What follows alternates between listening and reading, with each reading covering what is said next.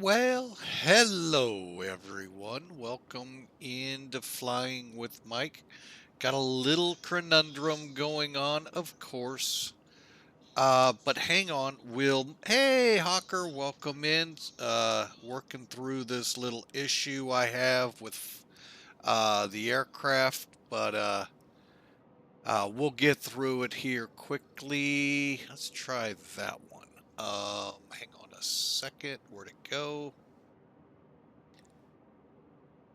Trying to get Sim Toolkit up and running, and I thought I had this one in there.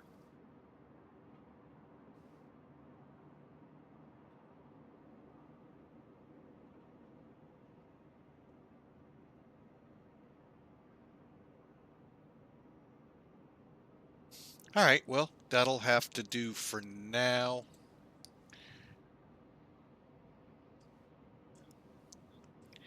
All right.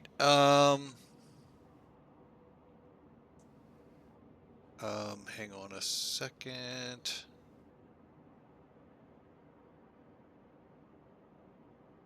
I hate when this comes on like this. Bear with me. It's always so easy, yet.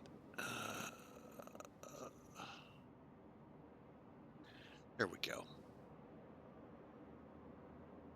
All right, I fixed it. Oh, I hate when it does these things in the beginning. Just gets me a little screwed up, but we'll work through it. No worries. All right, there we go. Yeah, I normally don't plan little hiccups like we're going through, but they happen. All right, and I'm gonna work one more because I got a feeling I'll have it over there too.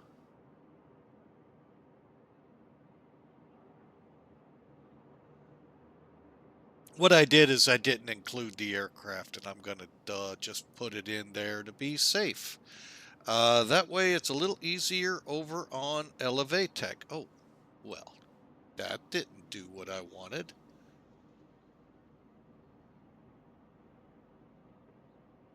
Now it did what I wanted. There we go. Yeah, that was gonna be one of those streams, folks. So bear with me a second here. Um,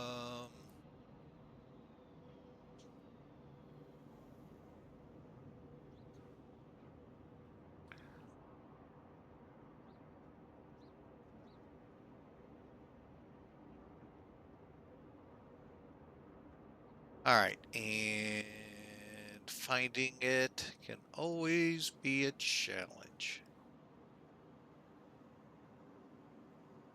Okay, we'll just put that one in there. I put it in here, but not over on Sim Toolkit, of course. Um,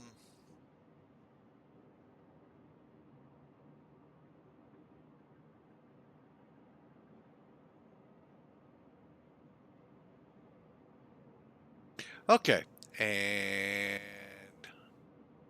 find us in this green mess and show our route. Okay.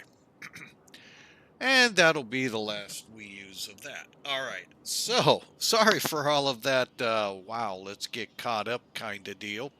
Folks, you are been looking at the 767-200 from Flight Factor. I don't do this very often with Flight Factor. I've had a lot of troubles with them, um, but not with this plane. Now, y'all may complain, with all the things. I'm sorry, I don't see many problems, if any, with it.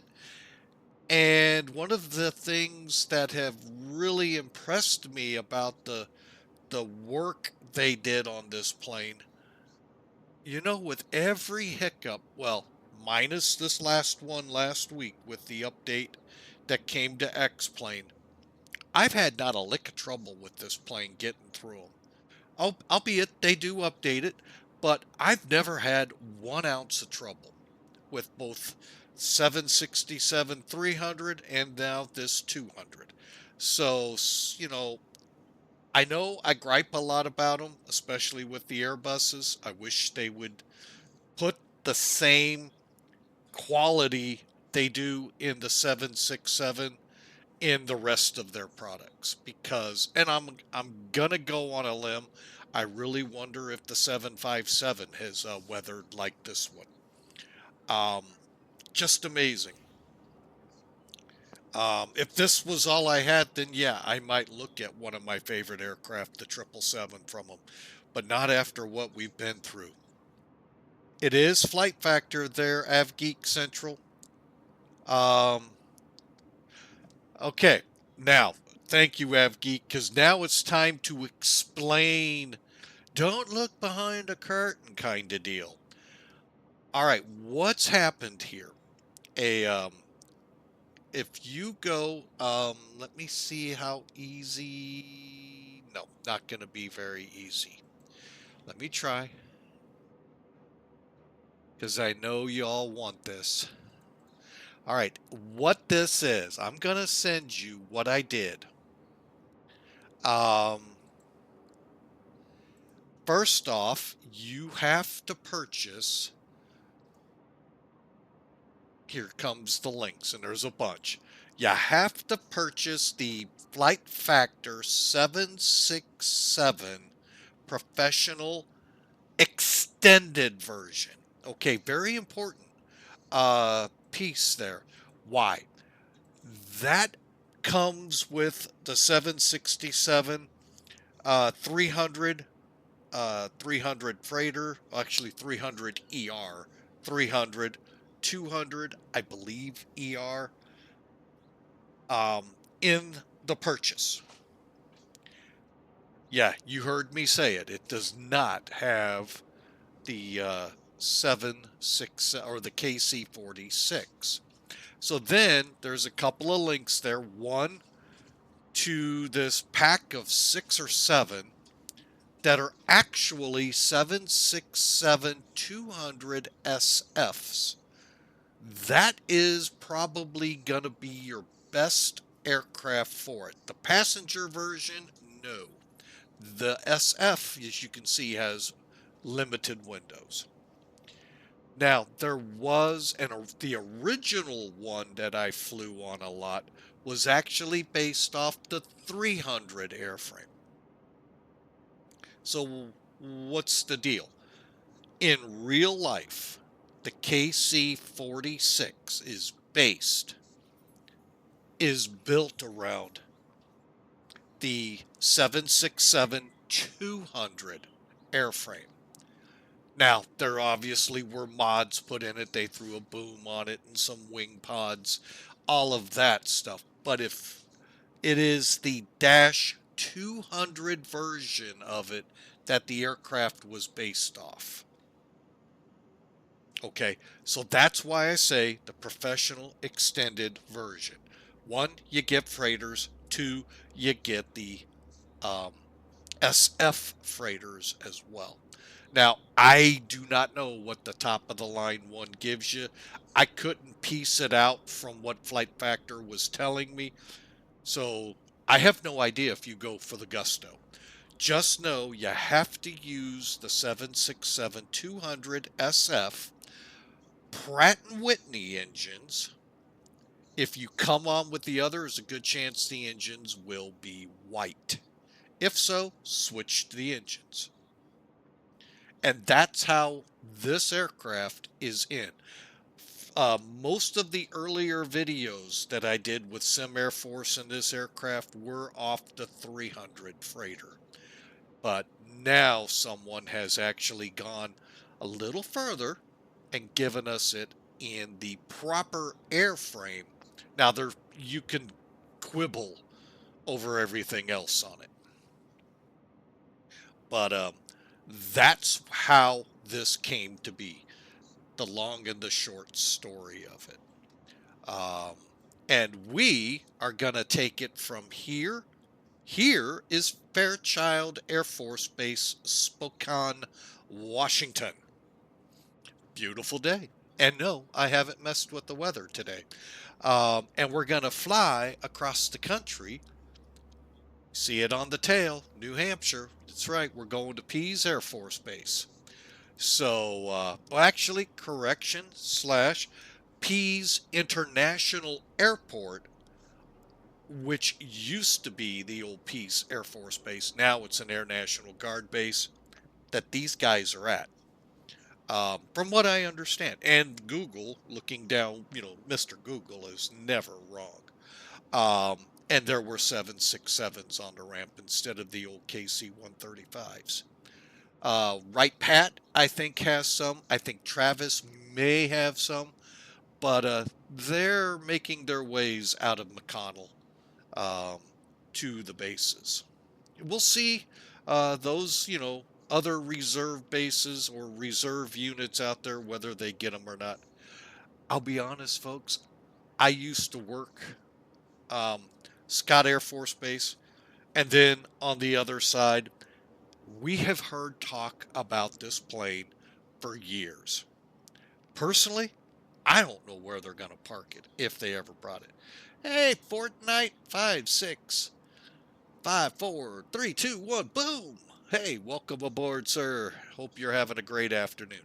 But, I mean, there are a couple spots, but not many. So, I personally don't see them coming, but, money grows on trees when it comes to military installations. So, the things I've seen at Scott Air Force Base should never have ever been allowed. But, when all you got to do is go out and pull off that dollar bills all off all the trees, you can do as you please. Oh my gosh, the waste on that base. Oh, jeez. But anyway, so let's get going. Again, we're going from Fairchild Air Force Base. If you're looking for the ICAO code, Kilo Sierra Kilo Alpha. We're headed across the country to New Hampshire. And Kilo Bravo Sierra Mike Pease International Airport, and as we've mentioned, the Air National Guard base. By the way, Pease is a pretty hopping base or airport because of two reasons. One, the International and the Air National Guard, but two, a lot, it doesn't happen a whole lot, but it does. Aircraft diverting in under emergency conditions low on fuel. You guys won't get to experience it in October because you're going with the wind to Europe. Come April, when you come back, you'll see that 100 knot nightmare called a headwind. And that's where the headaches come in for some aircraft out there. Usually planned for, but you know how the weather can be, folks. Heck, just stick your head out the window now, 10 minutes later, see if it's still the same. If you're in the Midwest, doubtful. It could be snowing. All right, so let's crawl up in here. I know there's some people out there who have asked, so we're going to do it. Cold and dark. We're going to talk about a couple of the little quirks with this plane. You may know them, you may not. Flying on the cargo side. The 57, it's the same, just not probably the same numbers. Nice teaser. We'll get to that in a second. Let's power up. And hope for the best, because you know what? These may not power on. We've been pretty dead here for a while, so let's do it. Battery switch. It's right here under this dial. I have no idea what this dial is for, folks. Never figured it out. Always put the guard back on. Folks, it means at least a double click to turn the engine controllers, the battery, the isolation valves, and a few things here to get them to work or to do what you may not want them to do. Okay, auto standby power. We'll get the bus ties up and going. Now, here on the engine disconnects, click the off buttons outside the guards. Don't click in here or you'll actually disconnect the generator. And if you do that with the engine running, you're going to have to shut down, do maintenance, and then refire back up and close. So that's why we do it. Now click external power. Turn on your position lights so those on the base know you've powered up. All right, now I do a couple more things here. I think, yep, we're good. Okay. Get my electrics on. I'll come up here, get this set, but not going yet because we're not 100% ready to go. Get the emergency lights on. We're set here. Coming down. All right. Today is an even day, so we'll set it on an even number. Ignition and our pressurization system. And standby, import. Import. There we go. I'm just importing my flight. And our landing altitude. Now, I can already hear you real-world airliner pilots going, you should really set your airport you're at. Correct.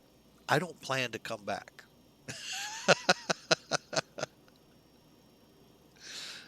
Okay, 100 feet. So we'll dial down to 100.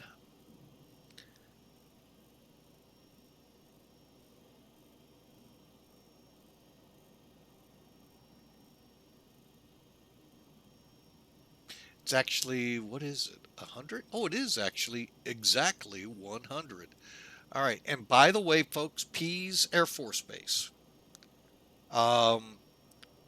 It's actually not a heavily used airport anymore, airline-wise. Cargo uses it, but we're going to be on the north end of the field, okay? So that's where we're going to be hiding when we land. Now, the last thing I do after I have my pressure set to the correct auto, and I basically go, I keep it very complicated, folks. You're not going to be able to follow. I look at the calendar. If it's an even day, on an even number. If it's an odd day, I'm on an odd number. That's a secret between me and you all. Don't let it out.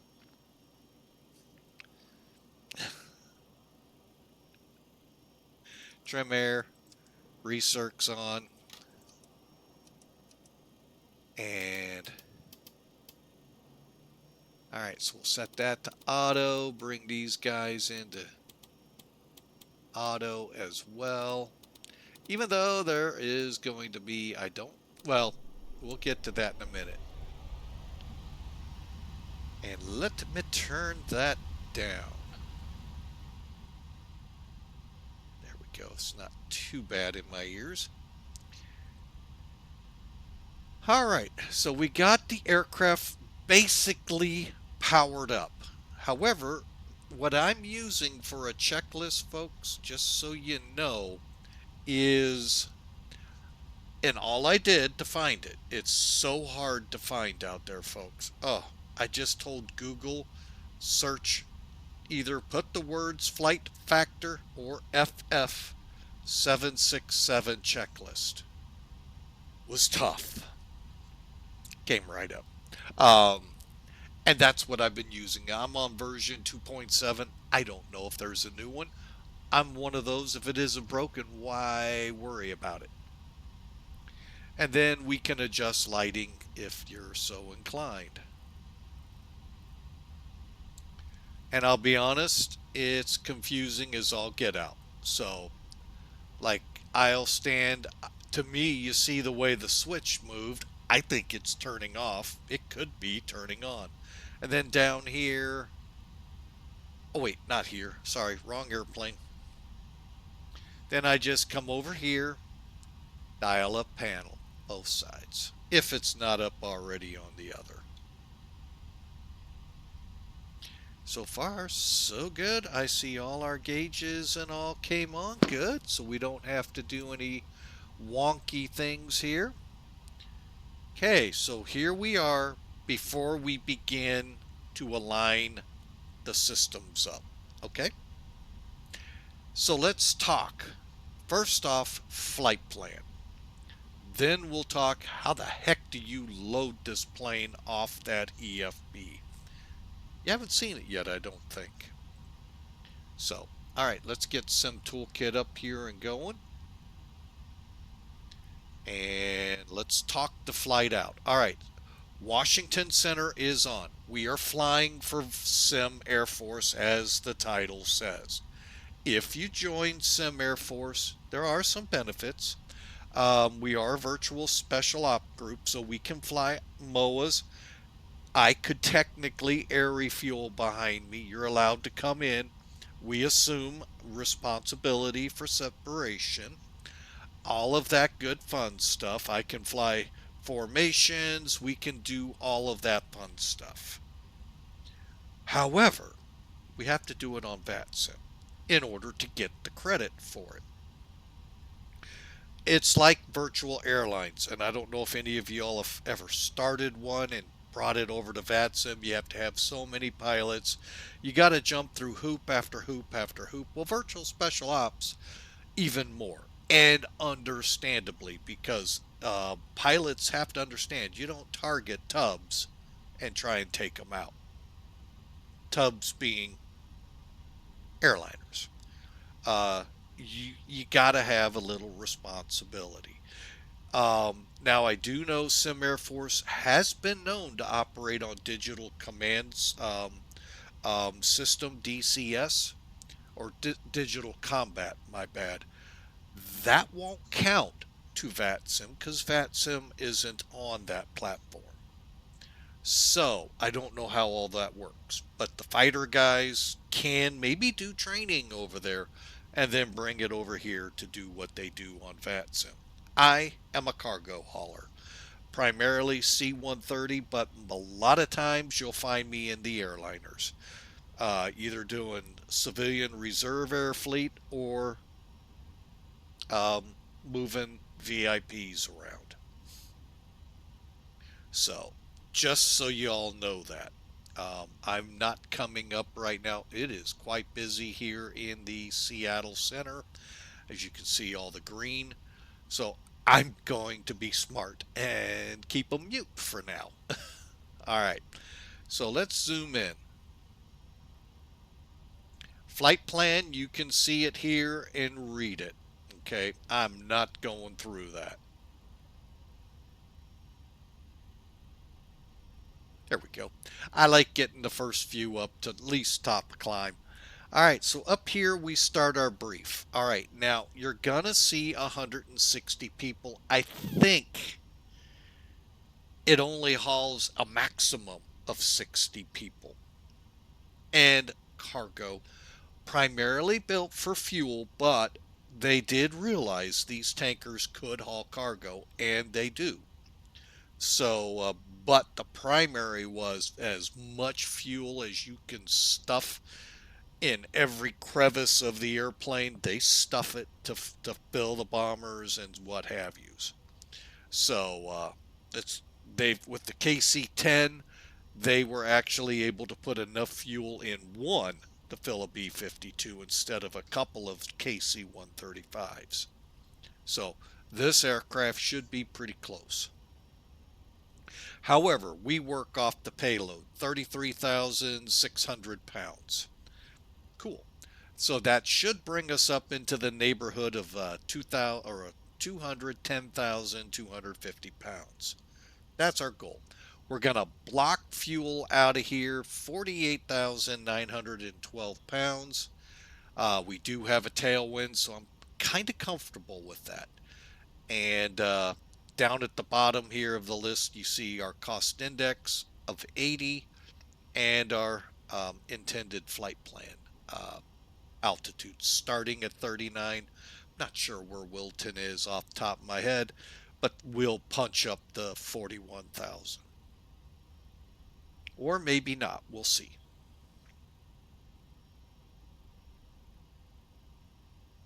Okay, weather. Hey, something we didn't have Friday. Here at Fairchild, we got a south wind at 10 miles, visibility clear. Beautiful day, folks. 17 degrees outside equals about 62, 63 degrees. Beautiful day out here on the other side of the Cascades. Down in Pease, up in New Hampshire. Guess what? The weather is not much different except the winds coming out of the north. And we have some clouds to deal with, but nothing to worry us about ILS and categories and all of that. Few clouds to deal with at 3,000, 5,500. There's a scattered layer. The ceiling is actually set at 14,000 feet. So, folks, I mean, it's not a bad day there. Winds northeast at 11, 65 or 64 degrees. So, again, like I said, very nice day for New Hampshire. It's fall. The leaves are changing. Soon the snow will fly. And I'm going to go ahead pre-file real quick here, folks. I think I've got it down as reach 18. Yes. Okay. 1920. Do we think we can make it? I think so. All right. And just looking over the flight plan real quick to see if I can make heads or tails real quick of where Wilton is. Nope, I can't.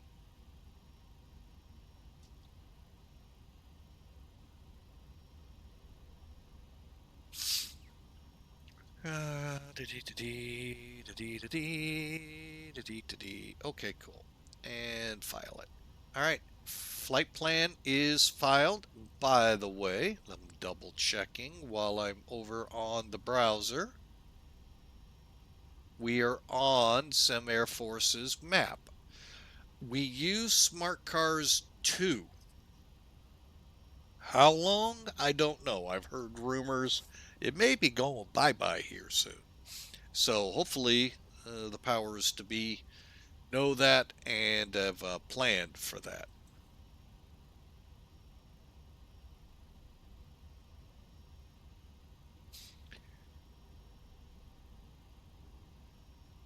All right.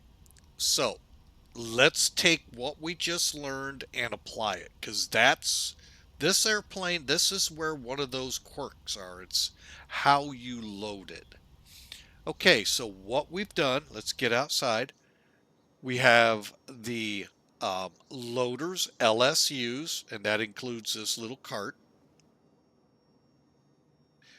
Obviously, you can see the staircase, the actual cargo loader up to the front, GPU, air conditioning, fuel truck.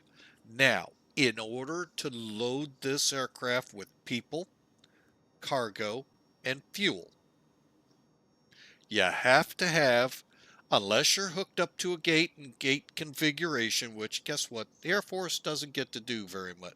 What's the ETA or liftoff? Oh, on liftoff, I'm hoping 1920 Zulu in about 30 minutes. Hoping to be ready to go that quick. Might be a little late, but we'll see. It's the Air Force. We're not on a time schedule unless we're refueling. But thanks for asking, Fortnite. So to load this plane, you have to have the stairs. You have to have the loader next to it. Should be on ground power, or the air is optional right here. This unit, fuel truck, and your LSU set up here. Those are required in order to put the baggage and all in the plane. Now let's talk the plane. Now, the good thing here is, unlike rotate, I don't have to complain that I don't see containers in the plane. Why? Because there's no animation for that showing them going in. If you're not familiar with rotate real quick, folks, you'll get 4 cans brought up to the loader. Great animation work, don't get me wrong. But as soon as this door goes closed, locked, poof, they disappear. But the weight theoretically stays behind. I have problems with that. If you're going to go that far, keep the damn things in there. Sorry for the cursing, but yeah, keep them in there, folks. It's the silliest thing I've ever seen. Or don't do the animation to start with. All right, so here you go. We got the stairs, chocks, LSU, GPU fuel truck, ACU loader unit. Those are what you're going to need to load the plane down here. Okay, once I get these all put out here, I come down, hit maintenance. Now, and then I go to 0 and 0. Okay, why? Here's my zero fuel, zero fuel weight. As of right now, 181,610 pounds. So I go back to my flight plan. We are estimating 210,250 pounds of zero fuel weight. Okay, I'm going to subtract what it's saying right now, 181,610. What I'm doing is going to save you from going 1 can. Nope. 2 cans. Nope. 3 cans. Nope. We're going to get it quicker. All right, so we're loading 28,640 pounds. I know it said 33,000. It's all in how the weight of the aircraft and all is on your sim brief profile. For this aircraft right here, 28,640 pounds. All right, so how do we do this?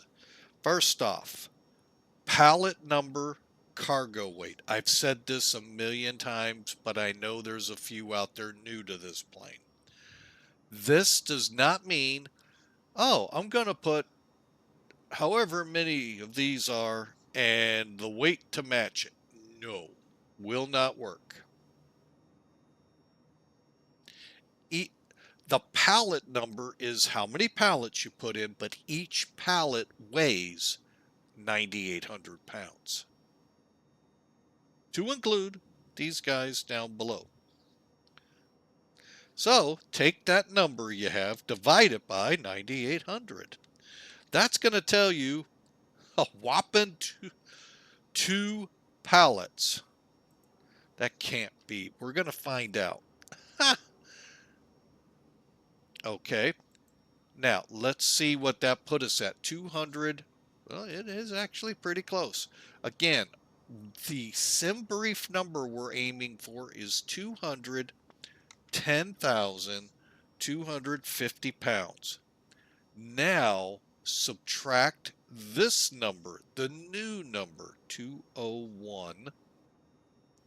Oh, I screwed up. Hang on. 210,250 minus 201,210. Now we're at 9,040 pounds. That is very bizarre because it should have been a lot closer. Now, if you don't believe me, folks, what you can do is go to 1 pound and see what that is. Huh. Guess that's pretty close. Okay. So let's put 9,000.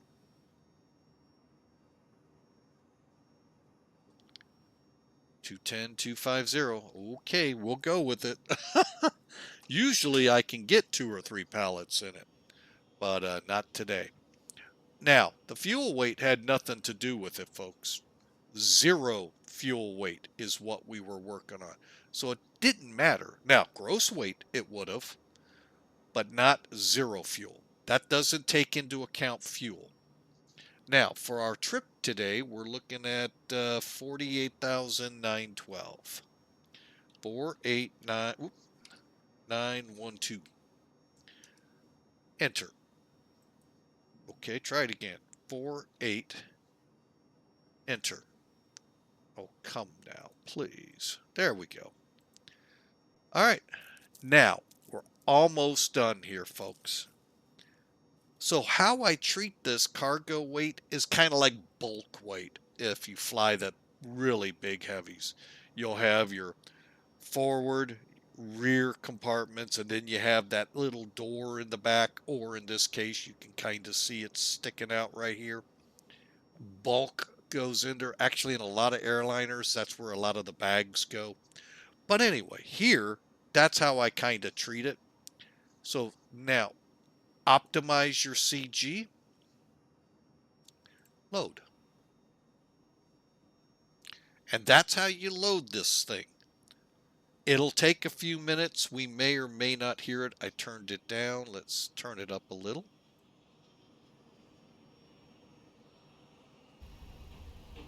You hear that kind of racket? When that goes away, folks, we're done.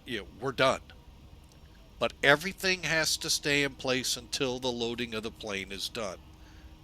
Little secret. Got to keep this between us, guys. This is super, super secret squirrel stuff. When the fuel gauge reaches 48.9, possibly 49, you're done. It's one thing I like about the 767. The fuel is right here, so you can see what I need to do to balance it if I want to. So when this reaches 48.9, 49,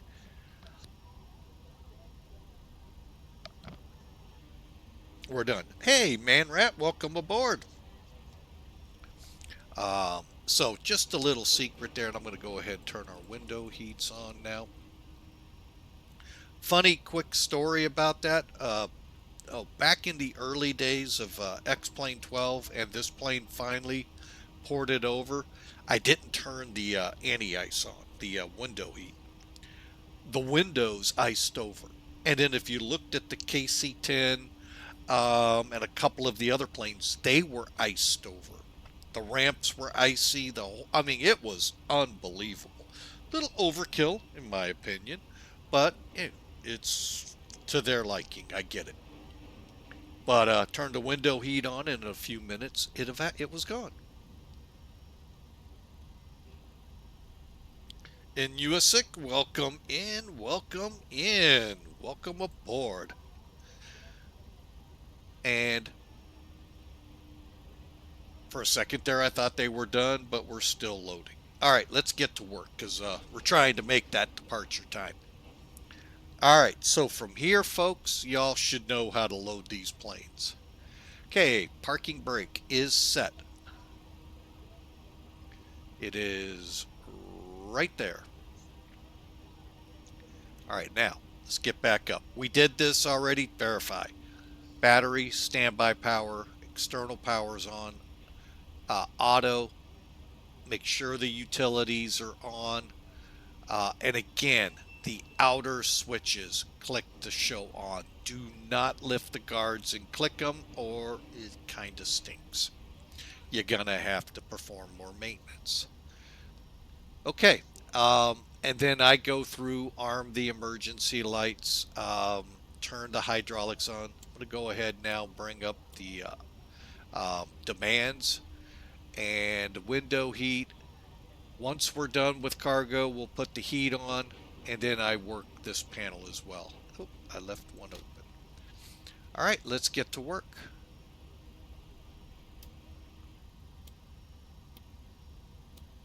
Okay, it just ended, folks, and we're at 48.9. So, theoretically, we can start getting rid of equipment. Make sure you get a line up here before you move them to nav.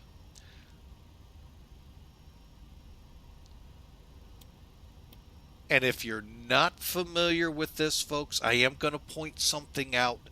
If you take the display switch up here, selector, and move it to heading, in the, I think the 737, it's actually heading / status. If you're familiar with the SIVAs, folks, in the 747, 200, Concorde, 727s, status codes, that's where you find it if you wanted to dial it in the IRS. However, while you're aligning, it tells you how many minutes. We have 7 minutes. So to the alignment. So if you move them to nav, it'll automatically, once it hits 0, push over, and all your PFDs, nav displays will become alive like you're used to. You see the ground, the image of the ground portrayed, the image of the sky, and the NDs. So basically they fill in here. All right, so we're going to get going. Position, wing lights are on, panels are set, and ident page. All right.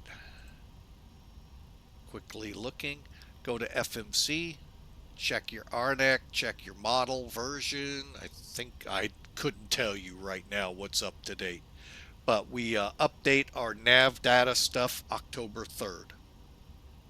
Not too far off, but still far enough away. Okay, we're at KSKA, and I just go with the GPS.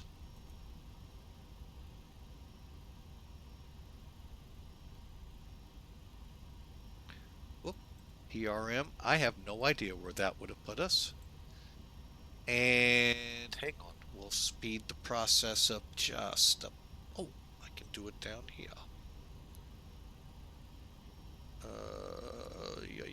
Yay.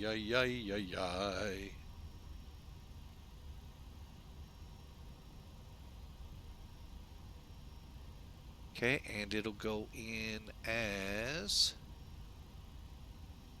I have no idea. Export. Okay.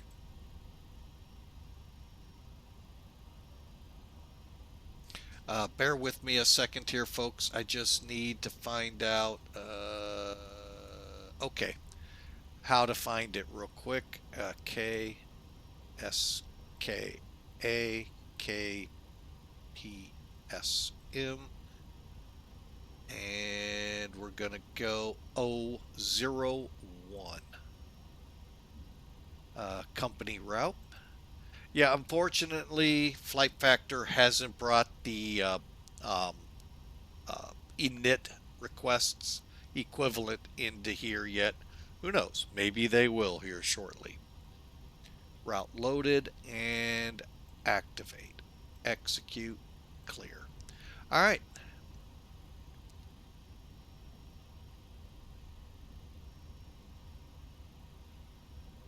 Bear with me a second here.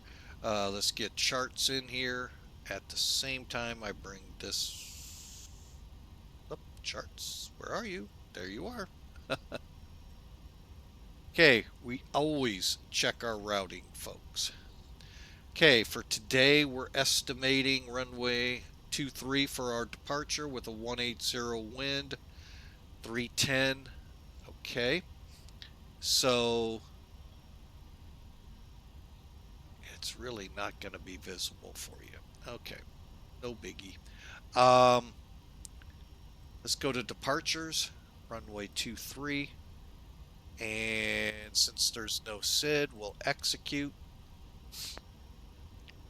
Go to route. Okay, and then we're going to go to legs, and I'm going to switch into map.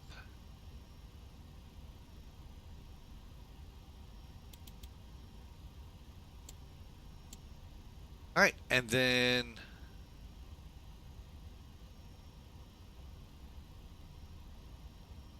okay, so GEG, and then we're just going to kind of step it off, making sure nothing looks weird.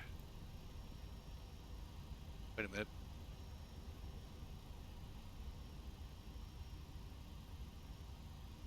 WILTN will be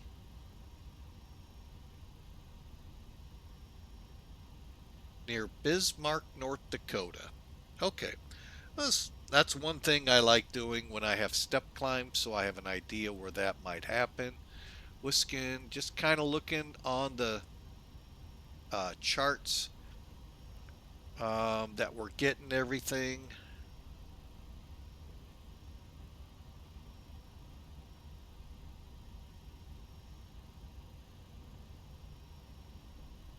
All right, Cisco. Okay, everything's so good. We're almost to Pease. No discontinuities, nothing out of the order. Kennybunk and BEEKN. BEEKN is where we start our potential approach. Okay, I'm bringing up the airport itself, so we have a runway that runs. Oh, actually, we're on the south end. No, we're on the north end. My bad. We're coming in 16s. Okay. Uh-oh.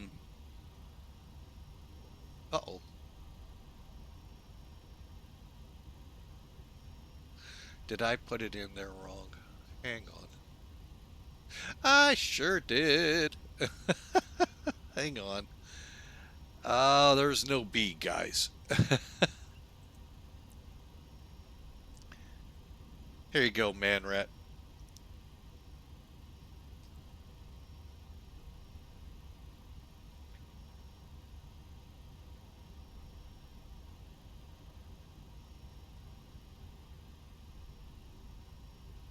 I'm fixing my one automated screen to make sure it says it right. Okay, there we go. I'm glad I caught that because right now I'm kind of in hurry up mode. Okay, so we're planning runway 34. Does that make sense? 06034 is 20. That's 80-degree. Wow. Um, yeah, I guess that would be the best of the runways right now.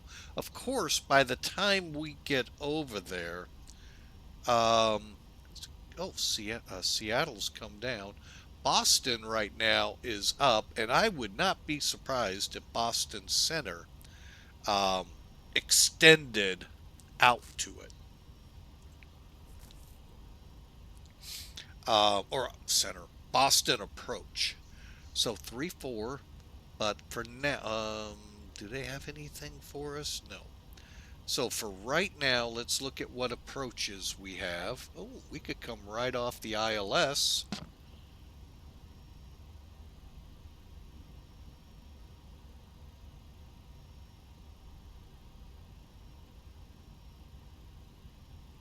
Off ENE.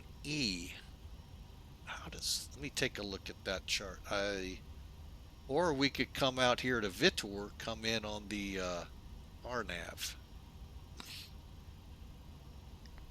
Let me see who's in our day here. Um,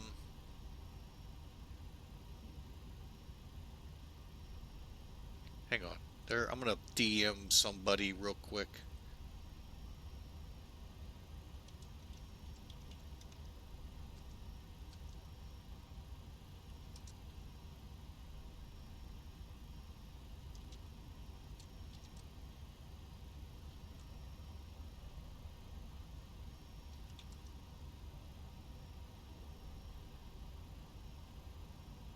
He'll know. Well, hopefully Duluth, I know, had some questions about how this works. I'm gonna do the RNAV. Since weather seems pretty decent, we'll just plan on landing this thing off the RNAV. So we'll head out here to Vitor. Uh, how's the ILS really look? Is it? I think it's a procedure turn. Yeah. Let's just do that. We'll just do the RNAV.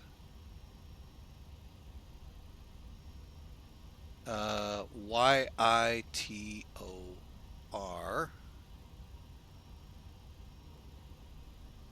And come in that way. And I'm actually going to take BEEKN out of it. Okay, so we're going to fly this is the longest part of my setup, folks. Trying to figure these things out. So let's go to departure, index, PSM arrival, RNAV. and we'll explain how to do we'll back it up with the ILS. How about that? For those curious. And we're doing Yankee India Tango. Okay, so we're doing this one. Execute.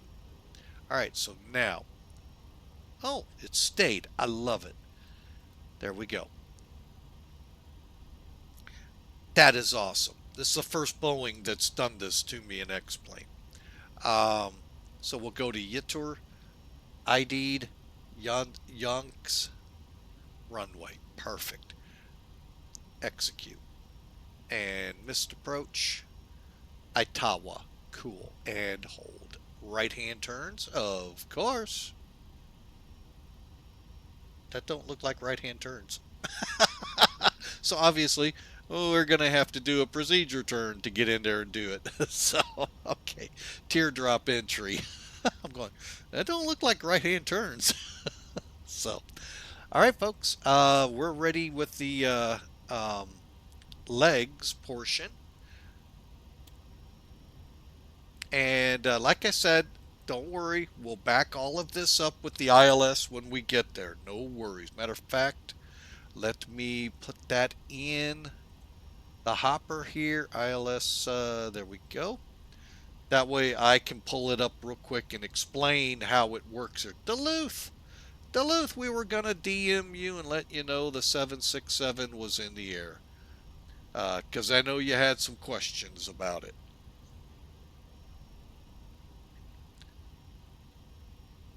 All right, I'm going to go ahead, come online right now. RCH18. I don't think they'll like it 76 or a Cessna 208 at 41,000 feet. I'd love to see it. All right, we've got 1544. Let's put that in real quick.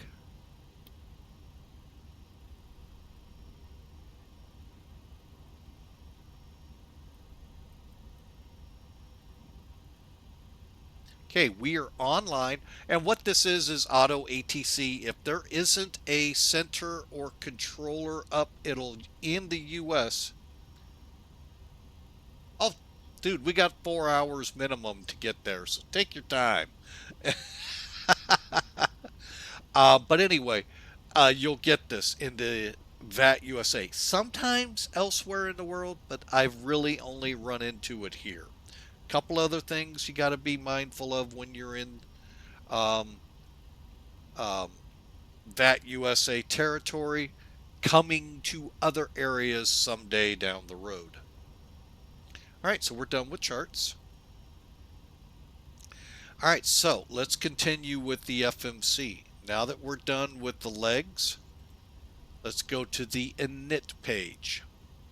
Yes, you're going to have to fill it in. The nice thing is all we got to do is click. 48.9 looks good. All right, I'm going to bring Sim Toolkit back in. And folks, if you miss anything because of commercials, first off, just so you know, it is September, and I'm putting up some deals for you. But you can go to our YouTube channel also and watch, and what you miss, you can see. So, all right. So why did I bring Sim Toolkit back up? One, to see Washington's or Seattle's down, but to go to SimBrief. Now, you could go to Performance and Tools to get so you could see the pretty runway and how far you're going down. Me, I just go to View Flight Plan, and up top, click Takeoff. Okay, we're taking off Fairchild, runway 23. We got 13,000, nearly 900 feet. Takeoff weight is such, and this is our current weather. If you don't believe it, click it, and it didn't change. And then you can set in what you want. Assumed takeoffs, improved climb performance and all. Bleed settings to be automatically, and then just click calculate. Boom, done. Got your numbers and what we're going to be putting in here. Bear with me a second. I'm putting it on a page I can do this a lot easier with. Calculate. All right. So you can see we're going to go flaps 5, take off. Ooh, hang on, I got to change that. And I'll explain here in a second. Calculate. I don't know how to set takeoff 1 on this plane. If folks you know how to, I'd love the lesson. But we're going to select our temperature at 54. That's going to yield us 137, 137, 138 for takeoff. Takeoff will have the bleeds on, anti-ice off, and should have 6,000 feet of runway, I believe. That's how this reads. I don't. One of them, it actually sounded like if we came back engine out or something, what we'd have. So that could be what that means. So, all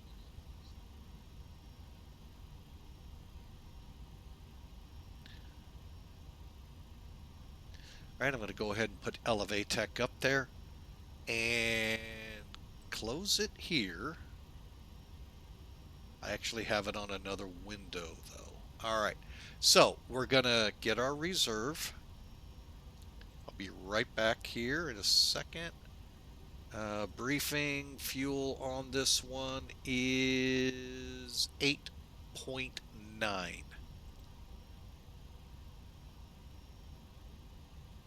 That, folks, you can get if you're using the default LIDO.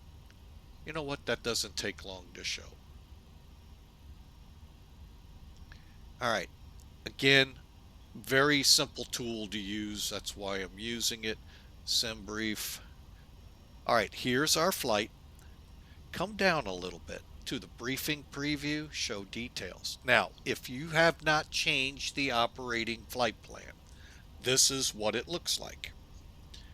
This is the default flight plan if you didn't change it. Come down real quick, you'll see planned fuel, trip, all of that is there. Keep coming, you're going to see right here FMS info. I go final reserve. That's your 45 minutes you're required by FAA. Even the military's required. Plus the fuel to make our alternate, which today, and that's one of the reasons I don't normally work on this one, is Boston, which that makes sense. That's not far away. Matter of fact, it's 86 miles away, as you see. So it shows you. There's our trip. This is what it's going to take, 37,000 pounds to get out there. We have a 5% contingency plus the fuel to make our alternate, plus our reserve, 45 minutes. So we can loiter 13 minutes before we're going to probably get into needing to go somewhere.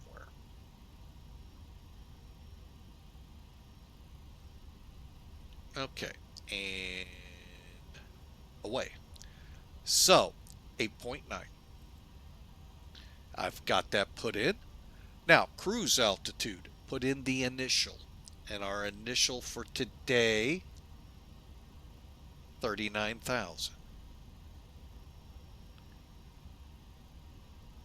Now, it's not like most that you're used to, folks, where it tells you your max and this and that. What did I say our cost index was? 80? 80. Okay, and then our cruise wind is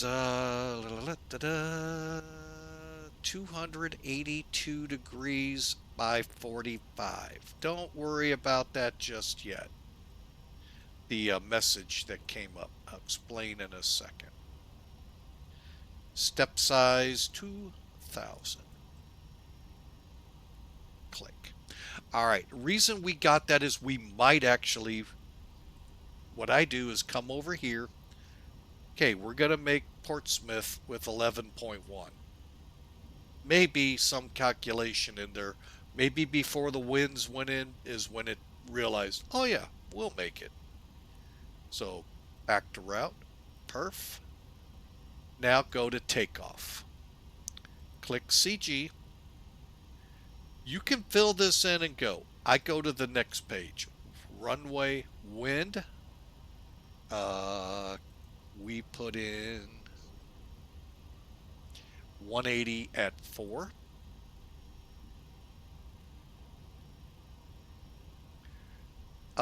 Slope, if there is even one here.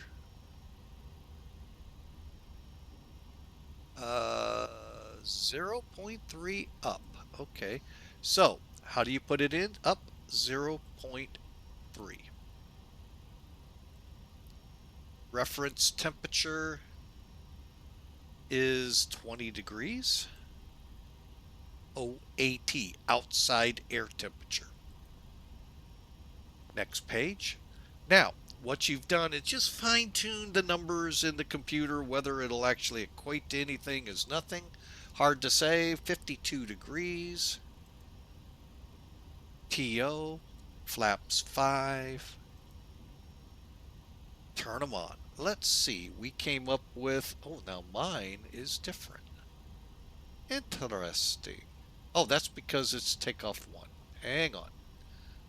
Thrust setting, takeoff, calculate. There we go. 54. All right, so 137, we'll put that 137 for rotate. We'll use 129 for V1, 139, that is perfect. And gross weight, see if we're matching, that's all I'm wanting to do, 258.3, we're off by 1,000 pounds. Then I turn the speeds off. So today we're going to run 129 for V1, 137, rotate it, climb out 139. And folks, we're just about ready to go. Last things to do, head up top. How close are we? Hey, we're 4 minutes over. Okay, final checks here. Up top. My bad. Okay, up here, we're going to keep the yaw dampers off. We'll show you why in a second. Get our setup here. Engine controllers are set to normal. Hydraulics C. Electric pumps are on. Demands are on. Aft. Okay, we're going to go ahead and start buttoning up the aircraft.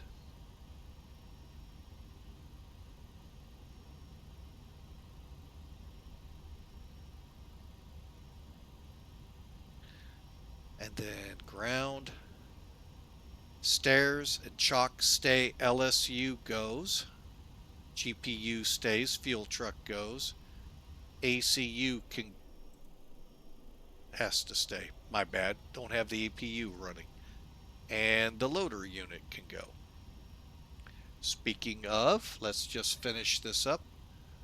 Let's take a look outside.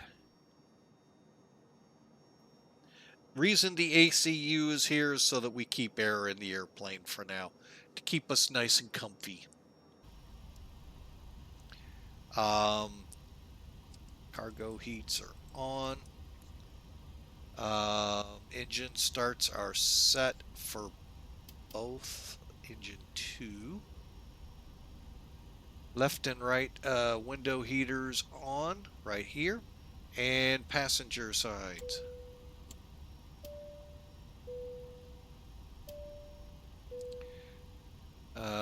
Cabin altitude, we'll select our landing altitude, and we're on number 2. Equipment cooling, cabin.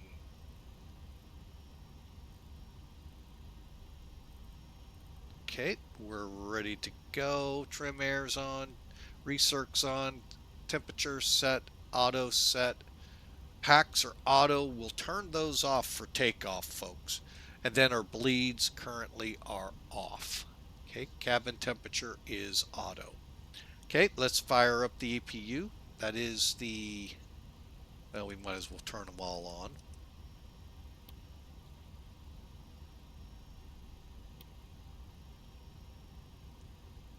Okay.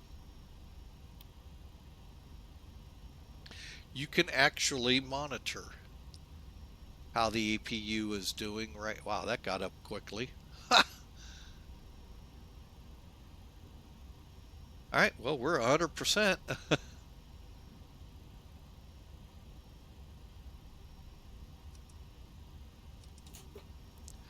Okay. And APU bleed is now on.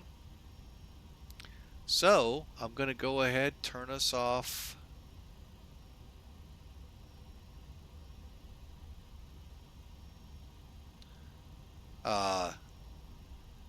GPU, ACU. We'll might as well. You know what? Let's just close the plane up. Now, passenger, you can't really do this because it'll open every door on the plane. But though, and you don't have that load this, load that. No, but you can hit close all. Also, KC46 does not have winglets. Pratt and Whitney. Here's where you can see the color change or not. And ground, chalk stairs. We're ready to go.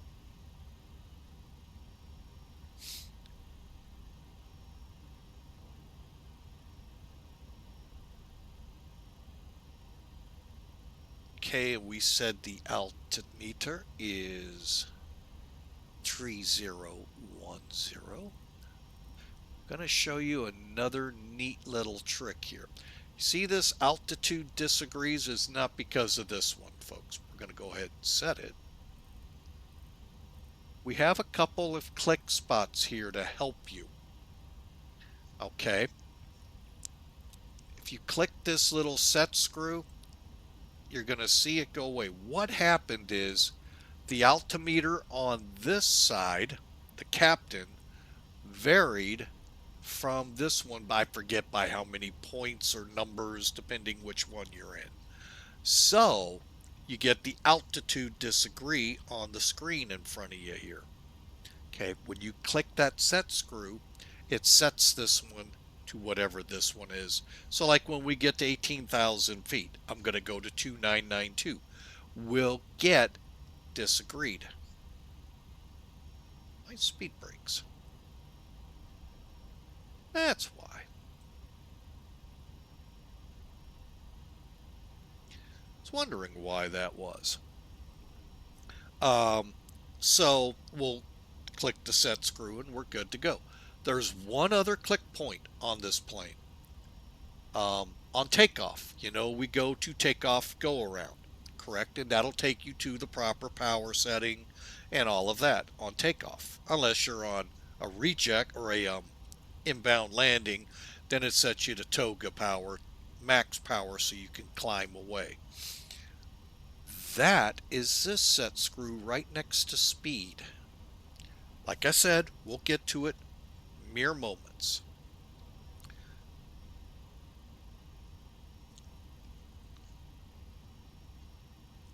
And we'll get our common traffic put in. All right, now, final steps. Now, technically, after engine start is when the checklist I use does this. I do it beforehand. So first things first, flight director's on. Speed 139, we're going to go 149 just to give us a little extra to get out. Runway heading is what we're asking next.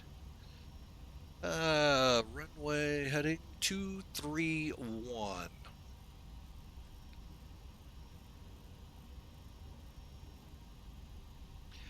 And since we don't have center, guess what? We're going all the way to 39,000.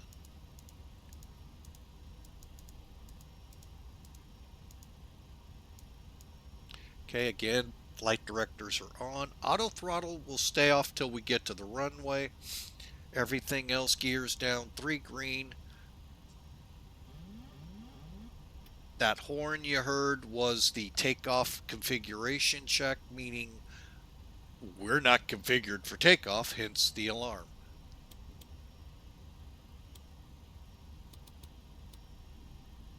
And then I will set this one on legs.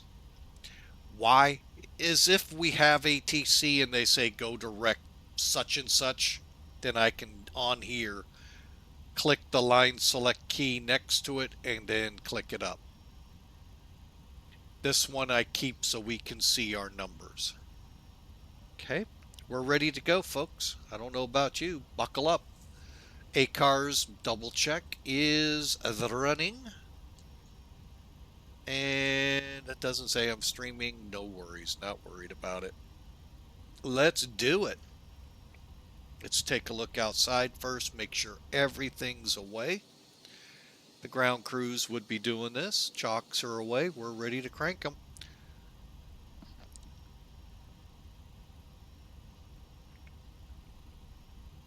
Okay. To start this plane, folks, I bet you'll never guess what you got to do first. Packs off. Get your karate training in. Packs off. And then come up here. Number 2, we're going to go to round. And then go to engine. When we hit the purple, fuel control switch from cutoff to run. Things go real quick in this plane that really in the real world do not go this quick. So we've had in the past a 767 pilot go, that's way too quick. So, and we got one other thing to set up here, so hang on. We'll get it before we taxi, because if we had a controller, we would need it. And we will eventually have controllers. All right, we're spun up, I think. Waiting for it to stabilize.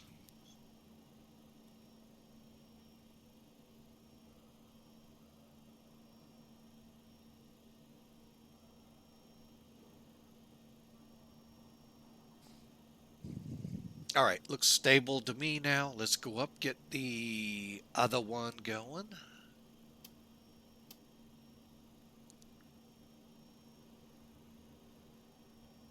Again, so you can see that purple line. Once you cross it, click it. Fuel winds up, and we'll wait for them to stable up at 25.5-ish. And then we'll get the after start check going, and we'll be ready to go. But there is another flight factor quirk you have to get past. And but also applies to any VATSIM client program. You need to make sure, especially if you're not hearing anyone, you're not seeing anyone. I don't know what your client may or may not show. I'll show you what XPilot does, and then you can look for the equivalent if it's even there. I'll warn ahead of time. May not be.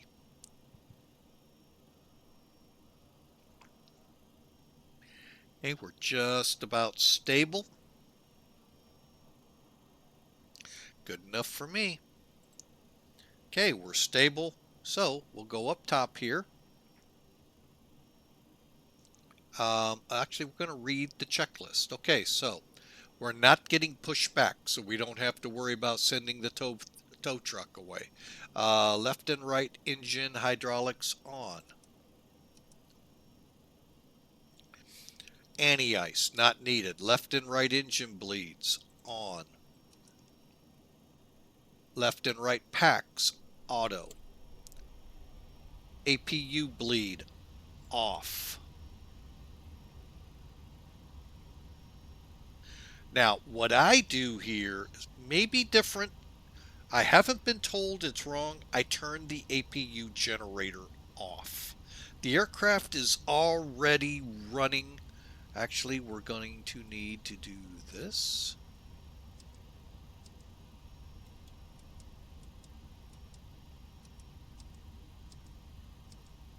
There we go. I saw red under here, so we made sure. For some reason, sometimes things don't fully check over, but we got it this time. We're ready to go. APU gen is spinning down. Okay, before we taxi, go here. Auto brakes are here to reject. Taxi lights, altimeters are set current.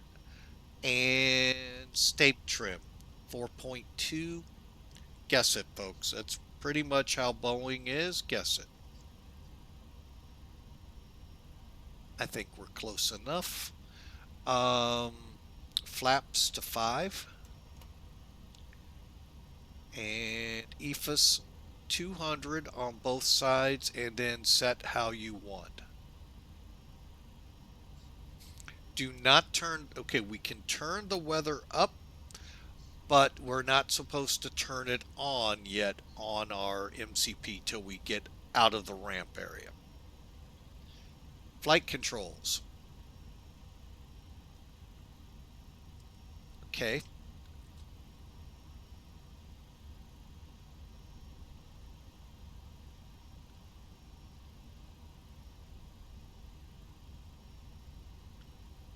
Okay.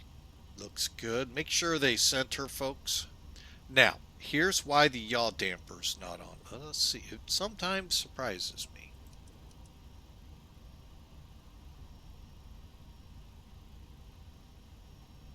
Either they fixed it or the 762 it wasn't a problem.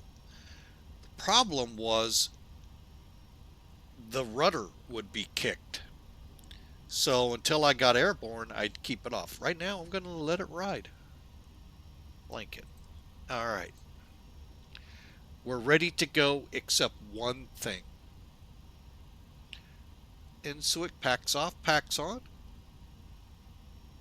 Packs are currently on, and we'll be using them on takeoff. All right, I'm going to bring X-Pilot on, just so you can see what I'm talking about. Okay, now as you look at the device here, COM1 right now is set for Unicom. Perfect. You guys in VATSIM know that's what it's supposed to read. Hang on. So we have something down here. It's not like Boeing. The 7.3. Ooh, how about the beacon on? Oops. Oops.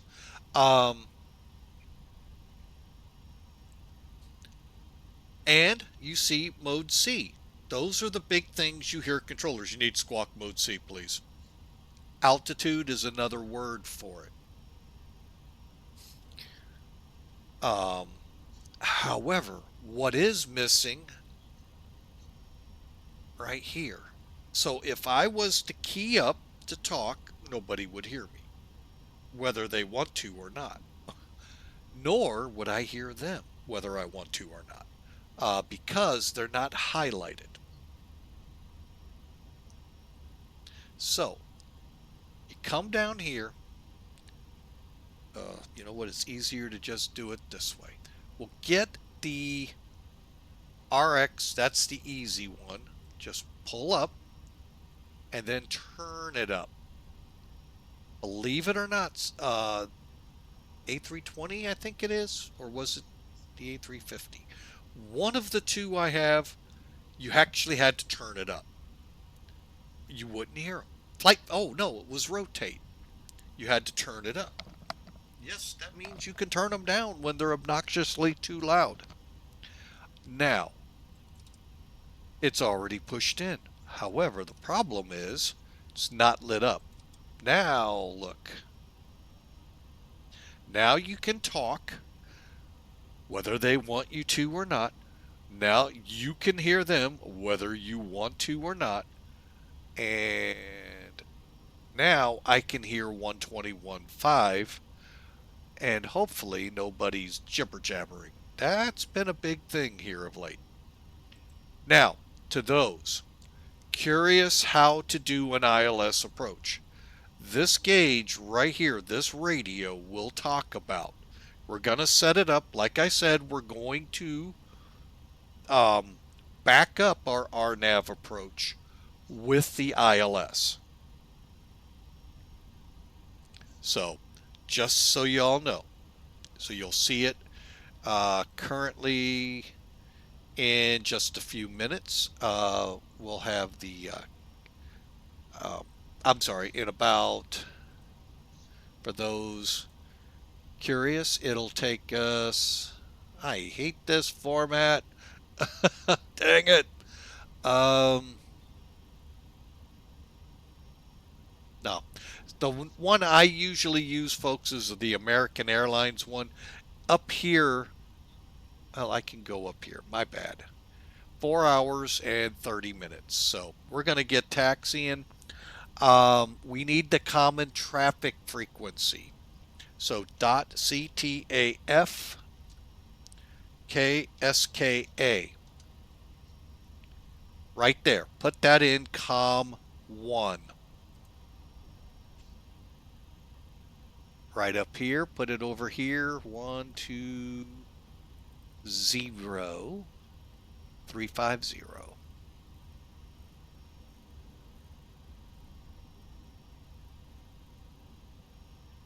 Make sure it's active, and we're going to go ahead, just activate all up. 15, ooh, 54. Glad we looked. Okay, got it right now.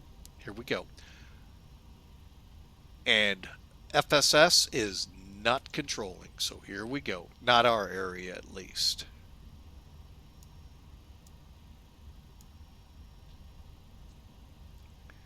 And runway 23. Hang on a second, folks.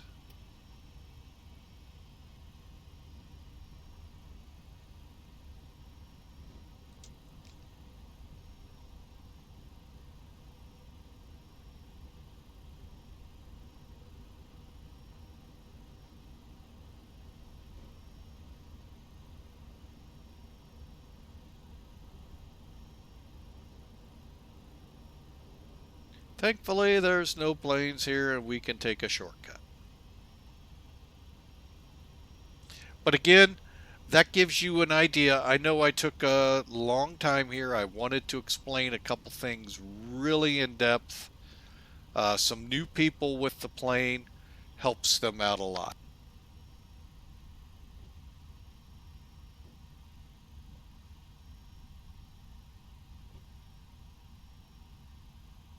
Oh, goodness, what a cough.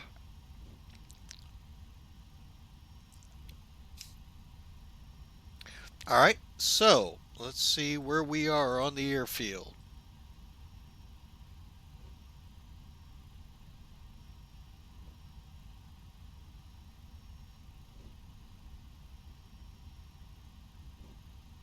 Okay, we're going all the way down to Papa.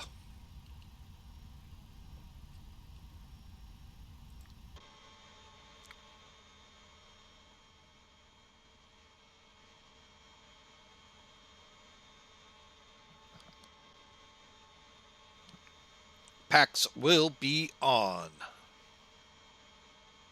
All right, folks, and again, the proper airframe for this aircraft is the 767-200. Now, we can quibble.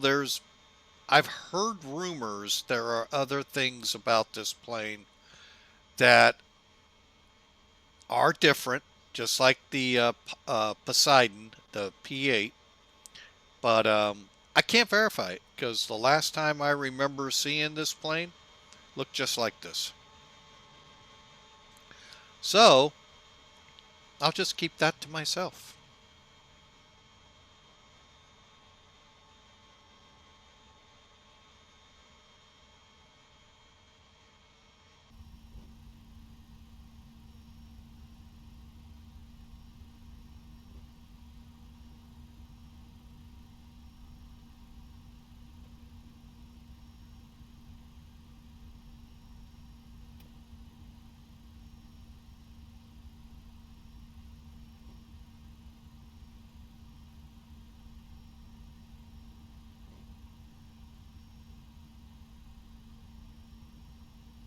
So I hope y'all are ready. It's about 4.5 hours over to Pease. Hopefully we get a good tailwind and make it a little quicker.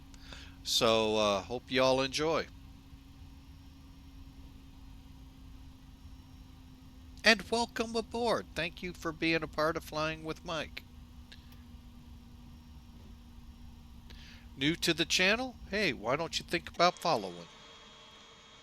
That way you can see what we're up to in the coming days. Also, the schedule is updated, folks, both on Discord and here on Twitch. So you can kind of get a little idea of what we're flying this week.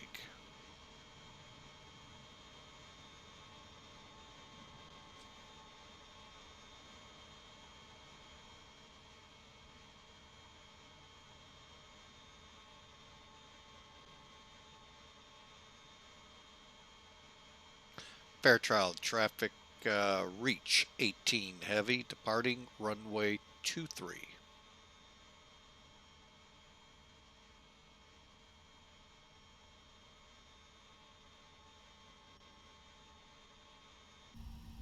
Okay, before takeoff checks.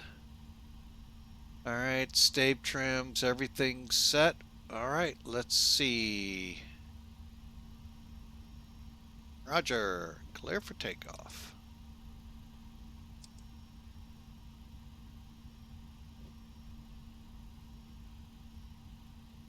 Man, already with predictions for the landing. You expecting me to bolt her?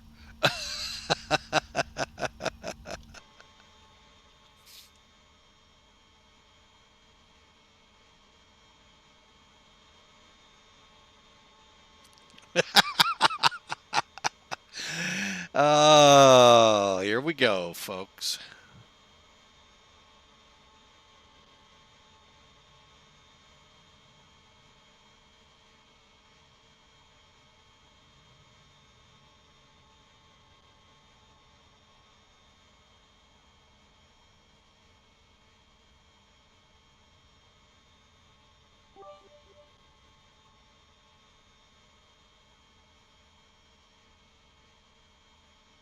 Well, Inusic, thank you so much for the cheer there of 50 bits. We sure appreciate you.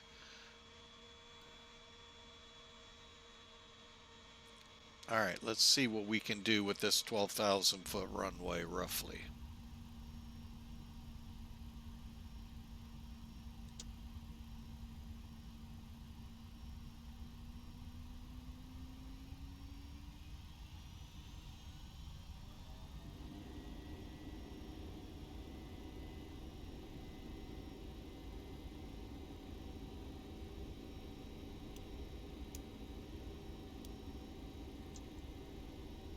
All right, and rolling, and let's go Toga.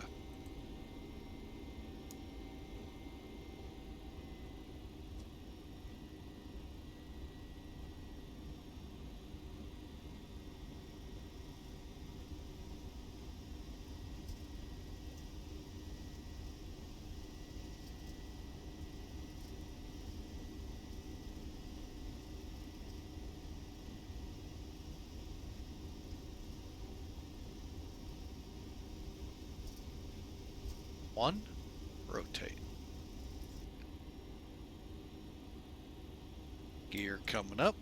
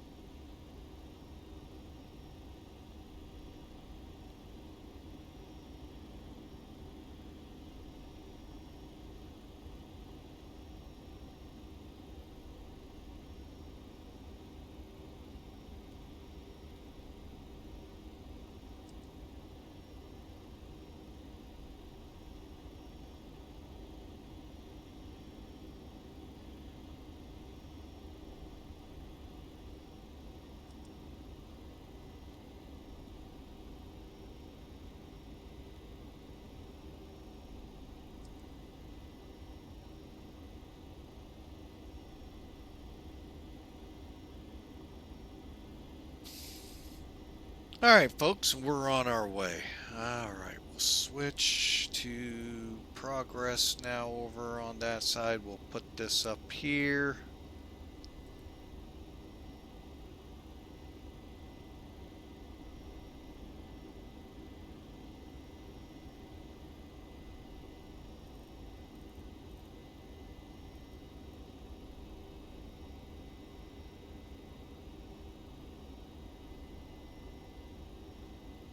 There's 10,000 already, folks.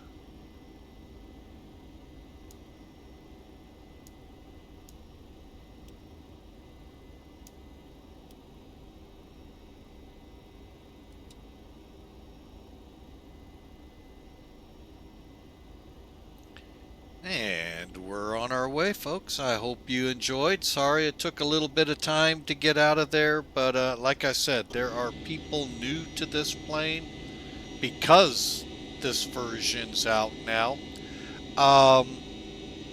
And that flight factor you may find some issues with. And I want you to be aware of them.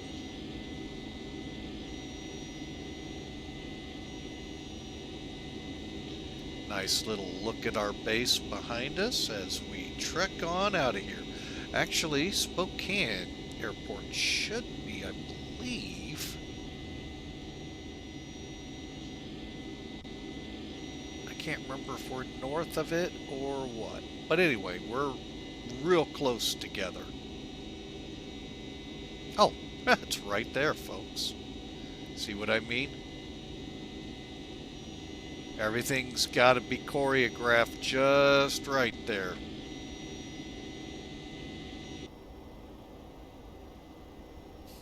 All right, we're on our way. Welcome aboard.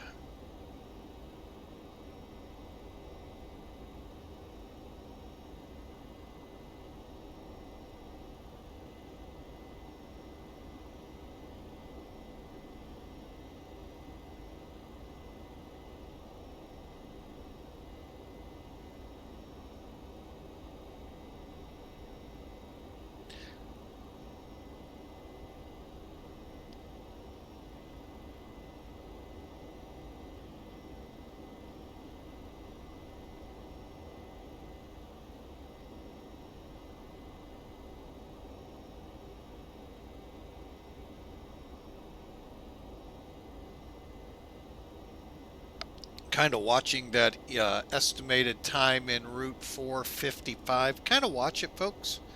As we get up into the 20s, that'll be down significantly. So we'll kind of, and that's why the low fuel indication that we're getting insufficient. I don't get overly like, let's throw some more fuel on. You learn this a lot in the real world, folks, coming out of places like Hong Kong, um, um, Seoul, Korea, Japan, for the U.S. You're taxiing with insufficient fuel, it's saying. But when you get up and get the winds behind you, that goes away. Then you step climb and it improves even more. So it's great to have, but you look to see how how the fuel is looking to see, do I really have it when I get up to altitude? And now going the other way, I would probably be concerned.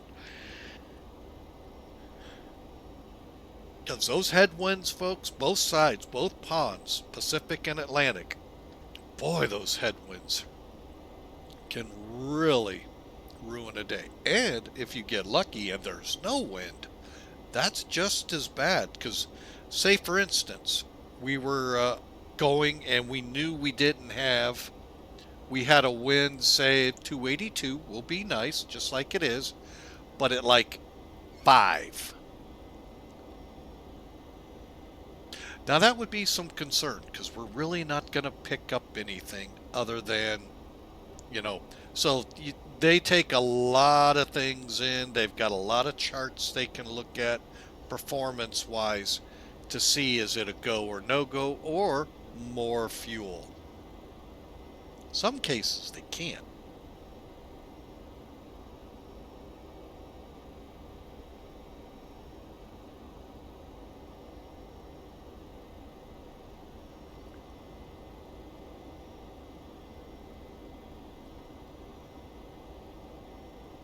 Let's see where we're at right now. 8.2.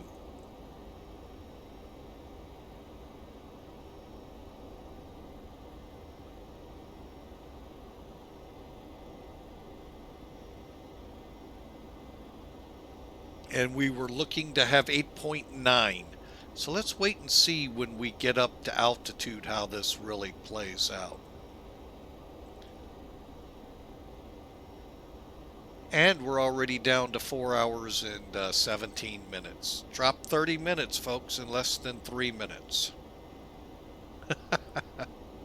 Of course, we do pick a little bit of that up in the descent, but really, that's pretty accurate.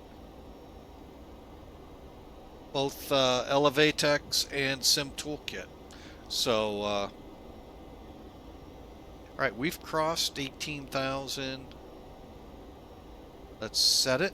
Oh, I'm going to do it this way.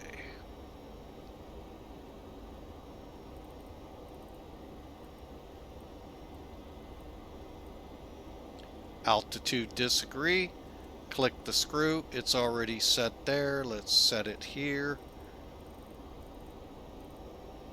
All altimeters are on the same numbers. Like I said, those click spots really helped. That power thing really took me for a loop, folks. You kind of saw, if you just had a camera looking right, I'm like, why did our power just come down? So,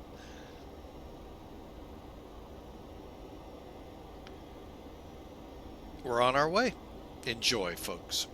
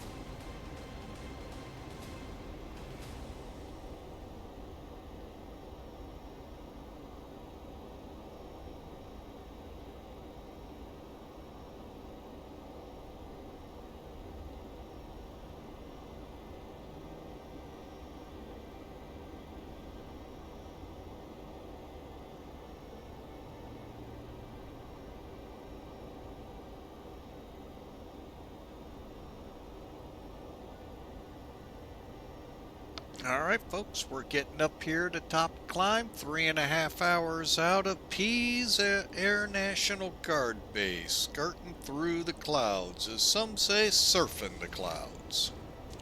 Cloud tops, that is. That reminds me, hang on.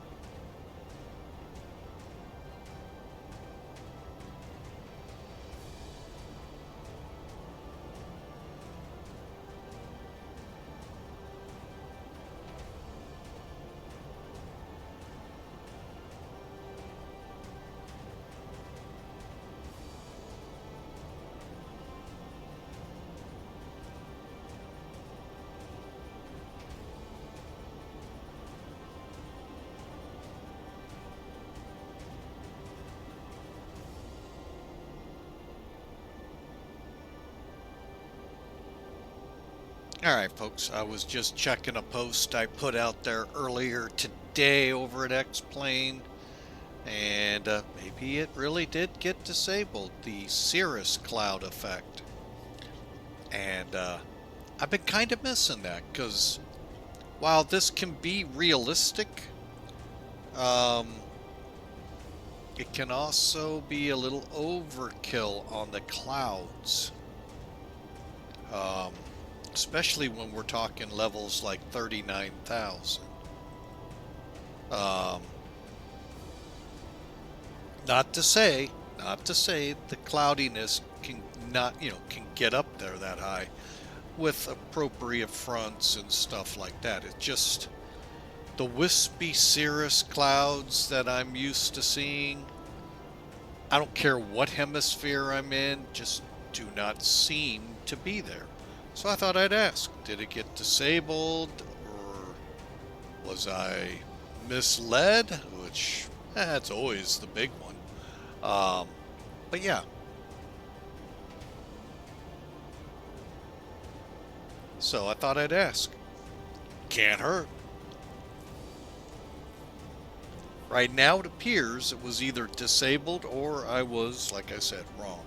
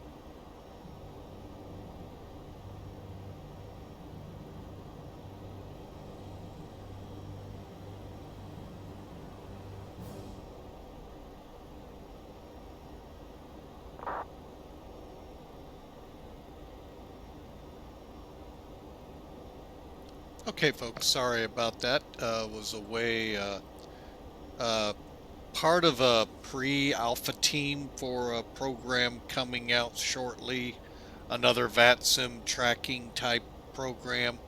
We're not, we're having some issues with it. Maybe the display as well. I don't know. But anyway, just off updating them as I go across. Let me take a look at the other program I'm working on, LEWIT, and see.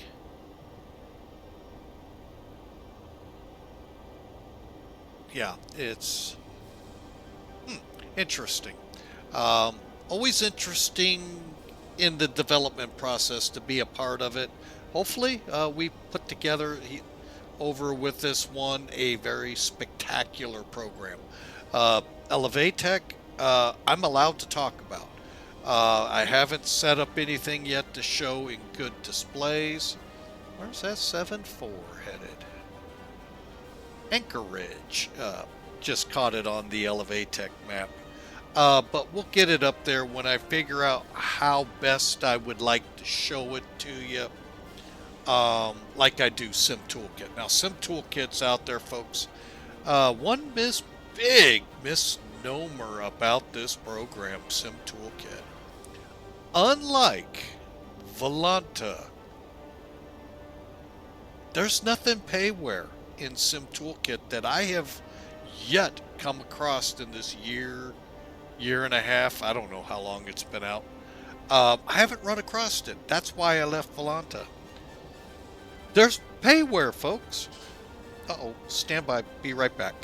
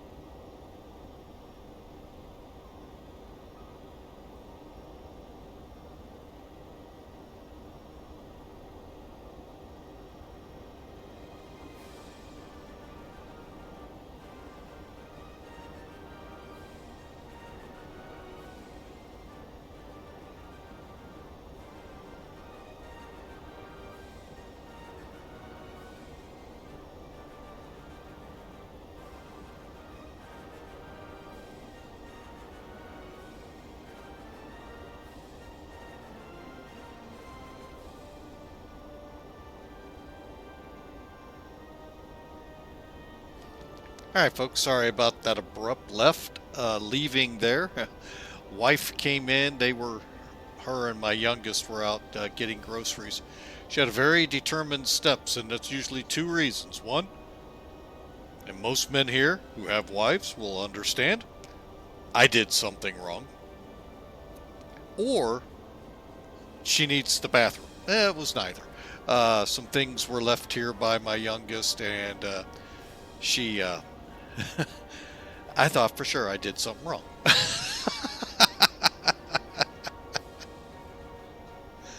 But anyway, we're on our way. But Yeah, it's just neat to be testing things, and LeWIT folks, right now everything appears to be free, but Volanta folks, please don't even try to come argue that some toolkit you pay for. No, you don't. You guys pay for stuff in Volanta. We don't. Duluth flies in the house. Welcome in. So, and right now, this program, part of the testing team, appears to be also where you won't pay. Folks, real early. I'm not in charge of any of that. That's why I left Volanta.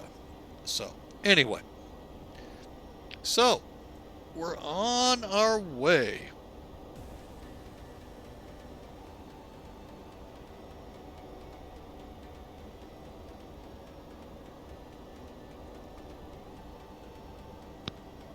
Guten Morgen. Guten Tagen.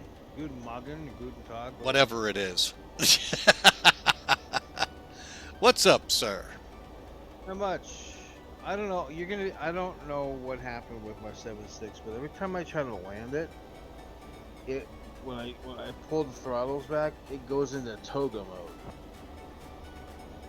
Huh. Yeah. So my 7.6 is in the hangar until further notice. I don't know.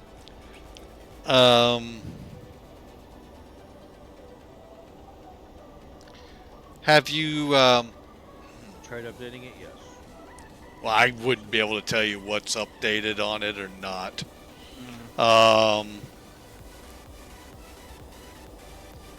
Hopefully it won't do that to us. Yeah, right? When was the last time you flew it? To Hawaii and back? No. Not Hawaii. Yeah, what day was that? Tuesday? That was my birthday, Thursday. Thursday, okay. Because it did a little something weird on me too today.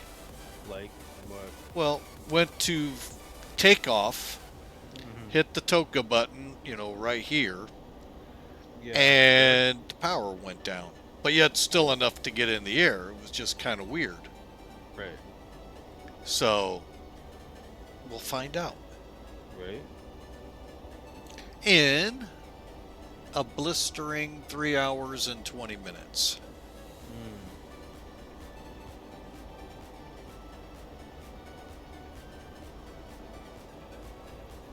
Other than that, everything else okay? Yeah, I was out at the on the ridge today and I got the traffic. I told people where to go, and then some guy actually told me where to go, giving them he told me I was number 1. Yep. I've been there, done that one too many times. Oh, yeah. I hear that. And now I can tell them where they can go. Yeah, they can take it and shove it. There.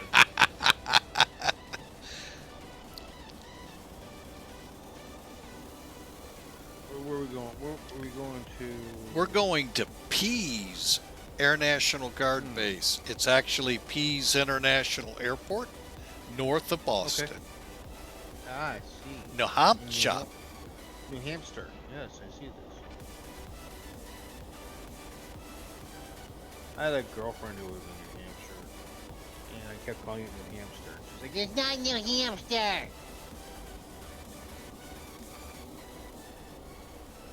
So I called it New Hampshire.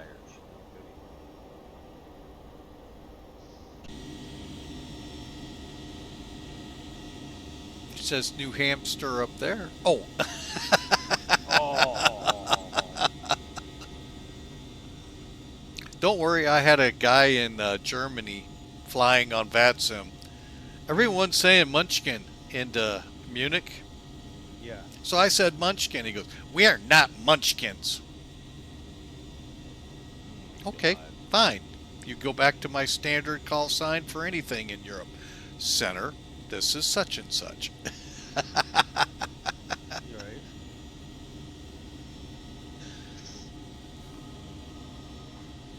So, but yeah, there it is, folks. Now this version, and the pack, like I said, comes with like 6 or 7. They're actually 767-200s. Now, if all you have is the cheapy version, I'll call it, that you download from Flight Factor, not the in-between or better, there is one, but I don't know if you'll be able to use it because it is based on the freighter. So, and the freighter comes with the in-between model. The extended version, I think it's called. And I have no idea what you get with the... It's called the sport model. So, I have no idea what comes next. But it'd sure be nice if one of those versions actually did put a KC46 in it. Booms and everything working. So then we could have a little fun out here. Y'all could come up, I could air refuel. Of course, right now I couldn't because I'm bare minimum fuel, but I know how to plan for that.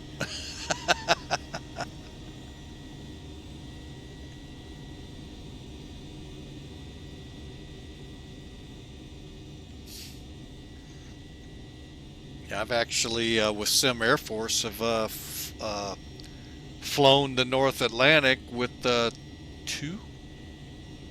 or 3 fighters and basically dragging them over, giving them fuel when they needed it.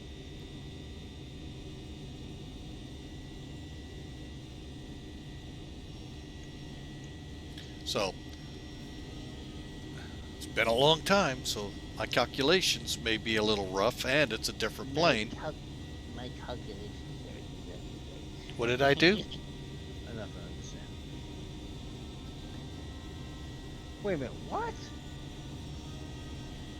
Oh, I see.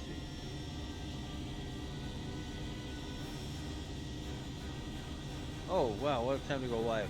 3 across the board. I'll be right back. Let me get it.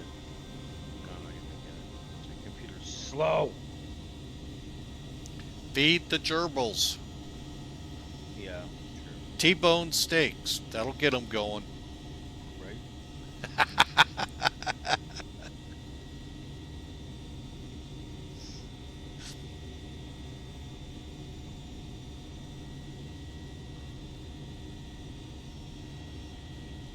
Oh, man.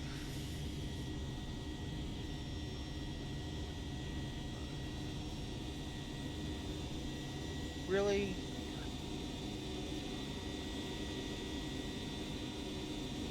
Yeah, really, it's a KC46 Pegasus.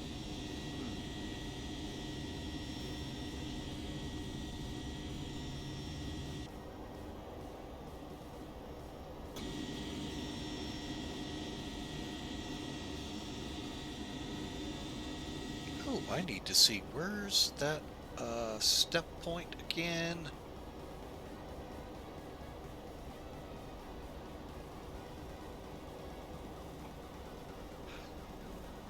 Oh, WILTN. Oh, we're getting close to it.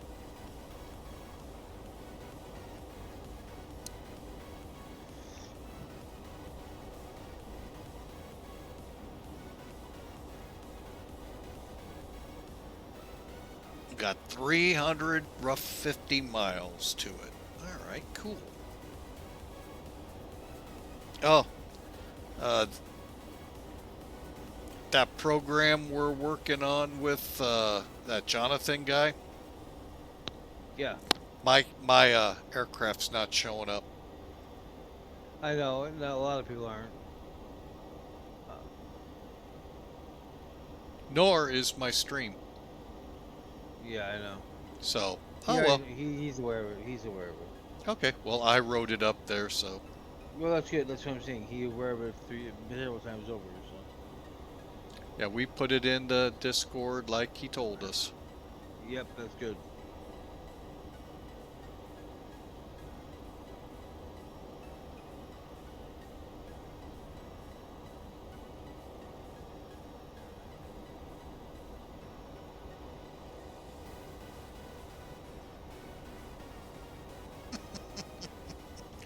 I love people Wouldn't it be easier to show it doing this than what you... Like, not really when you're on a flat map.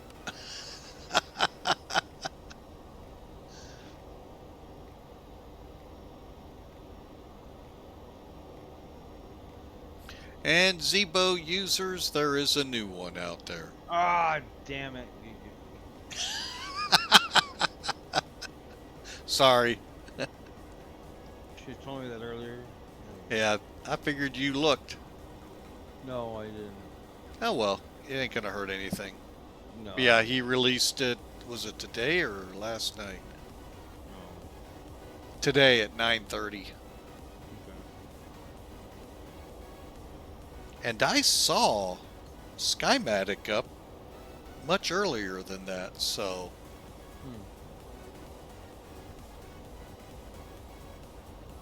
And if I remember right, it didn't say he was testing. We'll find out. Yeah, 10 hours ago. Yeah, he was flying the mod from yesterday.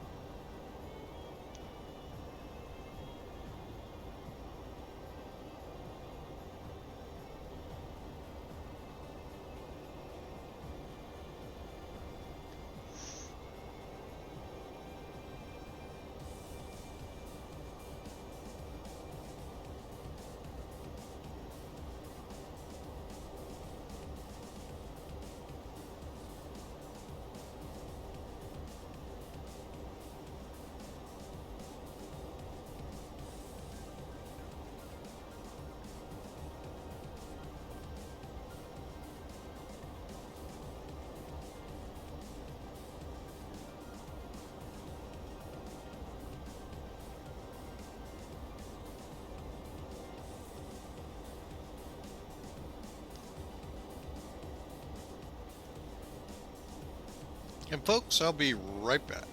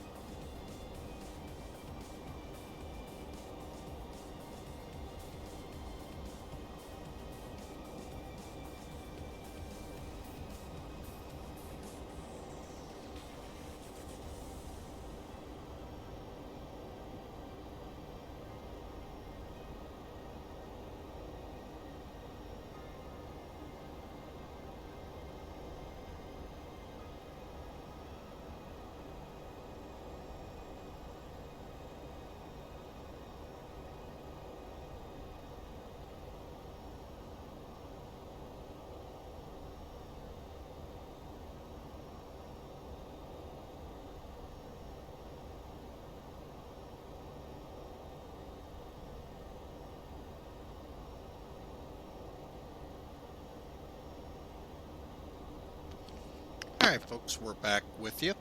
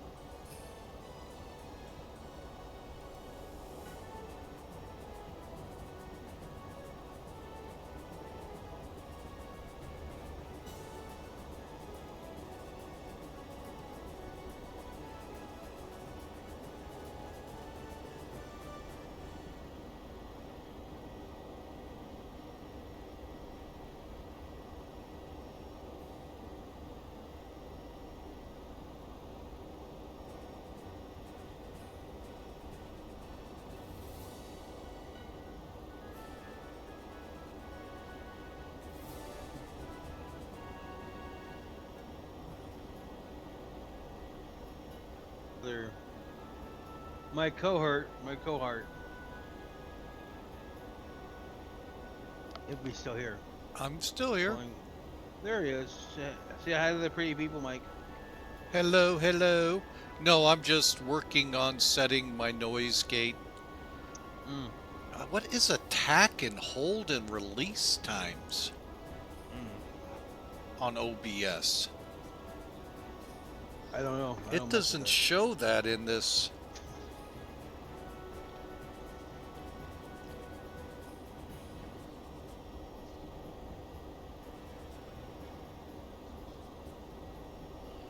All right, I remember having that on too.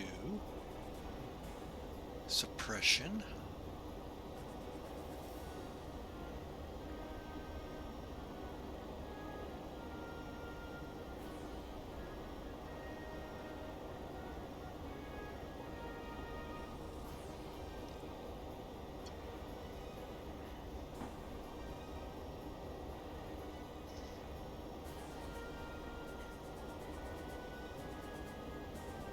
Alrighty. We're taking off on runway 8 tonight.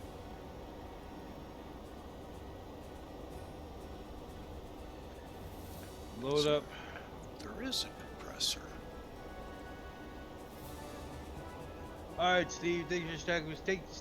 Steven, thanks for staying up with the You take care, buddy. Have dinner. Go have your dinner. We'll talk later. Thanks for bringing your family over, your community over to hang out with me today.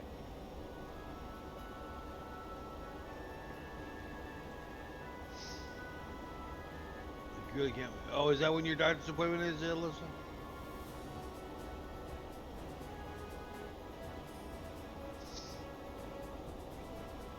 Is that when your doctor appointment is, Alyssa?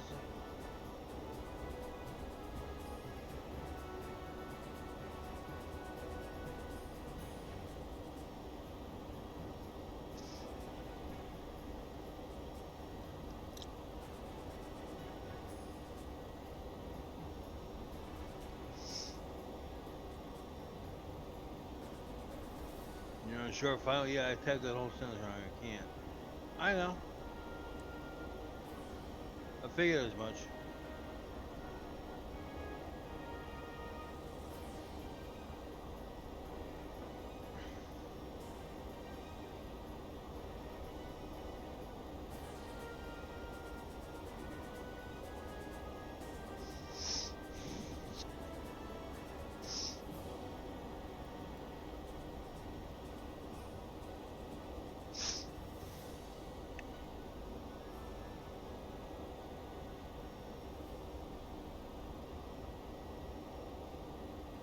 You're on short file. Where are you landing at, man? At?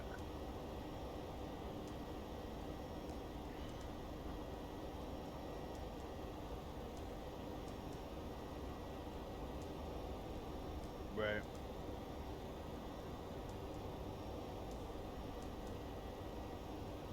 I'm tired because I can't see what shit.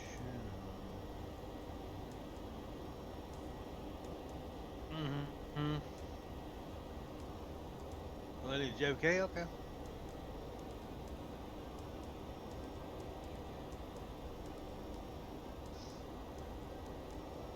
Uh-oh. Uh-oh. Uh-oh, what? Car, here comes it. All right. Oh, boy, Tier that 2. really... Good. Wow. Tier 2. Kaharia really. This is why I appreciate Kaharia, folks. She's a tier 2. She's a tier 2 subscriber. She brings in the money. Her milkshake brings all the boys to the yard, boys to the yard, boys to the yard. Her milkshake brings all the boys to the yard.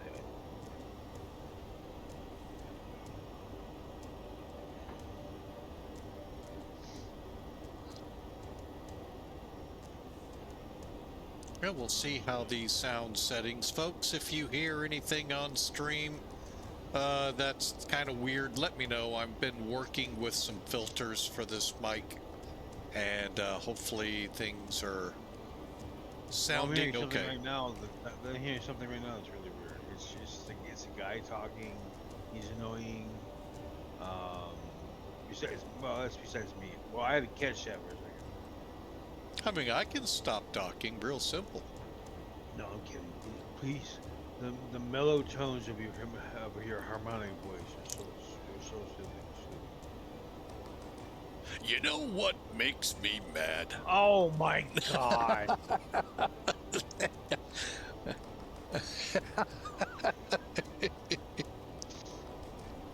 You sounds good voice in the back. That's fine with Mike, Aria.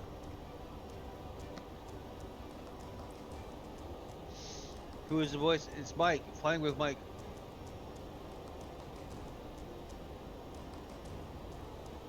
Hi, Taharia. Even though I can't hear you.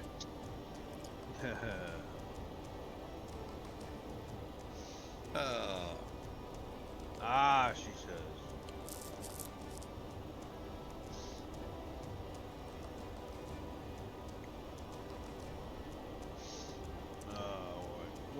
We're going up tonight. All right, Yeah, folks, going to just so you know, I am 410. currently here. Yeah. I muted myself on Discord momentarily just to let you all know. If you didn't catch, I have been putting some filters in on my OBS system. That's the system that gives you the stream. And if anything sounds kind of wonky, quiet, anything like that, please let me know in the chat. Preferably no frying pans upside the head. So I'm on mobile, that's why I don't recognize it. Oh, that's fair. but You just so on you your way all home know, back from we're your about from 2 work or hours, what? 15 minutes out from Pease International Airport, which is co-located with Pease Air National Guard Base. So we'll be there in about 2 hours, 3 hours, and we'll wrap up for the day. But I hope y'all are having a great Sunday. It's a beautiful, well, I'd say a beautiful Sunday here in St. Louis, but you are currently we've been a little rainy, expecting crybaby, more. you are. God, wherever you are. And maybe some nicer temperatures this upcoming week. That's the hope, at least. Those of you down on the Gulf Coast, start paying a little attention to the weather. There are some indications you could see some tropical weather coming in later in the upcoming week here. So, and by tropical system meaning depression, storm, hurricane. A lot of indications starting to show. You might get warning from the National Hurricane Center the day before. No, just kidding. They're real good. It just seems like another day to me, and guys, otherwise, we're cruising along. Right now, the bullseye looks like New Orleans to where the Panhandle swings to the south towards the peninsula. So that looks right now, but of course, folks, it's Sunday and we're talking late in the week. So things could move, but just kind of keep an eye to the weather forecasters and we'll see what happens. I'm not even sure this thing is formed yet. My nose is stuffed up all So down around Honduras, I think's where it's coming. So we'll see. Always a good thing now to be listening and start thinking, what do we want to do? You guys have gone through this so much the last 10 years. Should be second nature, but you know what? Every year, people will say, I don't remember summer ever being like that. Well, you said it the year before, too.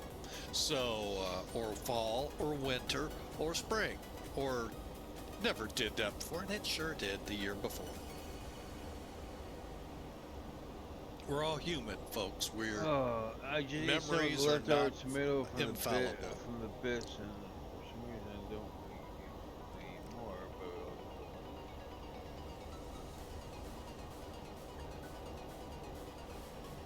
But Alyssa, if you want to eat, eat. Don't make yourself. All right, we're going to go ahead and mute off for now while we continue on. Duluth has a stream going as well, and the two are, I'd like to try to keep a little bit separate. So, and I'm not going to tell him, hey, you know, no, it's he's on stream too. So, but anyway, folks, enjoy the music. We're 2 hours, roughly 45 minutes out. So, and center wise, none in the area. Upcoming,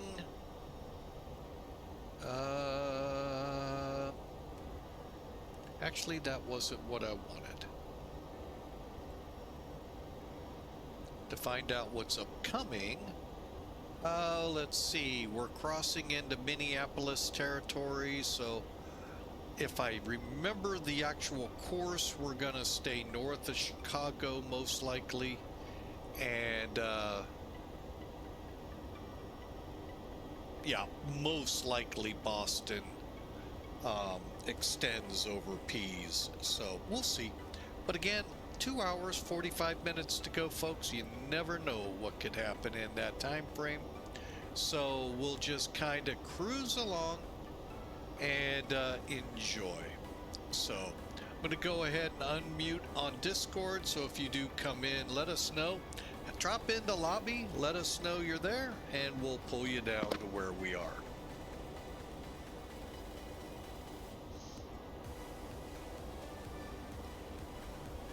Let's see.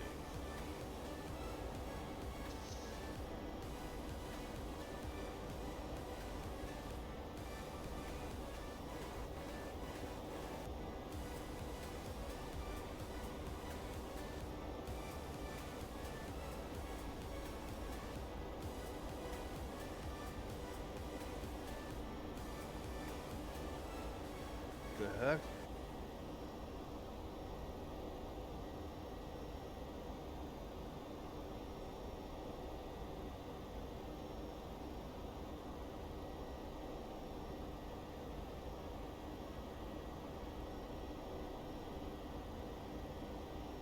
Oh God.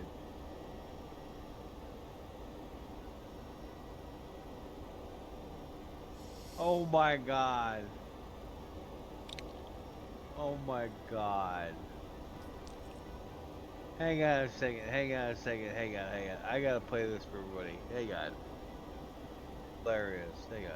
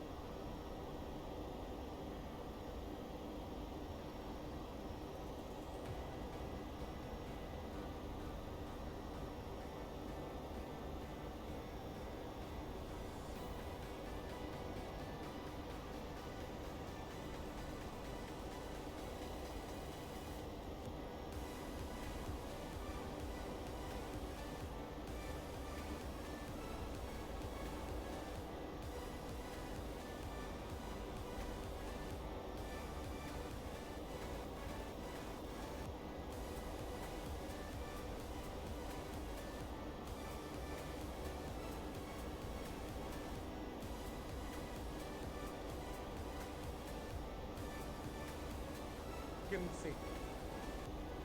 Fuck off!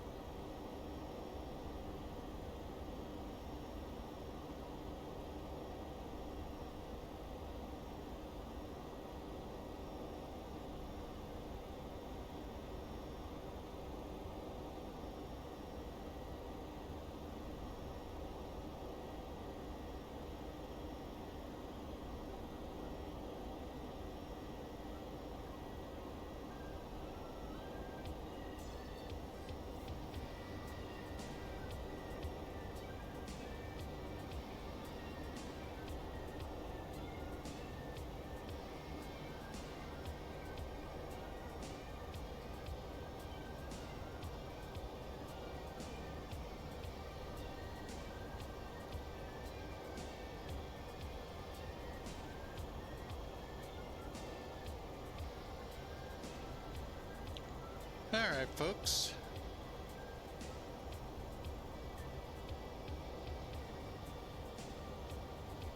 Boy, I haven't seen that call sign in a long time. Ice. Coming out of Keflavik, Iceland.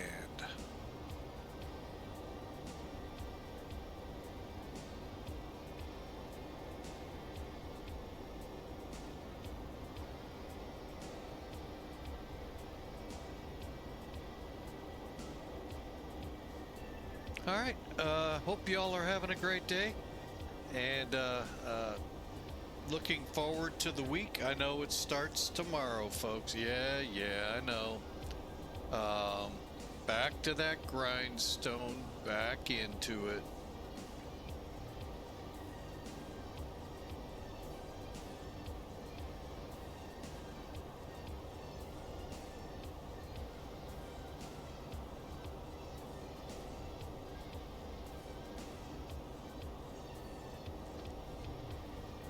But we are on our way to, like I've been saying, Pease International, Kilo Papa Sierra Mike. And we'll be parking in the Air National Guard base area there. So,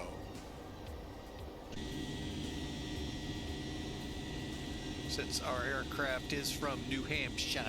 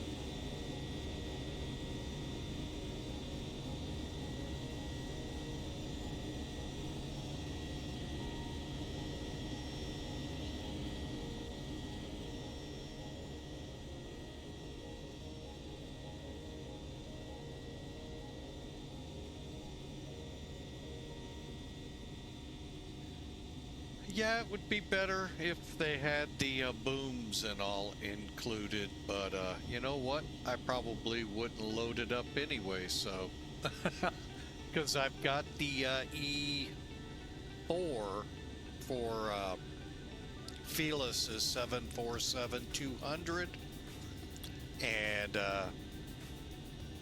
I'm fine with it just like a 747-200 and not with all the E4 extras that would go on it.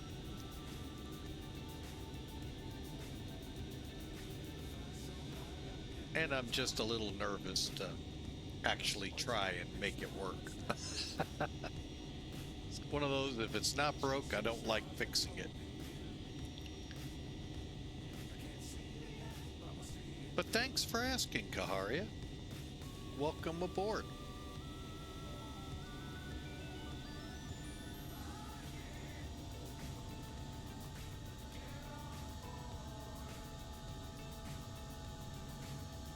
Well, the 767-200, I know for sure 213 when TWA had them, because we had an emergency at Scott with it.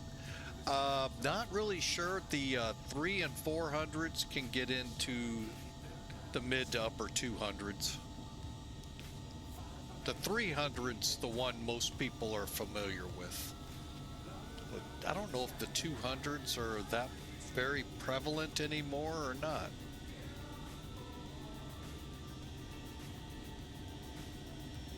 Kinda lost track when TWA became, unfortunately, American.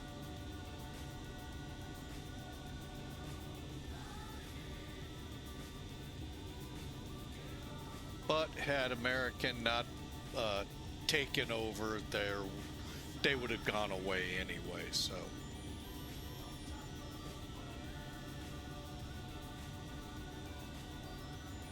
All right, I think that might be WILTN.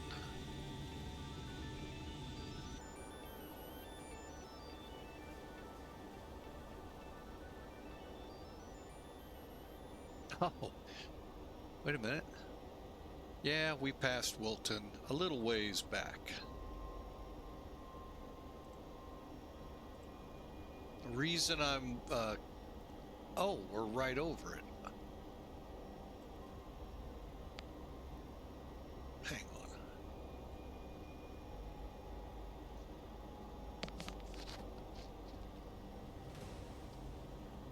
That's not a good progress page.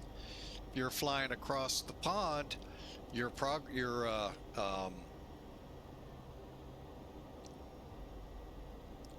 check-in, oh man, a position report. Thank you, FMC, for that at least. Is where you just crossed and the next fix and the fix after it. So by not having that up here, let's see. Oh, there we go. So it's telling them WILTN, we crossed at this time, this level. T-tail will cross here. Cessna is next. Fuel currently right here. So okay, so all right, so we can now climb to flight level 410.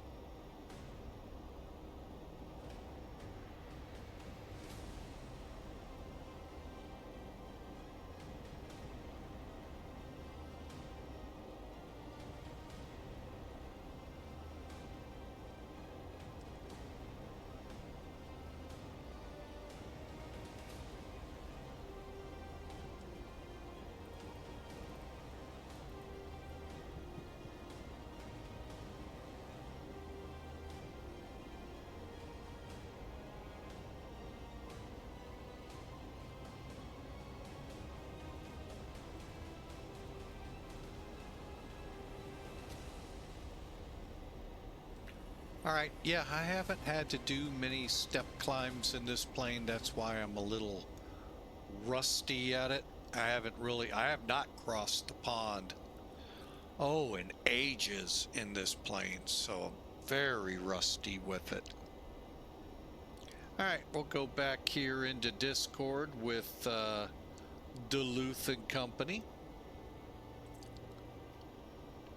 and see what kind of is going on.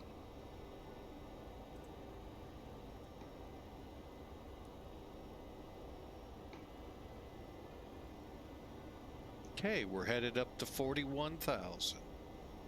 Lucky you. I'm gonna go take a nap because I am literally falling asleep at the wheel. You mean Otto can't be inflated and fly it? Not this autopilot. No, seriously, I dozed off mid taxi, and I like saying, "No, I'm off the runway." I woke up realizing, "Oh shoot." Yeah, we see the police behind you breathalyzing and all of that. No, well, yeah. Oh my gosh. Well, get some rest, man. Nothing says you have to stream. No, I know it's Sunday too. Good Lord. Exactly. Day of rest. Yeah, so Many days ahead of you for streaming. Many. All right, I will talk to you later, Mike. All right, enjoy. Thanks for coming aboard. Yeah, no, thank you for coming and talking to me. I appreciate it. I'll talk to you later. All right, see ya. Bye. All right, folks. Well, sorry to hear for Duluth, but I know what that feels like being that tired. So that's usually when I would do a super long haul and sleep while flying. But you got to get to that point to be able to sleep to fly. And that sometimes is difficult.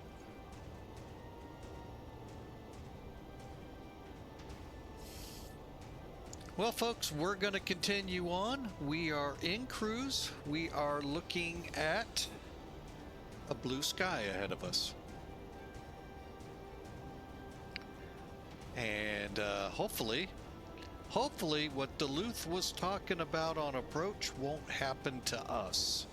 Well, on landing, so.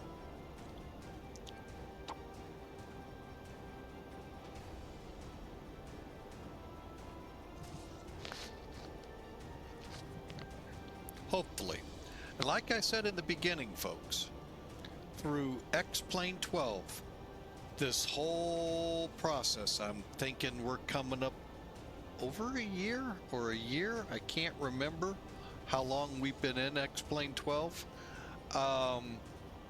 Flight Factor has a policy somewhere beyond the sea saying, every time I sing, people leave. I don't get it.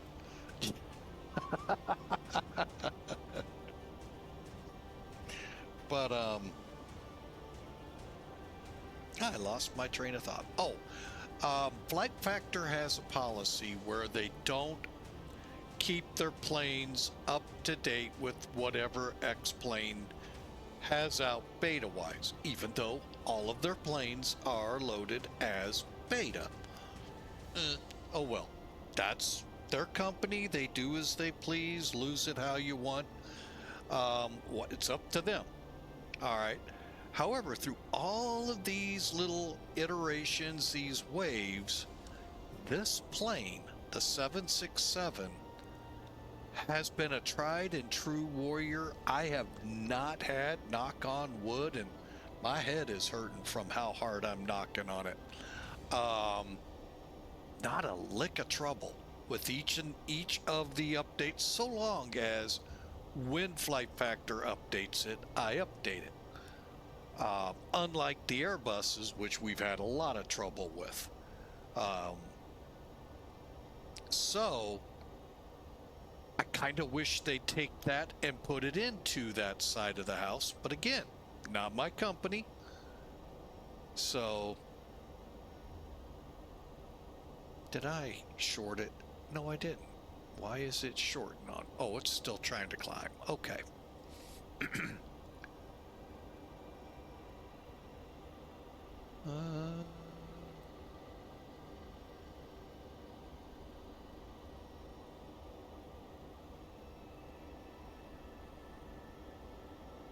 All right. Why are you not?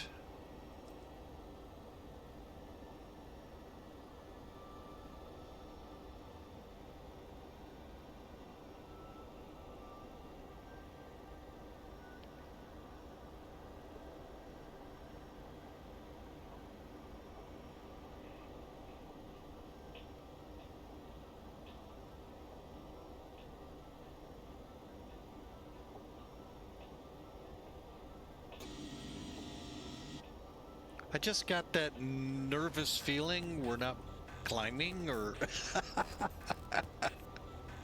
so I had to kind of look out the plane and see.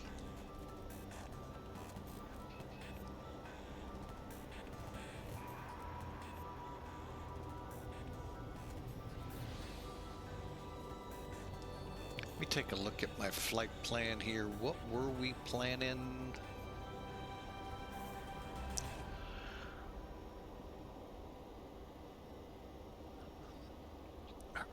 Let's see here, WILTN. Oh, we're actually planning 0.80.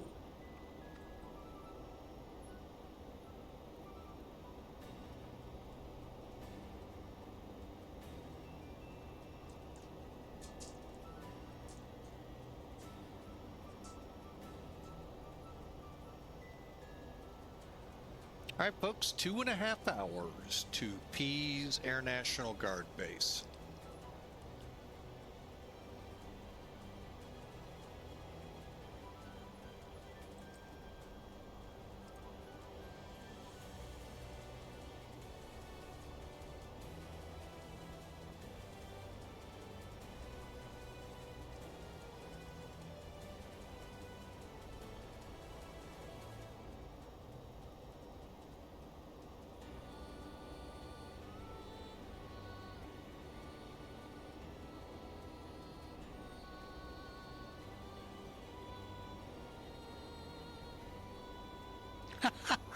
Well, I appreciate that, Kaharia. You have a good night, and we'll try to make it as thrilling of an audio book as we can. Don't really think I can do that, but we'll try. Have a good night.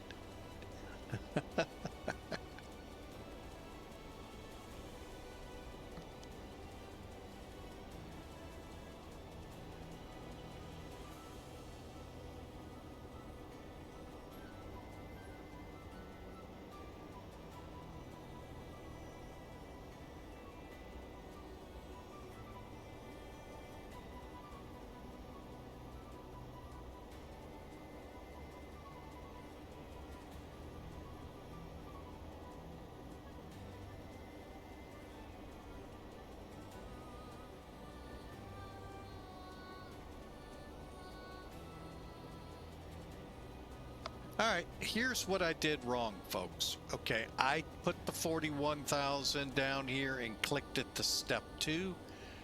I didn't put it in cruise altitude. That's why it kept saying armed. Now we're VNAV.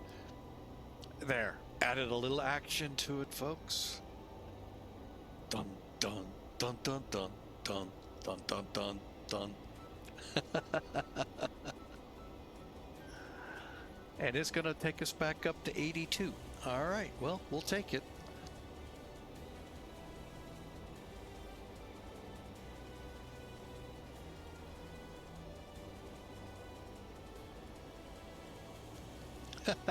Background.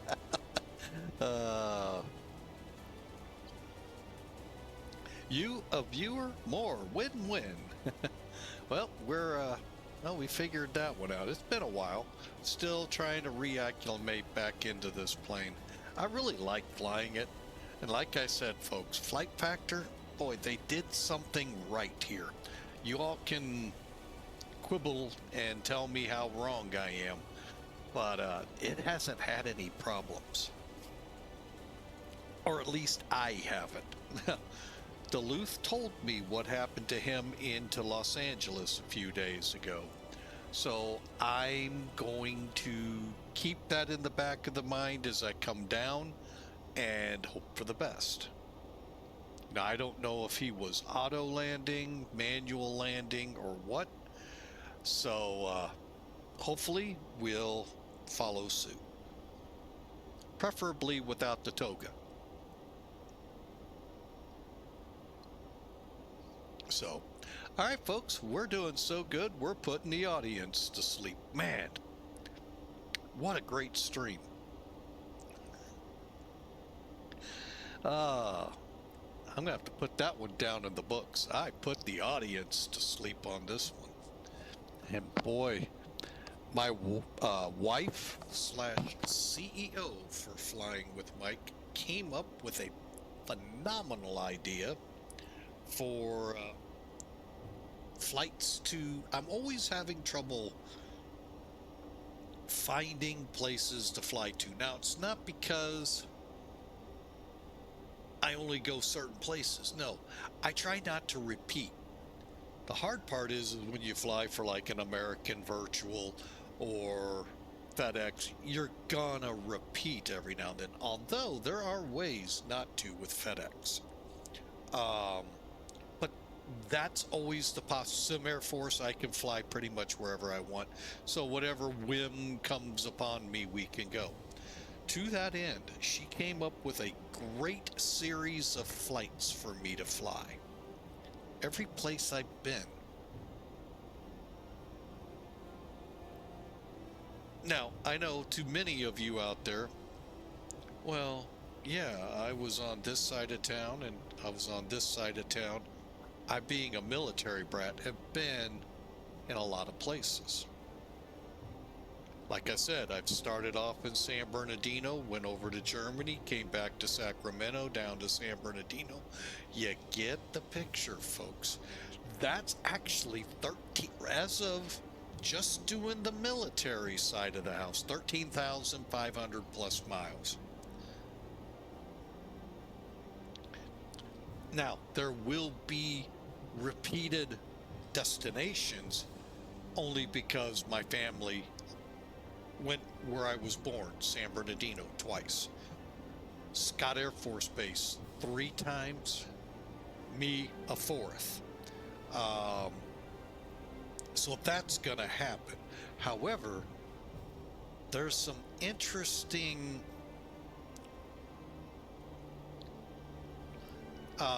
flights that can come out of this. For instance, like I said, San Bernardino to Germany. Now, I could easily say, well, we'll just go to Frankfurt like everybody does. No, we're going to actually go to that airport. I'm not giving anything away than the 3 or 4 places I've said. So we're going to start rolling this out here soon. I hope y'all enjoy. And that's 4,900 miles, if memory serves, to Germany from San Bernardino and back. So, yeah, this will be fun. Will I do it in Sim Air Force only? That's something I thought about, but I don't think so. Now, I can't do it with Virtual American, FedEx, or even Piedmont, because those 3 will not go where I'm headed. Sim Air Force would be the best. Millennium, I might be able to work some flights in with them. So I'll let you know. I'll probably put up a playlist so they'll dump in, come up with a name for it, and hope y'all enjoy it. Welcome to tag along, especially on the 4,900 mile. That's just point A to point B, folks, not what it'll actually translate into in a route. Now, what would have been cool, tag it in with across the pond. No. Pretty certain right now, coming into Los Angeles last week, some weather, 2 or 3 people online, and it wouldn't hold. So either I've got a setting that's not right, or something that's making the sim just lose frame rates. For instance, let's take a look right now. HapTap. That is my easiest way to see the frame rates. Oh, I know, something like Control F or Shift F will do it too. But I just pull up HapTap, and that's saying 43, 44. Folks, that's fine right now. And I can hear y'all go, across the pond isn't all that bad. Folks, those people that would say that have never seen it. I keep telling people, all you got to do, pull up today's tracks across the North Atlantic. Okay, they'll be, let's see, right now they'll be towards the end of the alphabet, so Sierra, Tango, Uniform, Whiskey, Victor, so forth. Okay, where those lines are pretty close together, okay, because you're going to have a couple oddball ones outside usually. Color them in. When you do, take a picture of that, because you'll be able to put it right up to your screen and go, oh my God, they match. That's how many people connect for the Cross the Pond, folks. It's unreal. Now, part of my problem with Cross the Pond would also be streaming. That does take frame rates. So that's part of the problem. Not all of it though. But yeah, that, I mean, folks, it's nothing to see 3,000 on here for the Cross the Pond. That's controllers and pilots, if not higher. It's unreal. I'm taking a look right now. One of the best programs to see it in action would be VATSIM. Right now, there's hardly anyone crossing the pond, maybe 24 tops. But if you take and just color in the bottom half of Gander and Shanwick, sorry, go up to about the top line there, all the way back over, and folks, fill it in. It's unreal. Right now we only have 13,000 or 1,300 connections. Like I said, I have seen that thing 3,000 to 4,000 connections, and it's all across the pond. The majority with a few smattered about here and there elsewhere. Now, it won't affect you flying on VATSIM, but in that sector, then throw any kind of weather at your level, you're screwed frame rate wise. So that's why I really want to fly it, folks, streaming to show all of this. However, what's going on here? Oh, that's LaGuardia, sorry. I was trying to figure out what's going on here. Why are there two approaches? Because Pease falls under Boston's approach.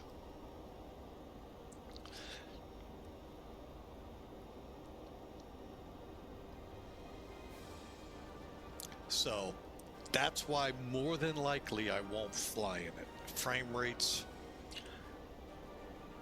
If you haven't noticed, folks, I'm one of the few pilots out there that if I get disconnected from VATSIM because of frame rates, 9 out of 10 times I won't try to reconnect.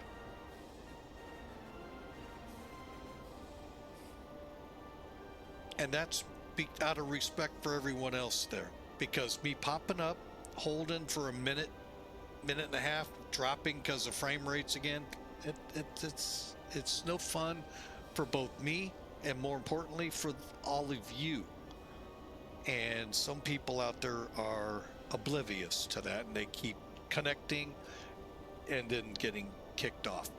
connecting and then getting kicked off with frame rates. It sucks, I get it, but it's for the greater good, not the individual. So, and that is the hardest pill sometimes to swallow, because we're in a generation of it's all about me and my experience. So, all right, well, I am going to continue on, let the music roll. We got 2 hours and 20 minutes, and you all ought to have a great time. I'm having a great time, and we'll be sitting on the side here watching the chat.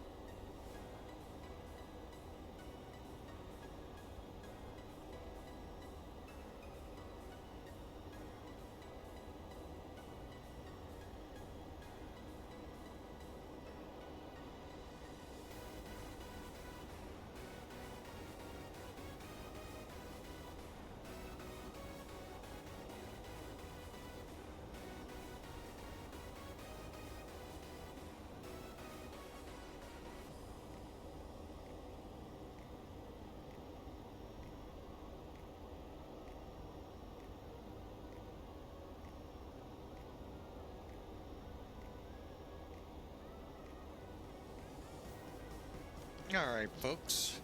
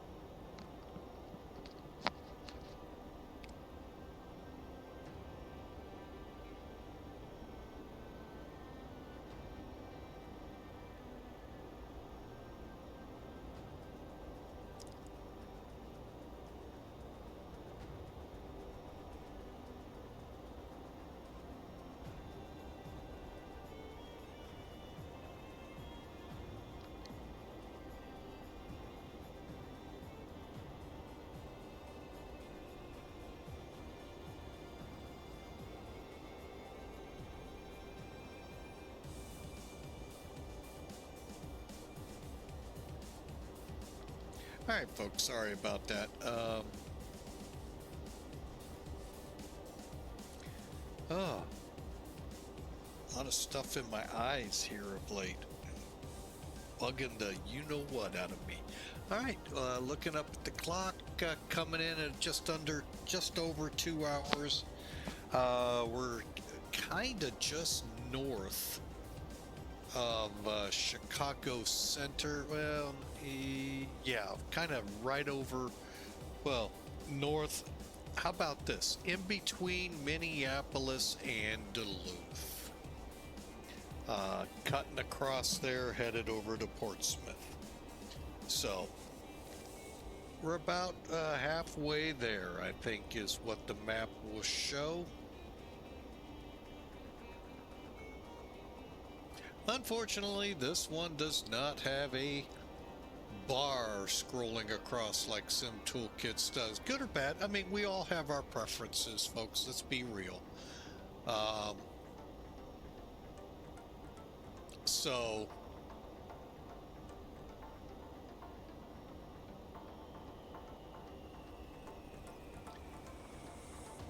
all right, and again, folks, if you're not aware, this is the month of September, or Subtember, as Twitch likes to call it. They are offering some great deals, and take a look at them, folks. 25% off 1 month, 3-month subs. 30% if you go for the gusto of 6-month subs.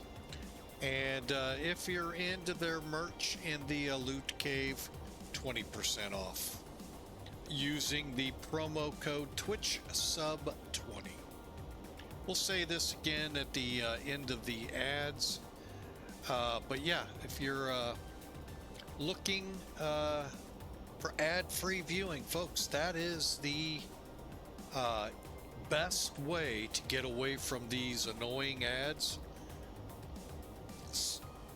is to sub your favorite streamers. We hope we're in that echelon. And to those that haven't gone to a commercial break, thank you for subscribing, and thank you for the support you've given to the stream to help us improve. Sometimes the best support is, as we just got some great tips, something to try. I just don't know how to accomplish that.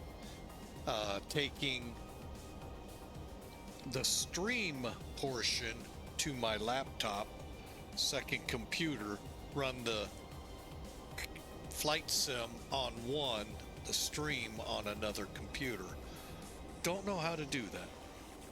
I'll be totally honest. I am oblivious to that one.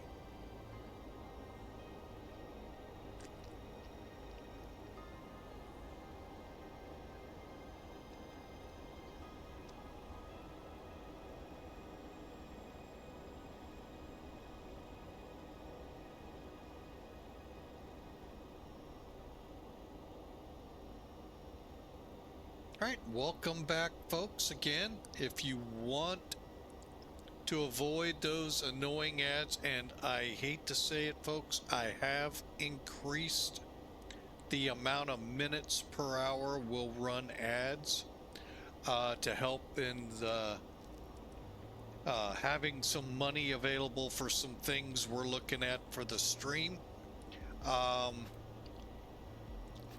So if the ads are getting too much, it's September. If you subscribe 1 month or 3 months, either way, you know, if you do a 1 month subscription, 25% off. If you decide to do 3 months, it's 25% off too. If you go for the gusto with 6 months, 30% off. And then finally, if you're into the merchandise in the Twitch loot cave, and I know a lot of people are, 20% off with the Twitch promo code TwitchSub20. So I know you've all had a lot of ads, so we're gonna stop and press on. Good news, 2 hours to go, just crossing that mark right now. And looks like about 900. I can't read that little number.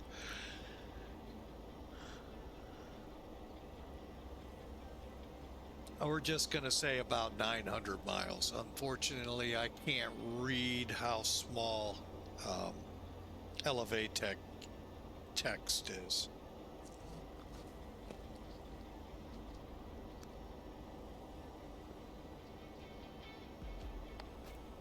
And I'm going to do some testing, so bear with me here, folks, with the Elevatech overlay at the top.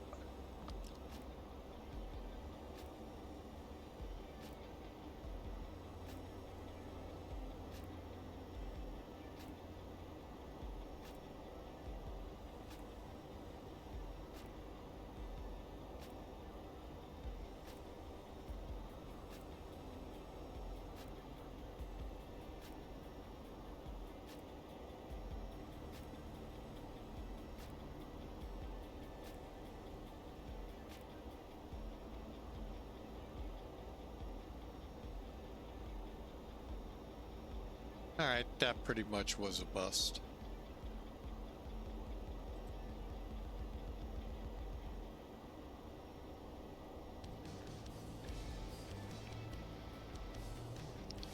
All right, what I was trying to do was make it bigger for the older eyes to read, and I'm gonna have to find a way to, because otherwise we're gonna go to the Sim Toolkit. All right, looks like Indianapolis Center has joined the party of sorts. However, they will not be. Boston Center, however, has come online. Oh, because Boston Approach went offline. That could turn interesting. We'll see how it goes in about 2 hours. For now, though, we'll just kind of sit back, relax, enjoy the music, and chime in time to time. Enjoy the ride.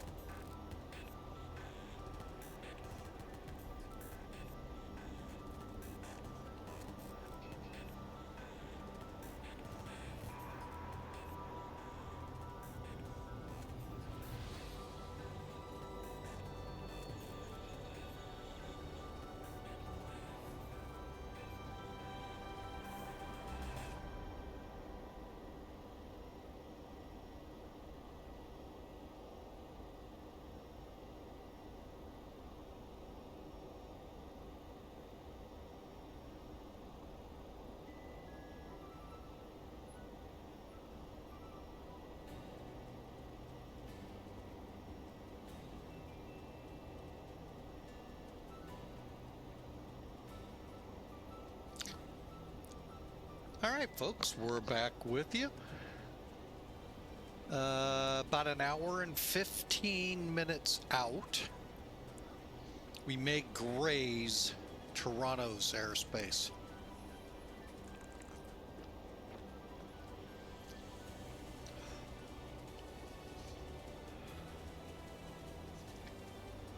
Before working our way through to Boston, I think. Gonna take a look here. Oop. Meant to click that one.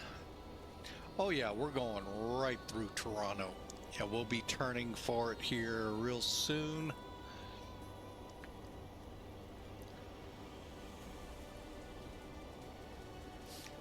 And we are at 41,000.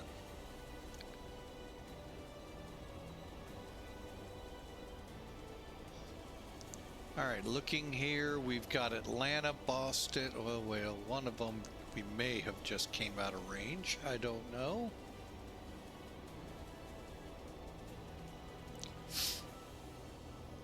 All right, there's the turn direct into Toronto airspace.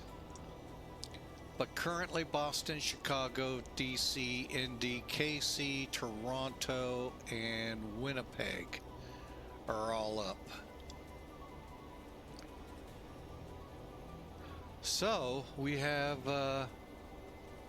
ATC at least into, well, to Boston. Now, whether that'll hold, I don't know.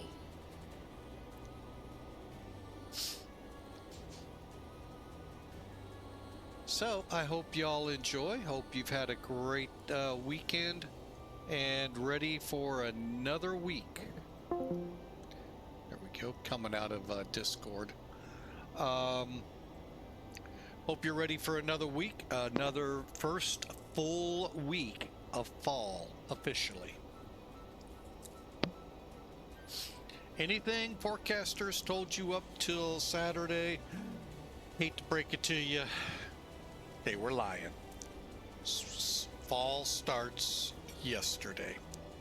Actually heard one say today at 6:30 Central US time. So whatever that equated out. 11:30 Zulu-ish? No, would have been, hang on, I'm wrong. 8 o'clock, so 1 o'clock p.m. Zulu. Universal time, so. But don't hold me to it. I took yesterday, Saturday the 21st.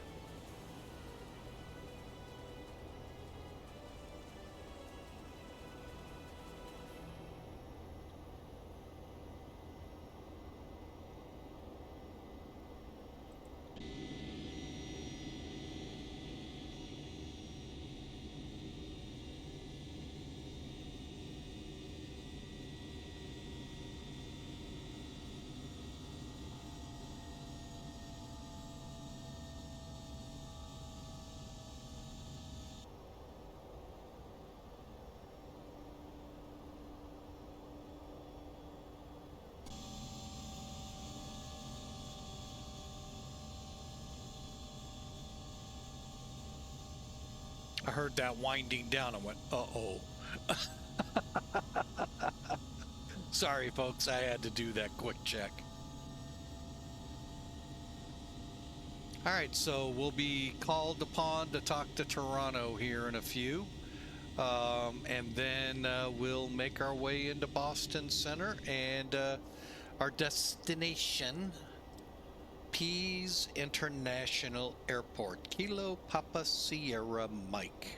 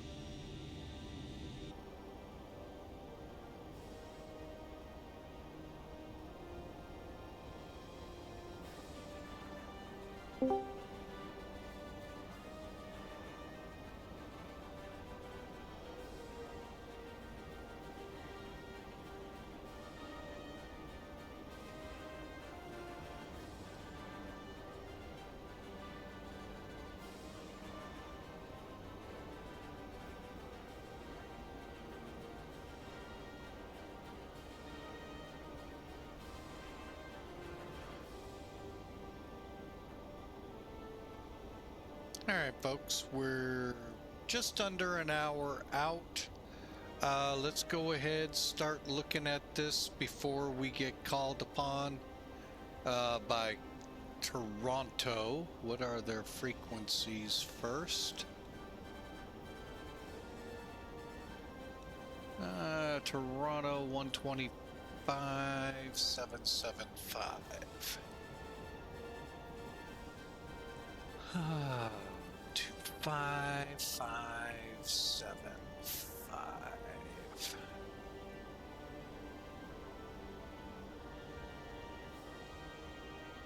Seven, 7, 5.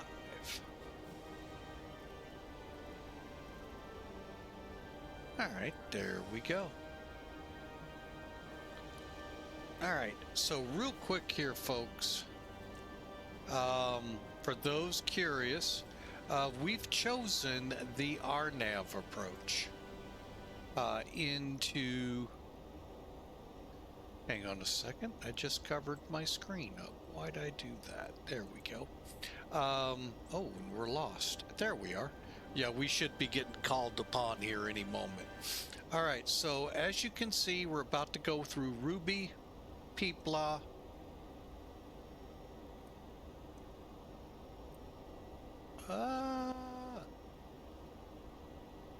I hate that I do that.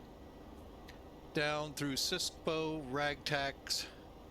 We'll pop out at Ragix, and then a few more fixes, and then we'll pop into Boston.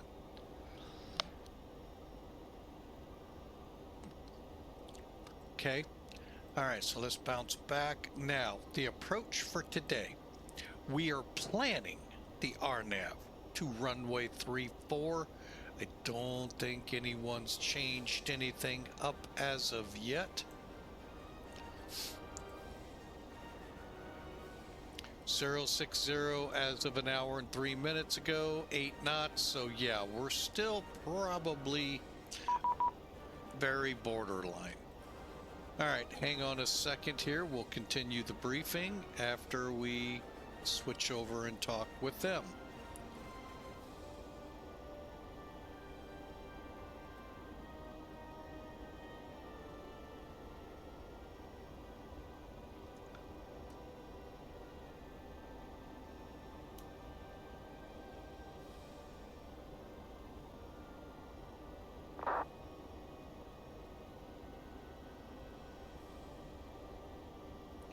Toronto Center, reach 18 heavy with you, just crossed Rubik's at flight level 410. Reach 18 Toronto Center, squawk IDA.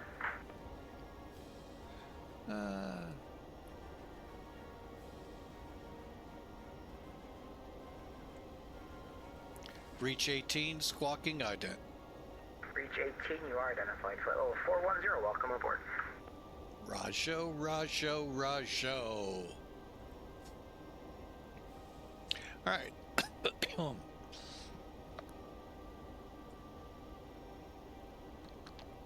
Hopefully the channel won't interrupt too much. Okay, as we were indicating, looks like right now, hour and 4 minutes old, 060 at 8. So we're still planning 3-4. Unless they do something dastardly up there, and that's not unheard of.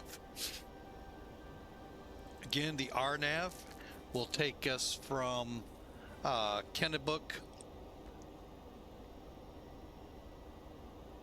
to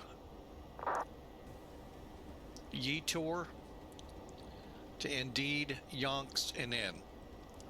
Indeed at 3,000. Okay. Yonks at 1,700. It's a RNAV approach. Here's the potential frequencies we have. Being an RNAV, obviously no frequency to tune. Final approach course 345. Decision altitude and height. Decision altitude is 284 feet, which is the exact same height as the decision height. The only difference is it's the bold is measured in MSL, the bracketed non-bold above ground level. Okay. Toronto Center, this is Air Canada 724, cleared runway 23. All right, here's our minimums. 24, Toronto Center, hello, you're identified now 1,900, climb flight level 230. Climbed at 230, 724. So there's our vertical. If we would lose our ground speed, this gives us an idea. Okay, 724, actually... We're going to plan about 800 feet a minute. Minimums for today. Now remember, your METARs are above ground level, the height of clouds. So focus on this number, 200 feet. We also need at least a half-mile visibility. One last check. 7 minutes ago, 050 at 4. 10-mile visibility, so we got that one checked off as good. We have a few clouds at 3,100 feet, 3,100. And that can check off our book, because here's your ceiling. It's a broken or an overcast layer. And it starts at 5,000 feet, so we're good. RNAV minimums are fine. Even if we had to switch to the ILS, everything's the same. And we are backing this approach up with the ILS just to make sure everything goes well. That does not mean I'm pushing approach. I plan, well, shoot, if I back it up, it will. Doggone it.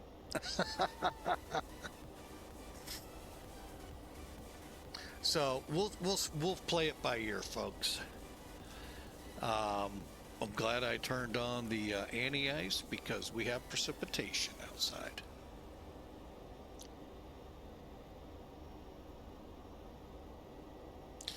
And let me show one neat feature. I mean, I haven't shown it in a while, but let's take a look at it. Weather. Here's what we're going through right now. The radar. So we just passed a pretty intense area at Rubke, and for the most part, I mean, we'll be in the clouds the rest of the way, but we'll be pulling precipitation out of our, I mean, we got a little bit here, up here, but once we get past Toronto, we should be good. Sorry, last station calling, say call sign? Cactus 544 at flight level 320. Cactus 544, Toronto Center, squawk 7566. 7566, Cactus 544. Again, folks, when you start getting into clouds, rely more to this gauge than to this gauge. As you just saw, for a second there, I thought we were banking. Till I dropped my gaze down to the PFD and went, okay, we're still wings level. Things sometimes will get wonky when you look out the cockpit, so that's why always be ready to pay attention here instead of what you see here.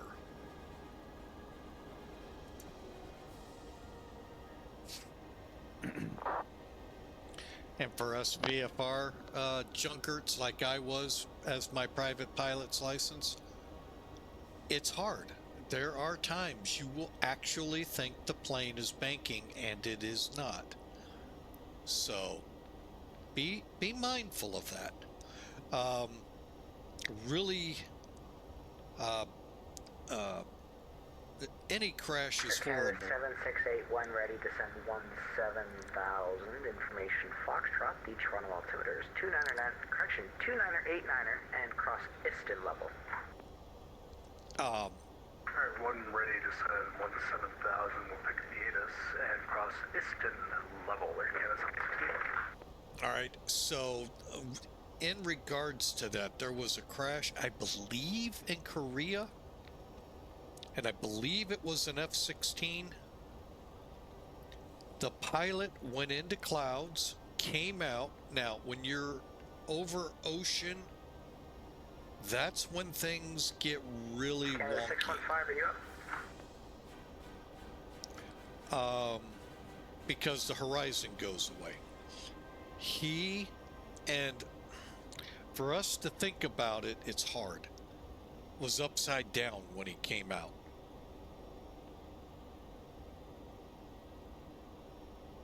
He went into the clouds, came out, and he was upside down, inverted. And he Toronto Center, Air Canada 615, flight level wanted 30, to we have descend. Foxtrot on board. How did it work? He Canada wanted to 615, climb Toronto Center, squawk and ahead. began to descend. There was a whole thing on this. Anyway, he ended up crashing and dying. It's a sad incident. Canada 615, All you're because identified he as didn't 380, welcome. use this gauge to realize the brown was up here, the blue was down here. Now, to me, being a VFR pilot, and again, folks, this is just me because, you know, I don't realize just how tight they strap people into them fighters. To me, my seat of my pants would be telling me I'm upside down. But I've been told by people, don't ever trust the seat of your pants.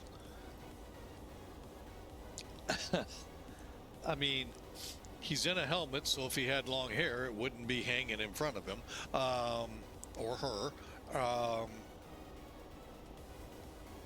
And if he's in the military or her, it shouldn't be all that long. But anyway, you get my point. It's just one of those hard to get your hands wrapped around. But he came out inverted, and every maneuver he did was the exact opposite. He wanted to go down, he would go up. He wanted to go up, he went down.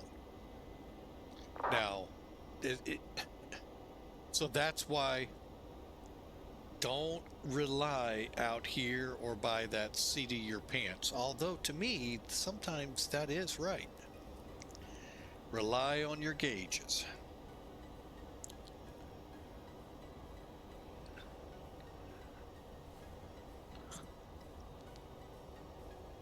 Yeah, that was such a sad story when I read that. Oh, man.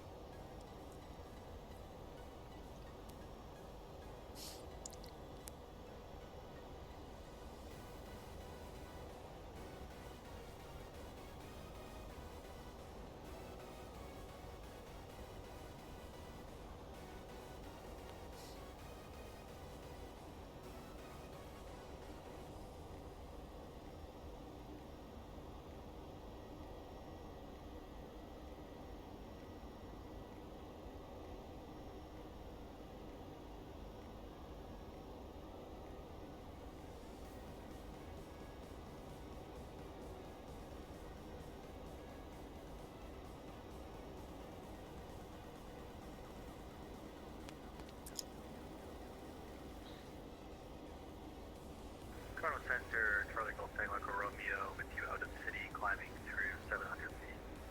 Charlie Golf Tango Echo Romeo, Toronto Is this Center, the night of hello that again. event? You are identified now 800, climb 7,000. Climb 7,000. Thanks for your patience. This aircraft is now working properly. That's always good.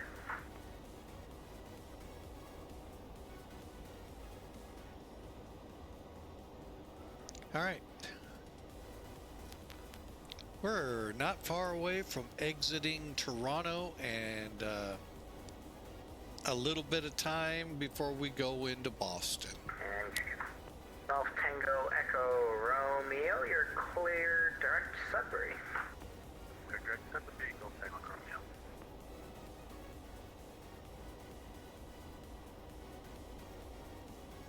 All right, folks, if you are tired of the commercials, and I know most of us are, as you see, the message just came up. Actually, it's been a while. Huh. How come it's been a while? Anyway, the message on the screen. Uh-oh.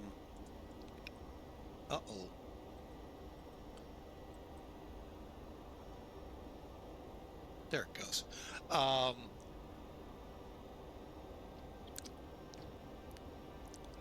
You know what? Let me just freshen that up. Broken 4500. Wait a minute. Is this even newer? 21. Hang on.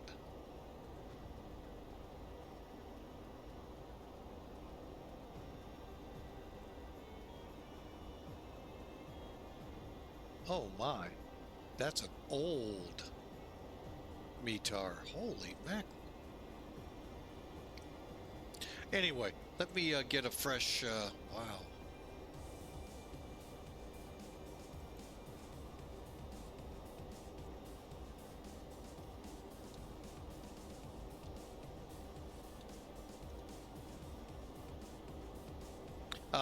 Up until October 1st, folks, if you're tired of commercials, I know you are, we have some great deals, up to 30% off on subscriptions and 20% off in the Loop Cave. Check out the message and take advantage, folks.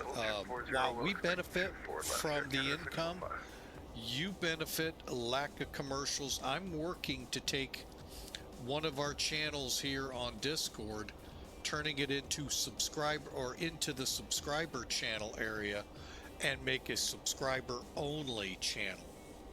And I think that may help bolster some activity here. We have some eyes on things coming that I'm interested in, let alone Kaharia gave me an option. I don't know how to execute the option of bringing a second computer on board to help with the frame rate issues. So I just don't know how to do that, folks. I really don't. So I may need external help in getting that done.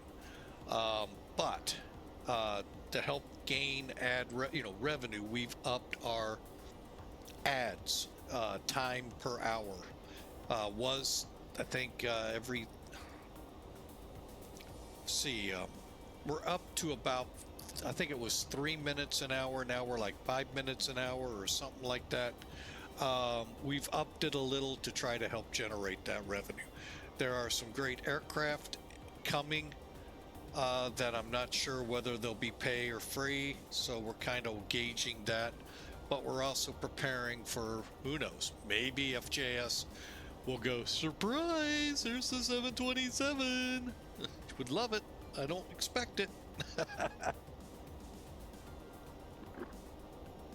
And other things out there. So that's why, and there's a great deal for you. September till October 1, folks. We'd sure appreciate your business. And beforehand, thank you. Thank you so much. All right, we're about to exit. I haven't heard him ping us out of here yet.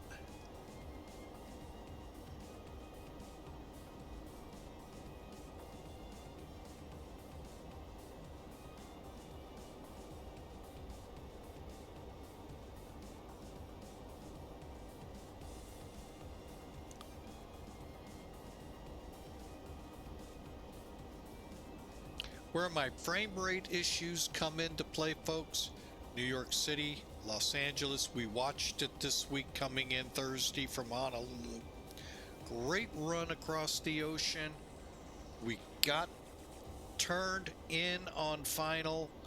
The weather was not, I mean, Cactus 544, contact Edmonton Center 135.02. Have a good day. weather wasn't really bad. but it was cloudy. And there were a handful of aircraft there, I'd say less than a half dozen, and frame rates just tanked. Enough, well, it didn't tank to where the sim tanked, enough that the 20 frame rate limit VATSIM puts on it invoked, and that took us off. I know a lot of people hate that rule. I don't. I get it. The greater good you have to look at there. I've watched it up in Copenhagen. Folks, that was one mean event. I mean, Canada 724, contact Boston 134.7. oh, they may send me to Boston. Oh boy. 724 going to 134.7.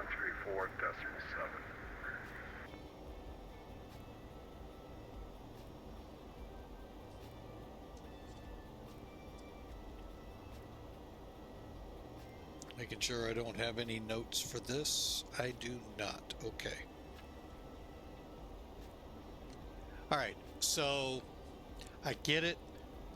And I don't mean it was mean and horrible. I mean, it was just, there were a lot of people there, folks. I'm just going to tell you. The fact that Canada 768, send 11000. that I stayed online was incredible. There were probably 50 aircraft there. So it's kind of hit or miss.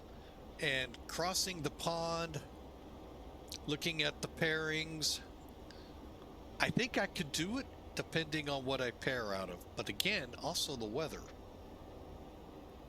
Now granted, I can turn it off. That's a given. But I really don't like doing that. So, like we did in Papua New Guinea Friday, that I had to do. That was where I felt I had to. So again, we're still looking, and right now it looks like I may miss this across the pond. Lately, Frankfurt, oh my God, have had like 50 aircraft looking to either depart or arrive. Hey, we got traffic coming.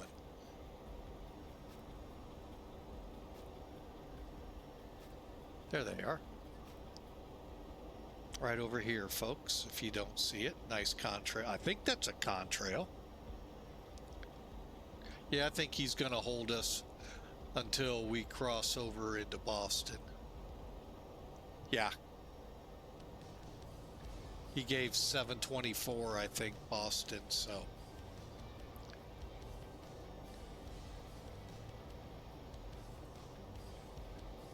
Would that be 724?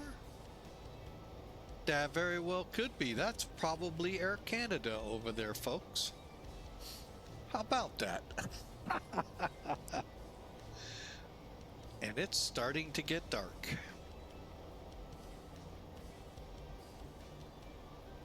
How about that one, folks? Welcome to time zones. All right, let's take heed. 40 minutes out. Let me grab a top of descent idea here. Okay, we're still got some time.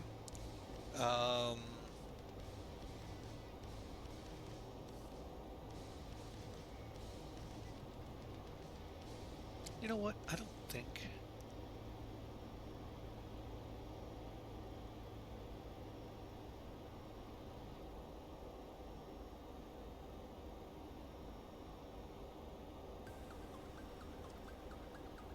Oh my goodness, I didn't have traffic on.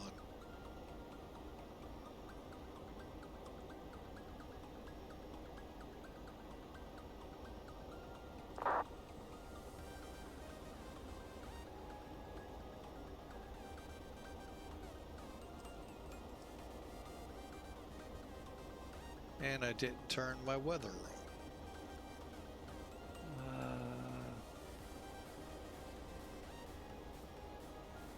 Hopefully that won't show up a lot of ground clutter.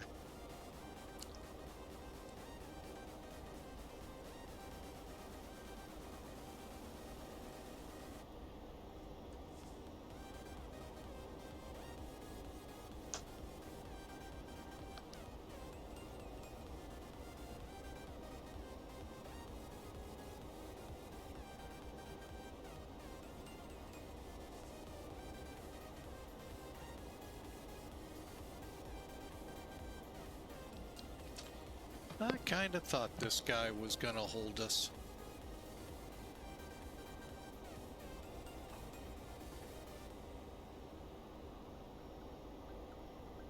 Toronto Center, Golf Tango Room, would you mind if I step away for a moment? Yes, no worries. Let me know when you're back. Golf Tango Romeo. Reach 18, contact Boston 134.7. Reach 18 heavy over to Boston 34.7. Have a great night. You too.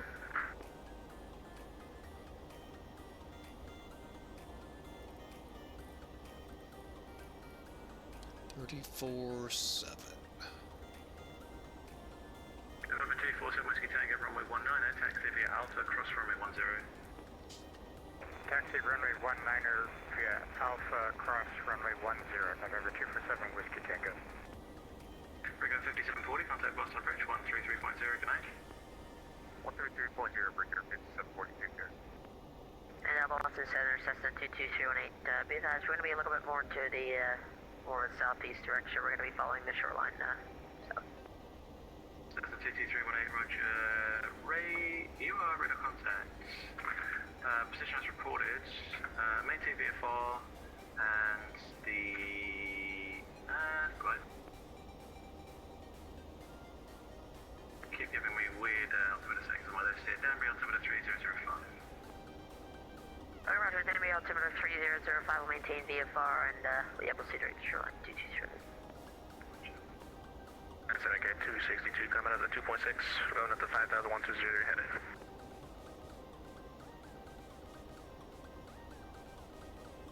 KCC, thanks for the contact. Come maintain 5,000, direct Martha's Vineyard. 5,000 Martha's Vineyard, 262. Boston Center, reach 18 heavy with you. We're flight level 410. Reach 18 heavy Boston, hello. Good evening, roger. Boston Center, good evening, Southwest 2611 is with you at flight level 370. Sorry, say again the call time, please. Boston Center, Southwest 2611 is with you at flight level 370. Southwest 2611, Boston, roger.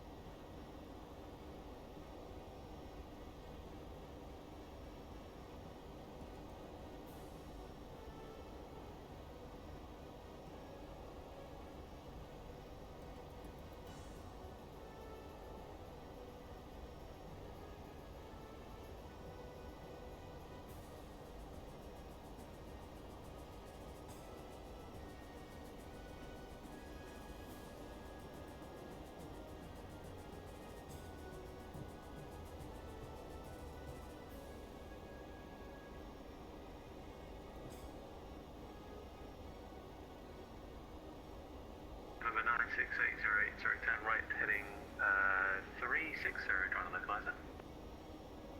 Right turn heading 360 to join the localizer 808. G808, just continue right turn heading 040, just established from the west. 040, heading 808. Sorry, just a couple of issues that popped up, so it's distracting me, apologies. Hey, no problem, Whip, this is all good practice. Sir, to be on 1 Tango Bravo, winter short, runway 6, check it. Hey, TBM 1 Tango Bravo, runway 6, flight runway heading, cliff takeoff. Flight runway heading, cliff takeoff, TBM 1 Tango Bravo. Southwest 2611, descend maintain flight level 290. Descend to maintain flight level 290, Southwest 2611. Brico 3477, cross crank, and maintain 7,000, the steward altimeter 3003. Crank 7,000, Brico 3477. Pacific Canada 724, just confirm maintaining flight level 330. Oh, there you go, I think you're fine now. It's just you're indicating 300 feet out. 724, trying to hold 330. Thank you. And November 9680, there we go, got you pointing in the right direction, the right altitude. You are a few miles from KHANKK, maintain 4,000, so establish on the localizer,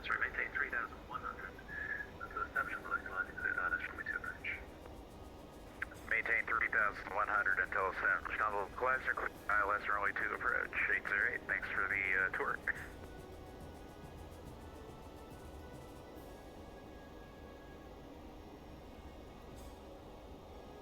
349 Mike Echo, descend maintain 2000. 2000, 349 Mike Echo.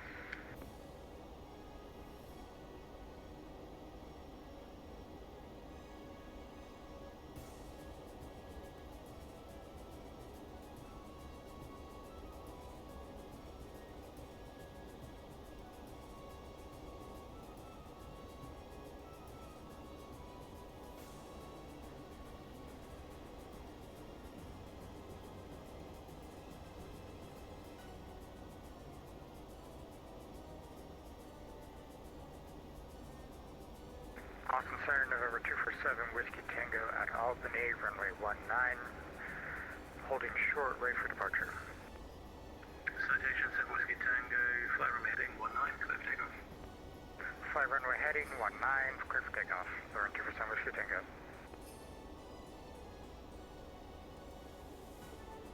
Boston Center, November 7 Whiskey Tango on the ground in New Haven, like to pick my IFR to Providence.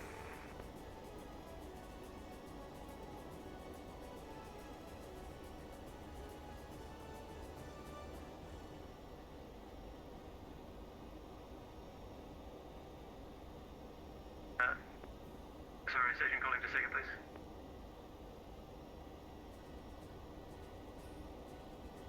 Sorry, last station calling Boston Center, second.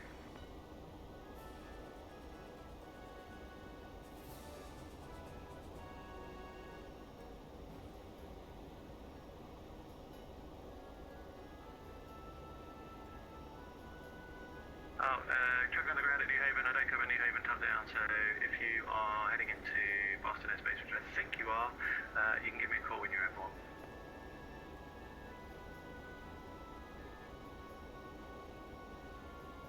Center 349 Mike Echo has to disconnect, thanks. No worries, have a great day. Cheers. November 96808, no truck goes over between you and the KEETA airport. Report IFR cancellation or misapproach this frequency. Change to advisory is approved. Change to advisory frequency approved. Report on the ground 808. That'd be great, thank you.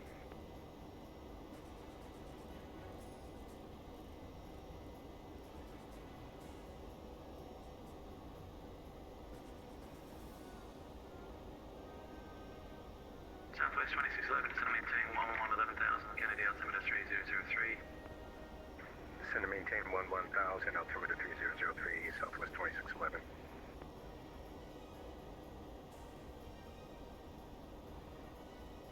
Boston, good evening. .com 717's Providence Northwest ramp with the weather for taxi, please.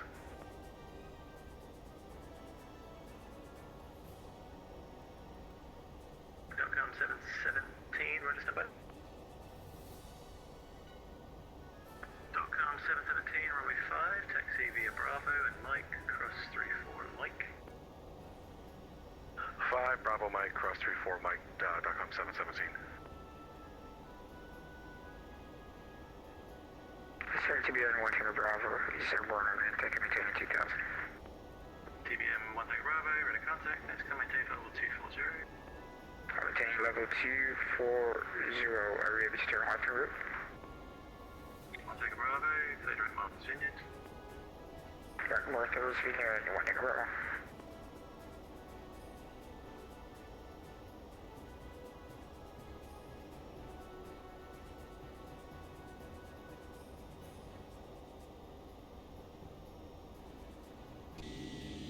November 247 Whiskey Tango, ready to contact, say altitude.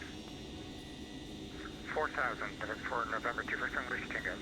November 247 Whiskey Tango, thank you very much. Clear direct to Charlie Tango Romeo. Time and maintain 1010,000. Clear to Charlie Tango Romeo, climb maintain 10,000. November 247 Whiskey Tango.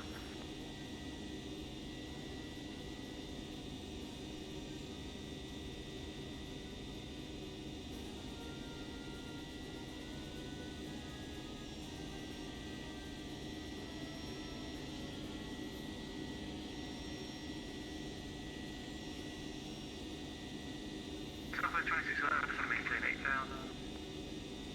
Descend to maintain 8,000 Southwest 2611. Flight 2611, near approach is offline, radar service is terminated, frequency change for advisory approved. Cheerio.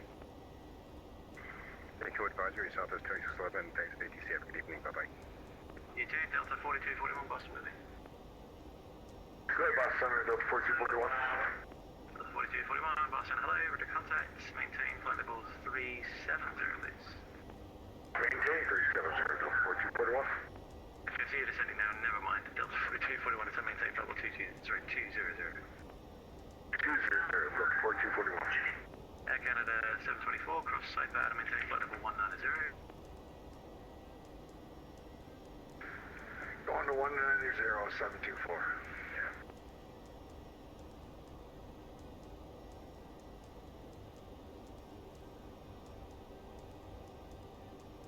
Number 247 Whiskey Tango, climb maintain 17,000. Climb maintain 17,000, Devere 247 Whiskey Tango. KT62, turn 10 degrees to the right, vectors for the ILS runway 6, so maintain 3,000. 10 degrees to the right, now 3,000, and expecting the ILS runway 6 for care 262.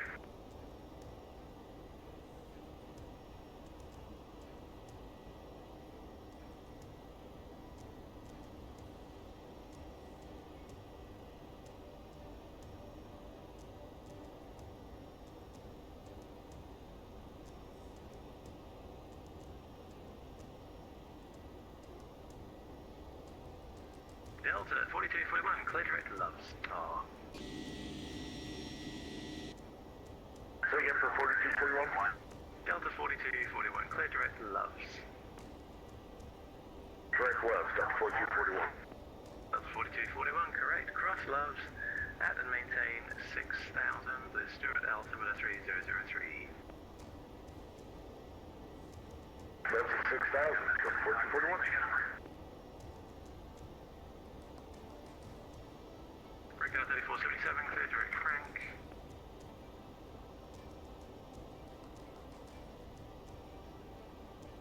Breakout 3477, clear direct crank.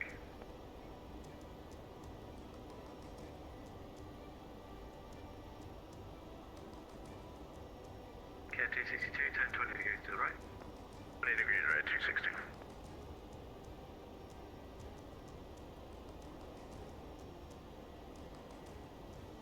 Breakout 3477, hello, anyone home? Alright, Robert Kara 3477. Thank you, Breakout 3477, clear direct crank. Direct crank. 3477. Breakout 3477, thanks, new approach offline, radar services terminated, frequency change to advisory approved, good night. Thanks for great service, Rick 3477. Alright, folks, sorry about that. Chicago Crow into Papa, stepping away for about 10 minutes, just northwest of West Oh, Philly. having a lot of coughs Where to talk, when you're back. and stuff moving in my nose. Thank you. Then what do? Sniffle right in your ear. Anyway, my apology. Currently, if we hold to this runway, folks, which we should, well, he may switch us with that low, And Boston Center, Cessna 2218, just be advised you'd like to go into Groton. It's going to be Kilo Golf Oscar November. Let's see, what do we have? 11,000 feet. November 22318, roger, stand by. We're going to probably use between 5,000 and 7,000 feet of runway. All depends on our auto brakes. So, and right now, approach appears to be about 135. Okay, landing right now. And no rush for, figuring anything out for 22318. I just wanted to let you know because I know there's another guy coming the same direction. Yeah, 22318, yeah, traffic alert. You've got traffic at your 1 o'clock, less than 5 miles northeastbound. Type unknown, altitude indicates 500 feet.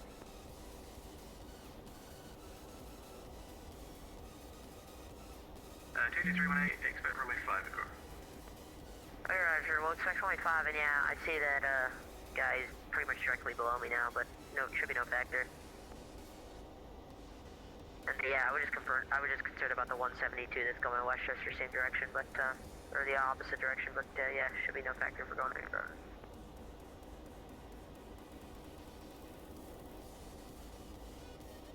Boston.com 717, holding short runway 5, Providence.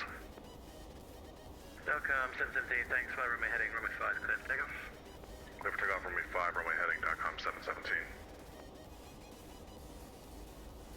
Boston Center, Comanche 808, on the ground at Keene, cancel IFR. Comanche 808, IFR cancellation received, thank you very much, congrats, passing with your wings on FR 6. Comanche 808, appreciate the service. Yeah, 262, just maintain 2000. No, 2000, 262. Boston Center, JetBlue 993. 993, go ahead. JetBlue 993, we take a early handoff if that's alright with you. JetBlue 993, clear man offline, radar services terminated, fixed exchange approved, bye-bye. Fixed exchange approved, JetBlue 993, have a great night. And Boston 22018, just confirm you said runway 5 at ground. Correct.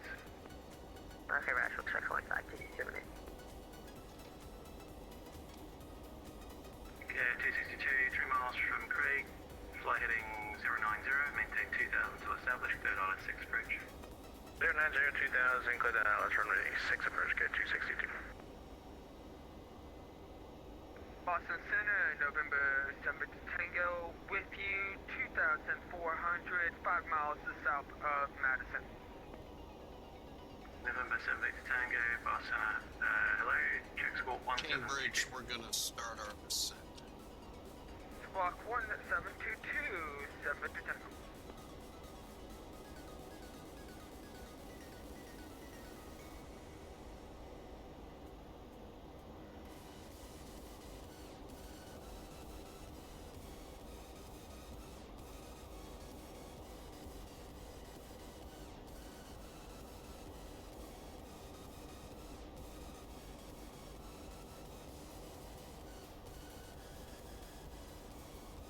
Alright, let's start dialing some lights down.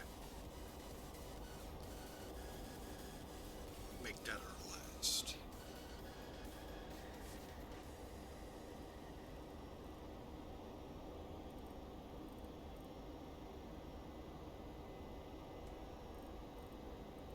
.com 717, clear direct Putnam, sorry, let's try again, .com 717, ready to contact South Duty. 2000, .com 717. .com 717, next clear direct Putnam, flight maintain level 240. Direct Putnam, fly level 240, .com 717.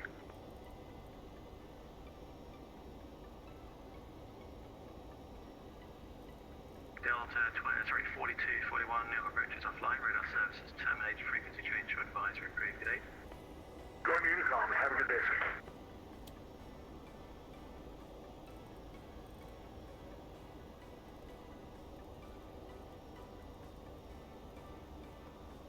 Reach 18, clear direct Kennebunk.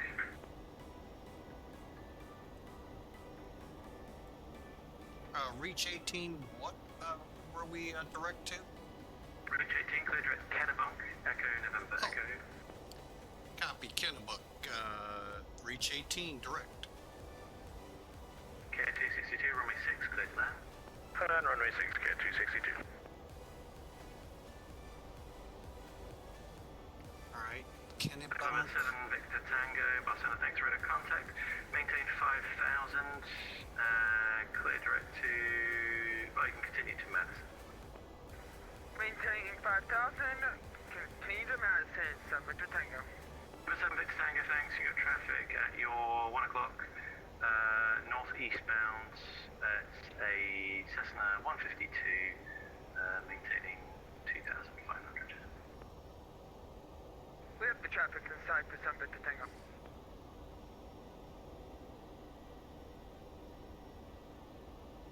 Alright, folks, we've dimmed down for nighttime flight, although... At Canada 724, clear direct Daisy. Clear direct Daisy. Could you tell me which runway they're using in LaGuardia 2, please? No idea, not my space, I'm afraid, sorry.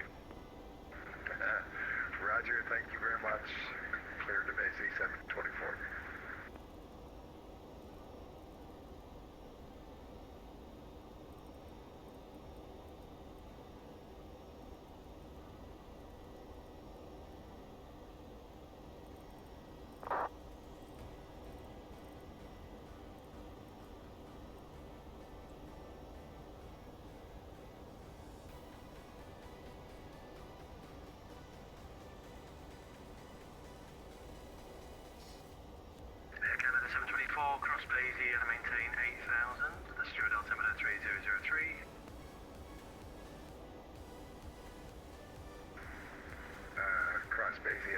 3003.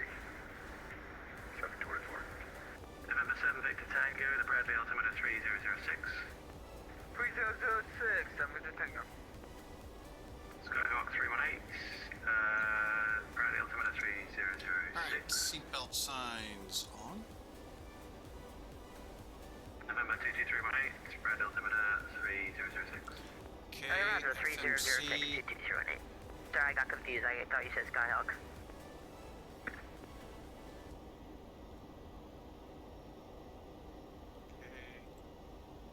Set.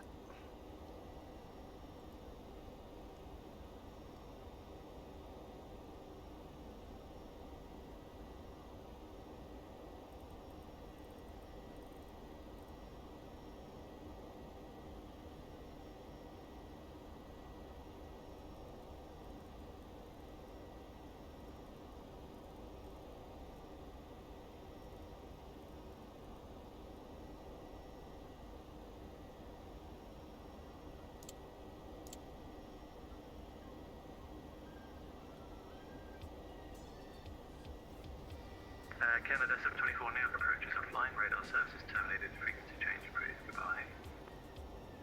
Roger, thanks for the air. ATC going to 122.8. 724. Again, 262 Eclipse, 6 on Charlie. Okay, 262, thank you. Straight on Charlie to parking. Bye-bye. Not a park, we'll see you in a minute. Get 262. Hardy, bye.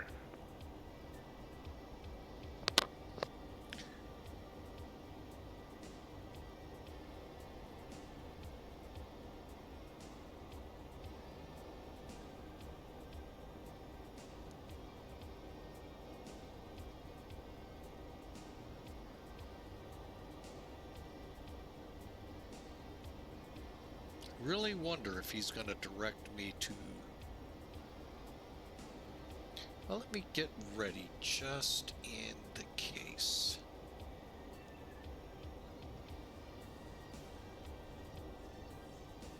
There we go. And I don't think... Nah, we're not going to need that. Alright. Okay, just in case, we can plug it in. Alright, we didn't really talk it through. 247 Whiskey Tango, clear direct Norwich VOR. Not knowing what his plan is yet. 247 Whiskey Tango.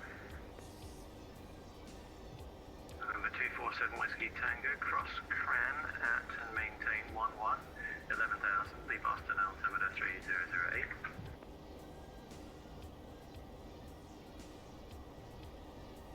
Say again?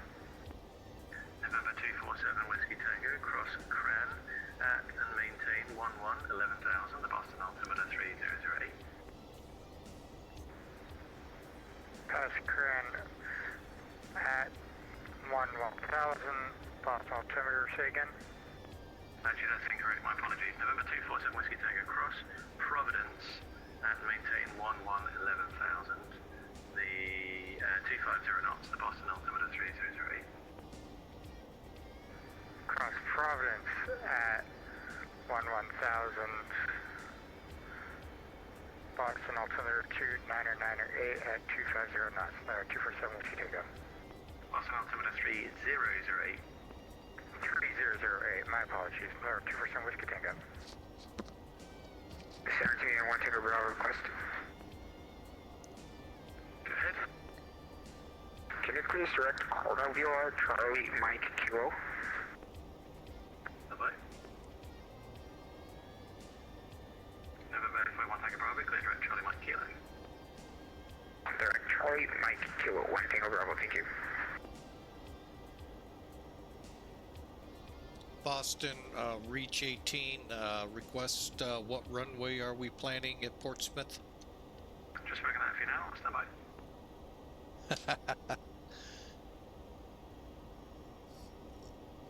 I'm ready for all. Reach 18, expect runway 34, descend and maintain 11,000, the Pease altimeter 3009. Okay, we'll expect runway 34 and leaving 41,000 for 11,000, 3009 for that altimeter. Correct. And yeah, expect the ILS 34, or let me just check the weather. The weather's pretty good, so if you'd like the visual, I can offer you that as well.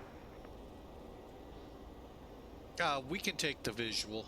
We planned the RNAV, but I know the weather's pretty good there, so yeah, visual's fine. Visual makes my life easier as well, so expect the visual.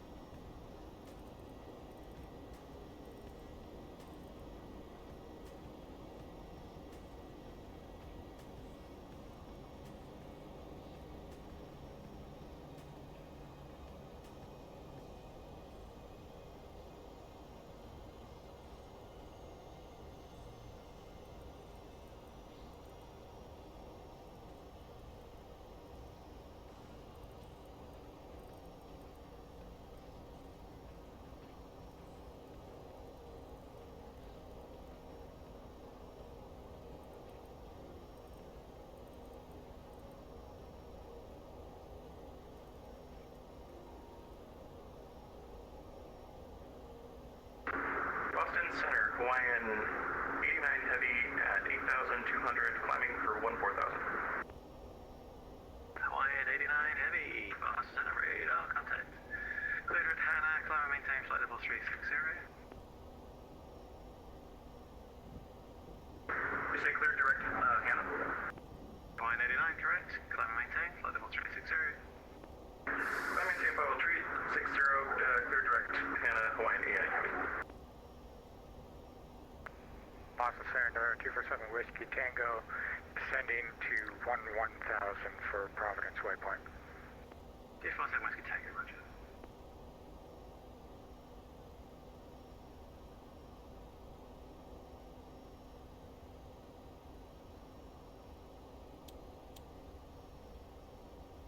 All right, folks, we are beginning our descent after this nice long flight. Been online about 5.5 hours, still got probably 20-30 minutes to go to get on the ground, so hope you've enjoyed. It's been a blast. I knew it was going to be somewhat long, and we'll do our best to get in there. I wasn't sure if we'd be coming in by night. Well, the answer came. Oh yeah, the weather is really becoming not a factor. We're able to see quite a bit, so we'll kind of see once we get under if the weather is in X-plane as it is here. We're looking at wind as of 55 minutes ago, 050 at 4. Few clouds at 3,100 feet, few cloud or broken layer at 5,000. So shouldn't be that bad.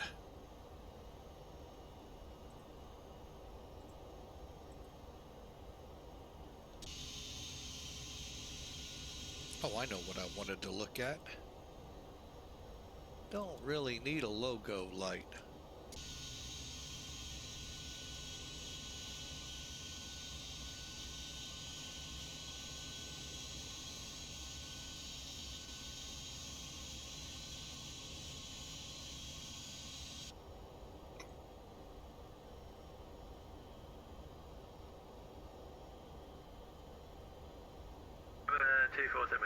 Contact Boston Approach 133.0, cheerio.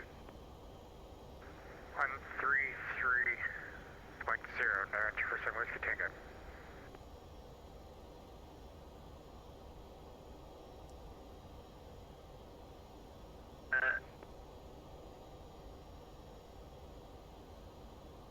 Okay, I was wondering if they'd come back at us.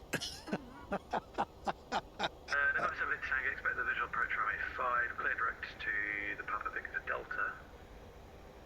Respect the visual approach at runway 5, clear direct to the Panda Delta 7 to 10. Hey, for Providence here, Papa Victor Delta. Boston Center, November 22318 is about 12 miles west of the Groton Airport. We're going to be inbound. Boston Center, hello, Cessna 6242, Alpha on the ground at Gardner, clearance to Boston. November 6242 Alpha, Boston Center, good evening, Leo, stand by, clearance request.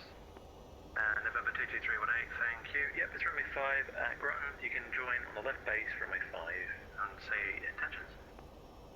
Okay, We've Roger, been turn into left base runway Groton. 5, and it's going to be full stop at Groton. We'll be out of here again to Fisher's Island. Okay, November 22318, runway 5, clear for the option. Okay, Roger, runway 5, clear for the option. Here to tell you, folks, 737 is rough November 6242 Alpha, in and out of there. clear to the Boston Airport as filed. Climb and maintain 5,000, squawk 5306. Clear Boston as filed, maintain 5,000, squawk 530642 Alpha. Your mic sounds different. Where are you today? I'm back home now, but November 6242 Alpha, your Rebecca is correct. Hold for release. How long do you think you're ready? I'll be ready in about 2 to 3 minutes. 42 Alpha. Okay, November 42 Alpha, you are released for departure. Clearance void if not off in 20 minutes. If not off in 20 minutes, just advise me within 10 minutes. Change to advisory is approved and report everyone this frequency. Roger, we'll advise airborne 42 Alpha. See you in a minute. Thank you. And Skyhawk 412 Papa is back. Skyhawk 12 Papa, welcome back, thank you. Skyhawk 12 Papa, actually, New York approach is offline. Squawk VFR, radar system 72 frequency change to advisory approved. Have a great day. Thanks a lot, take care, have a good night, thanks for the control. Pleasure.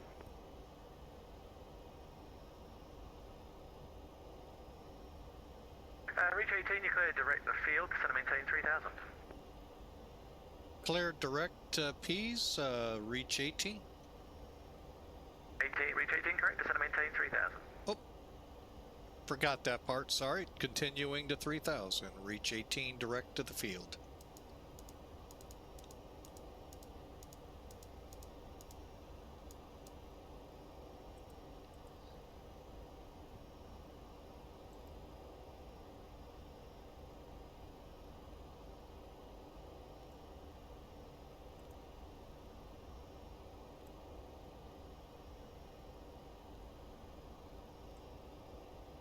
Okay, Boston 22318, can we have the Groton altimeter if you don't mind?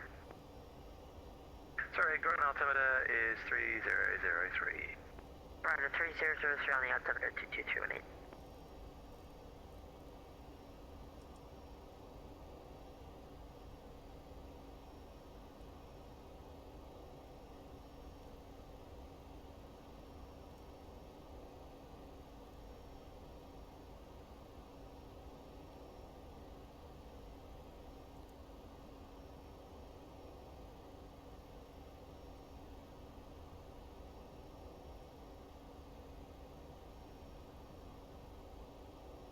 all right, time to switch over to my sectional. No, there's no.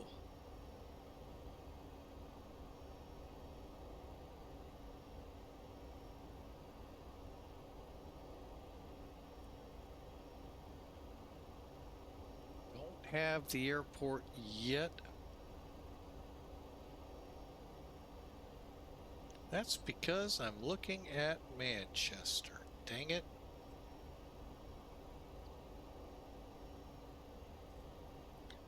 Okay, so we're coming in direct. We'll enter a left downwind once we see this pup.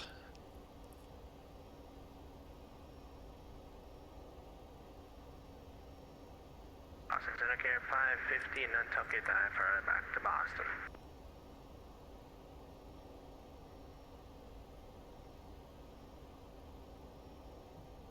KT6, Boston, hello.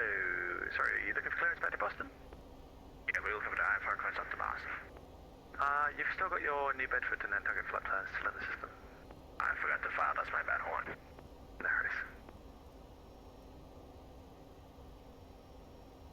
And Boston 22318, just confirm you said clear for the option on runway 05 Groton? Correct. Okay, roger. Clear for the option 22318.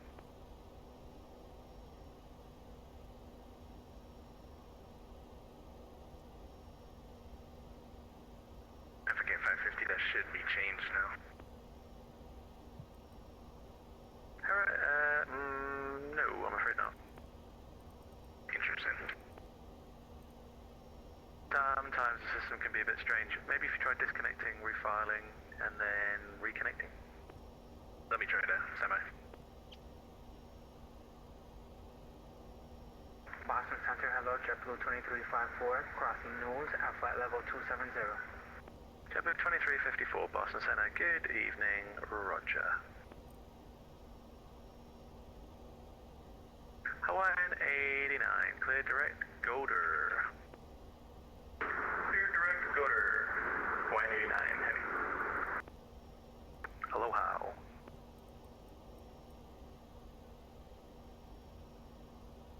Is it Aloha? That's right, is it? Sure. Aloha, mahalo, it all works. Awesome. That was great. I think I got the airport in sight, but we'll get in a little closer. 550, we should be good now.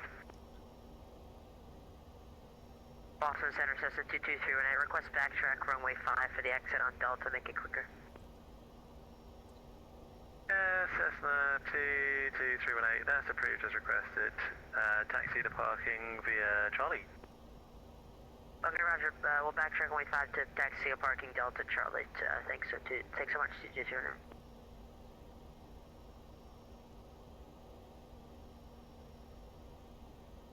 And Boston Cessna 42 Alpha, airborne direct to Boston VOR.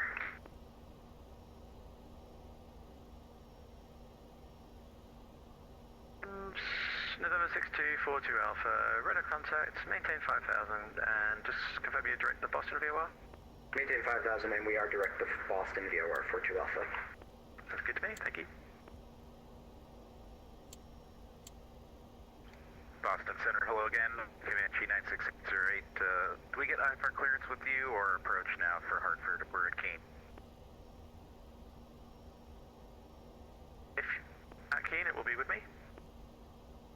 Okay, Evan, when able, ready to copy IFR clearance to Hartford. This is for IFR 7, that's noted. Thank you. I didn't scare you off from the previous one then. No, I just took the advice. I typically but forgot for that one. Oh, no worries. Oh, you'll both do me a favour there, so I appreciate that. Thank you. Okay, stand by. Let me just take your flight pen. I'll call you back. Boston Center, 16 heavy on the ground, Boeing 10, we're getting... Got the airport. Airbus 16, Boston Center, good evening. Josh, stand by. The two Brits join. Hey, Hawker, nice to see you. We're taking over slowly. Woke out of your slumber there. Airbus 16, you're cleared to the Boston Airport via the Burlington 1 departure. Radar vectors Concord, then as filed. Maintain 10, 10,000, expect 15,000, 10 minutes after. Squawk 5516. Alright, we cleared the Boston, Burlington 1 departure, radar vectors Concord, initial climb 10, 10,000, 15, 10 minutes after. Departure for the squawk 5516, Airbus 16 heavy. Airbus 16 heavy, repack correct, expect 33, call me for taxi. Alright, we expect 33, we'll call you. Airbus 16 heavy, thanks. American Airlines 1208, triggered in, passing 10,000, climbing 14,000. Controls are 8, Boston LA, radar contact, come maintain flight level 200. Come maintain 200, American 1208. November 851 Tango Bravo, descend maintain 11,000, the steward altimeter 3003. Argentina 11,000, 301 altimeter, November 81 Tango Bravo. November 96808, wings IFR7 approved, declared to the Hartford Airport as filed, maintain 8,000, squawk 0050.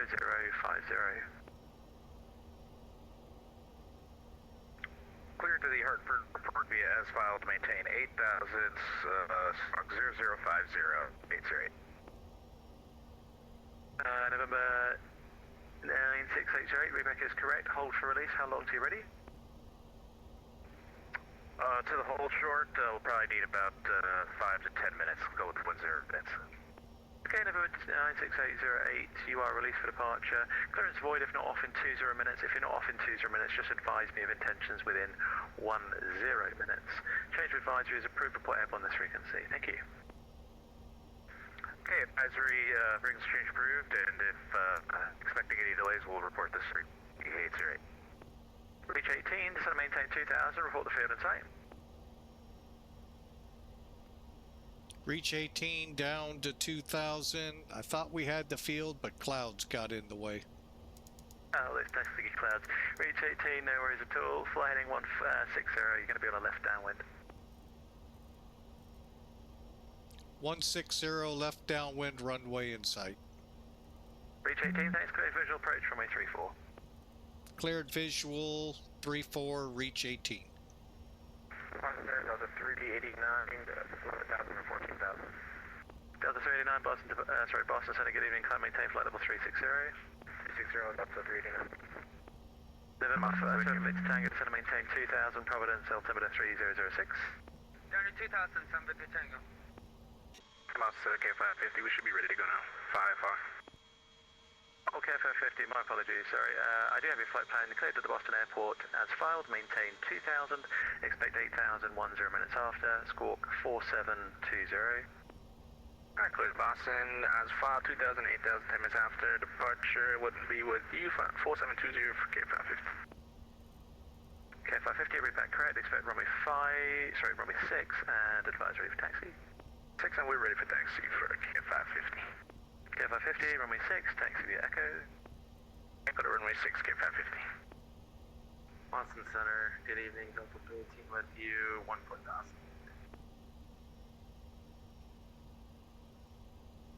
Sorry, say again the call sign please, I missed that.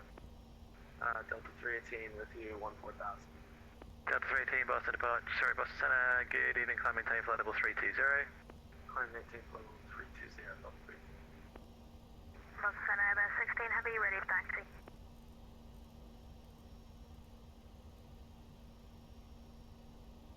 Airbus 16 Heavy, runway 33, taxi via Bravo and Juliet. Bravo Juliet 233, Delta, Christian Airbus 16 Heavy, taxi. Yeah, actually those taxiways don't make any sense. Should we try Charlie and Juliet? Yeah, that would make more sense. Airbus 16, that's completely wrong as well. Sorry, I'm reading the charts wrong. It's Golf and Juliet. We'll get there in the end. Charlie Golf Juliet, Airbus 16. It's right in front of you anyway, you can't miss it. Yeah, exactly. If he gets to the right runway in the end, it's okay.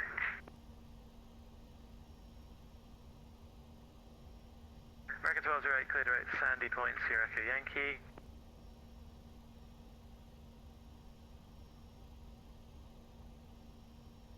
American 1208, clear direct Sandy Point, Sierra Echo Yankee.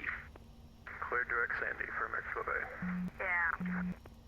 Delta 389, clear direct to D-Babe. Direct D-Babe, Delta 389. November 851 Tango Bravo, descend maintain 6,000. Maintain 6,000, 81 Tango Bravo. November 851 Tango Bravo, New York approach offline, radar services terminated, frequency change to advisory approved by now. Friction approved, thank you very much for the services, have a great evening, 81 Tango Bravo.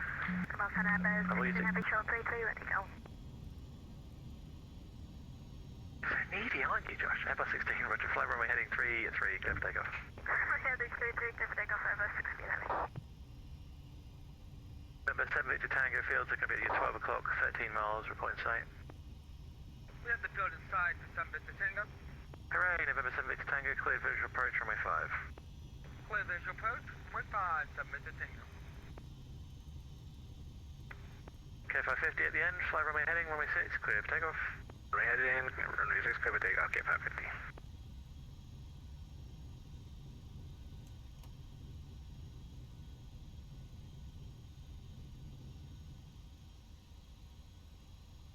Boston Center, good evening, November 5367 Hotel at 210 BTU.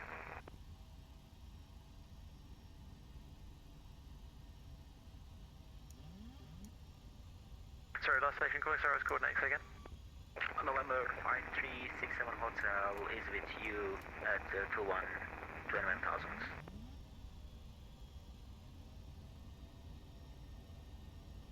November 5367 Hotel, Boston Center, good evening, roger. November 7 Victor Tango, runway 5, clear land. Clear land, runway 5, San Victor Tango.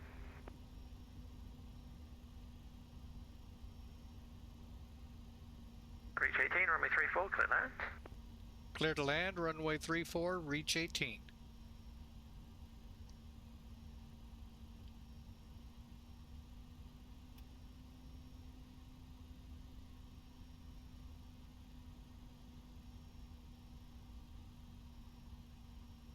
All right, folks, this is going to be just a tad bit on the hot side.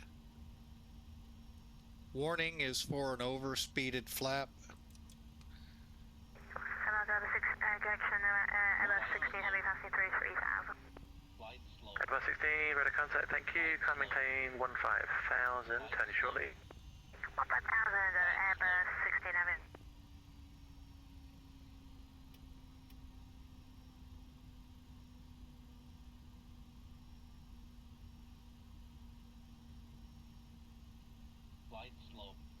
Okay, 3 green, brake set, spoiler set. We're getting a little low again. Let's pull up.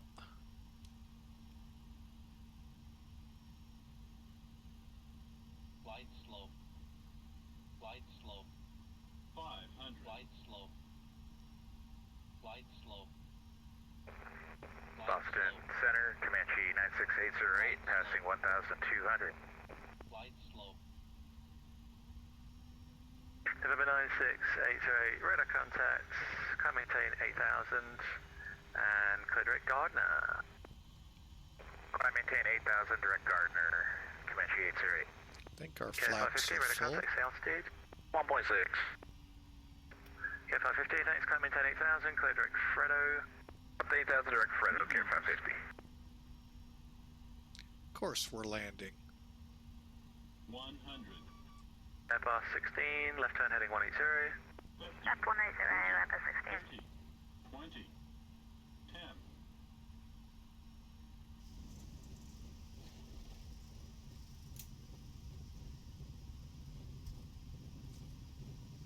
10. Welcome to Pease, folks.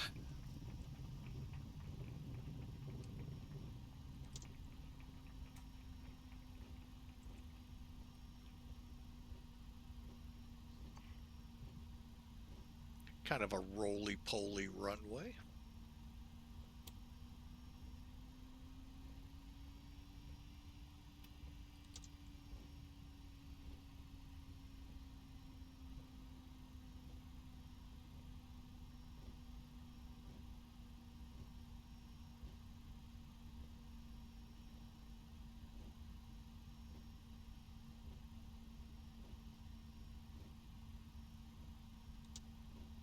Comes our taxiway.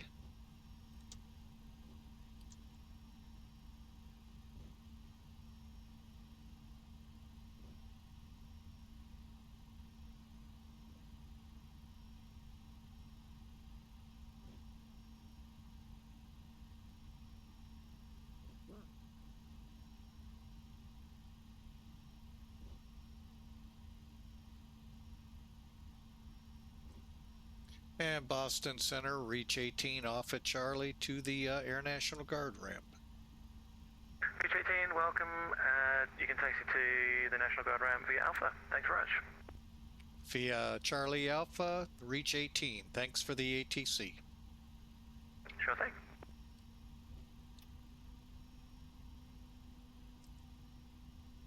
JetBlue 23, 54, descend via the Roebuck 3 arrival for runway 4 right. Boston altimeter 3008. Descend via the Roebuck 3 arrival, altimeter 3008, JetBlue 2354.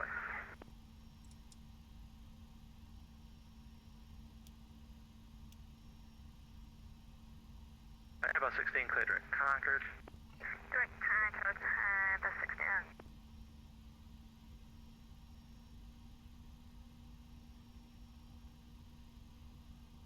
November 6242 Alpha, contact Boston approach 133.0. Cheerio. Boston approach 133.042 Alpha, connect. I might be back. Oh, I hope so.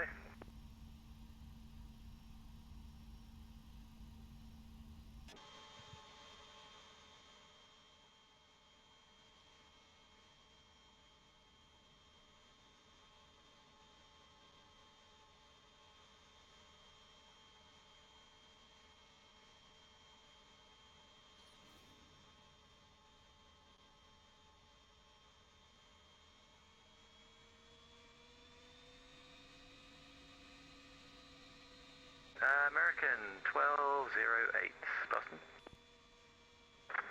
Loud and clear, 1208. American 1208, cross Calverton, now to maintain 12,000, 250 knots, Kennedy, altimeter 3003. Outer maintain 12,000 feet, no more than 250 knots, and 3003. All right, let's get this beastie shut down here, folks.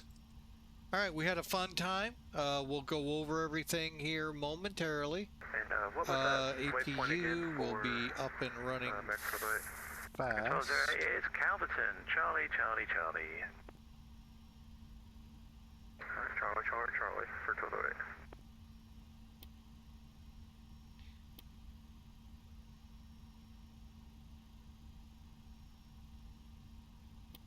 All right.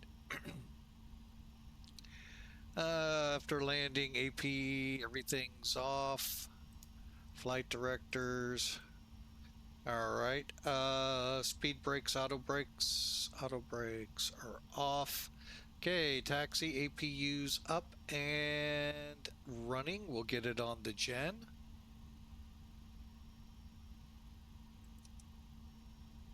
Okay, now it didn't click in yet because we're still on the engines. And we can, wrong one.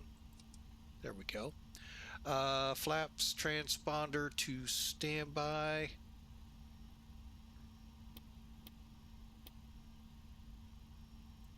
Perfect. All right, I really thought we'd get handed to approach because I know this is under their approach.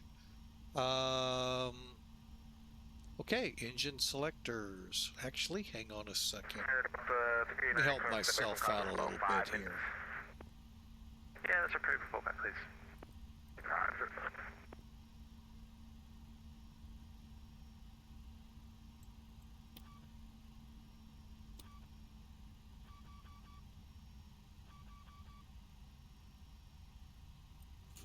There's the switch over to the gens. And folks, we have arrived. All right. Oh, we still got taxi lights on.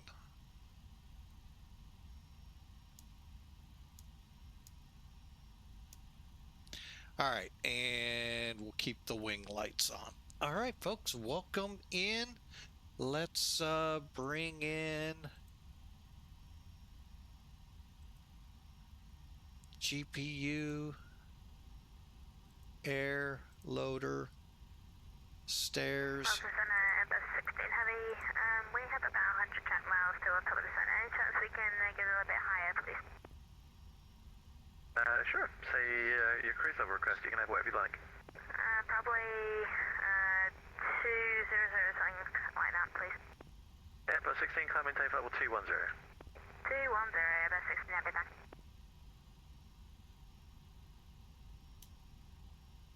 All right, and there you have it, folks.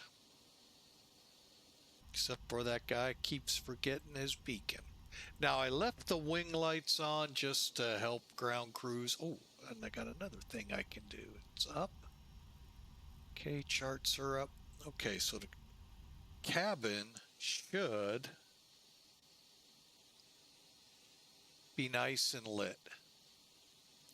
All right, so we're here, folks. We've made it to Pease. Now, let's take a look here at what we did. First off, from the airline perspective, yay, he finished. He actually remembered. Sound the trumpets. And hang on a second, refresh. And according to Sim Air Force, we landed at 315 feet a minute. I'll let somebody else do that. All right, so we'll keep all of that for now. All right, now let's take a look at Sim Toolkit. Folks, we are not going to replay that, not because the approach was really sloppy, but you just won't see the airplane. That's why a lot of times I don't. Okay, Sim Toolkit at night. Now, if this was, and right now I'm not doing it because every time I come out of replay, we crash to desktop. Don't want that. I'd like it to just, you know, for now until they work out the kinks, get things taken care of. That was actually a nice approach. The compliments of the autopilot. Thank you very much. All right, so SKA to PSM. Woohoo! Uh-oh, Hawker must have got it. 149 feet a minute Sim Air Force came in. Our Sim Toolkit got it. Felt really good, folks. Let's see who won. I'm not seeing it real quickly.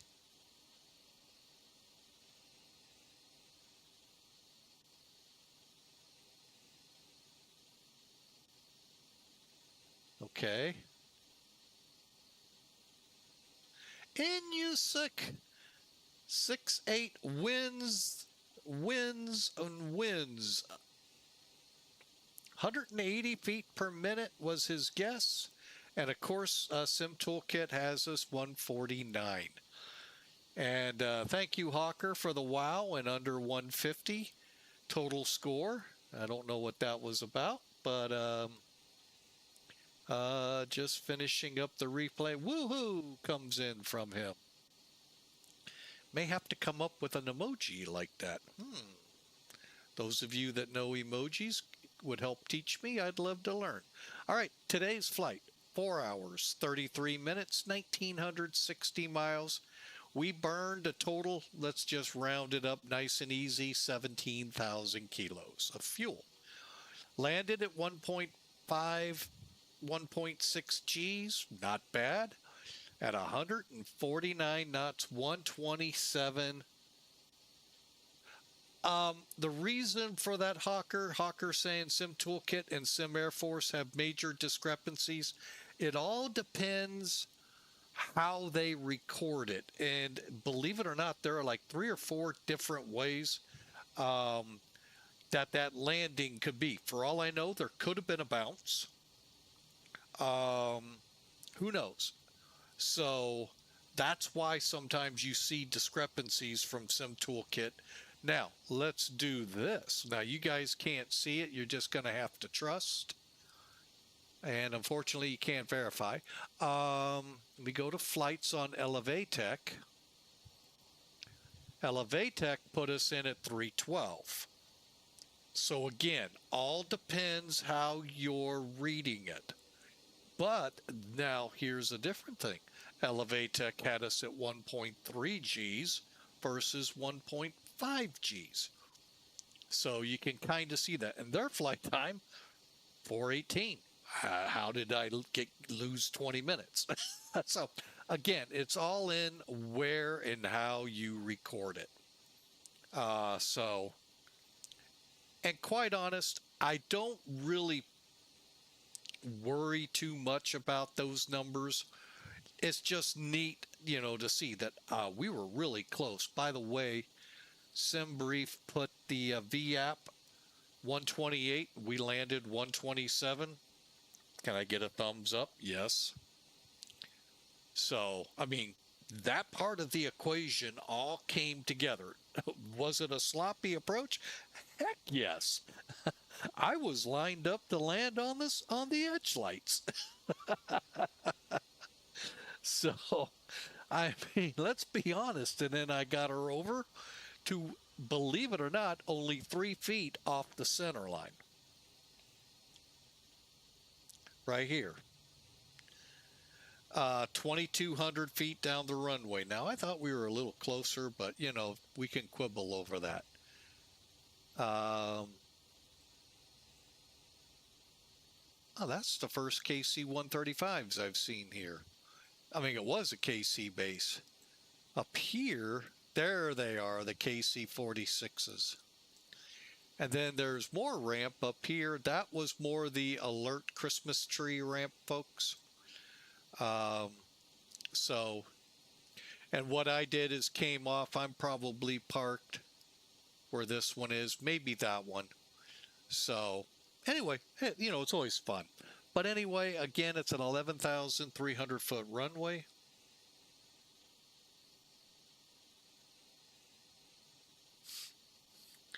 Um, 150 feet wide, again, nailed the center line at 3.5 feet off, 2,200 feet down. I mean, we could quibble over a way down the runway, but when you got 11,000 feet, 2,200 feet is not really going to hurt. Other than my instructor pilot saying, failed. But anyway, folks, this was a fun flight. Tomorrow, look for us at our normal Monday startup time, somewhere in the ballpark of 12 to 1 o'clock. I'm getting my schedule up. It's the last week of the month, roughly, folks. So, oh, there it is. I'm like, where did it all go? There it is. All right. So tomorrow we're going to come out of Destin. Hang on a second.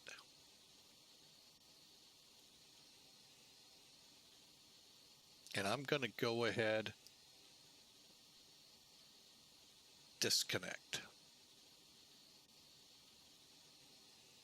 All right, so we're coming out of Destin tomorrow. Always nervous when these words come out of my mouth, for O'Hare. Matter of fact, I think this week I've got a whole bunch of nervousness. So that'll be a fun couple-hour flight. Then we're going up to Alaska for FedEx Express Virtual. We're going to fly in Anchorage to Barrow Run if it's still there. If it's not, we'll come up with some. That's right, from the bottom of the main part of Alaska to the top of it and back. Wednesday, we're going to do Knoxville. This is another one that makes me nervous. Knoxville to Midway. Two reasons for this one. One, me and O'Hare, or Chicago Center and stuff, a lot of times don't see eye to eye. That's not my job to see it eye to eye with them, just do what they say. But where this becomes difficult for me is Midway is always a tough airport to land at. If you don't believe me, folks, fire up your Zebos, 737s, your Airbuses, and head on up there. And then we're going to fly from Cali to Costa Rica. Thursday, we got Washington, D.C. to Dayton, Queens. Now, the second half of this gets tricky, and it's not ATC or anything. It's just they say Wellington is a tricky approach. Can't be any trickier than Queenstown, folks. But we are coming out of Queenstown, so I don't know what departures are like, but Wellington, they say, is somewhat tricky. And then we're flying some Pan Am flights on Friday. So that's what's up ahead, folks. Also, for those of you who were lurking and not around to hear, my wife and CEO, I'm always having a hard time coming up with flights. Ask Hawker. I've asked him a couple times and a few others. She came up with an ingenious, and I really like the idea, and I've actually got the routing set up. However, it's going to take several flights. So that's the cool part. It's all the places I've lived.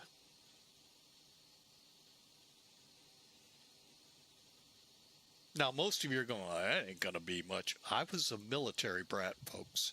Air Force, to be exact. And born in California. And my dad spent some time in Germany. So, folks, we're going to have an interesting, I'm not going to get too deep into it. I'm going to tell you California gets seen a couple times. Unfortunately, Scott Air Force Base will be visited several times, but I think the overall flavor of this idea is magnificent, and I am going to try. There isn't much in this to lead to American and Piedmont. They're very particular. FedEx could even be difficult. But we're going to fly to the places I've lived.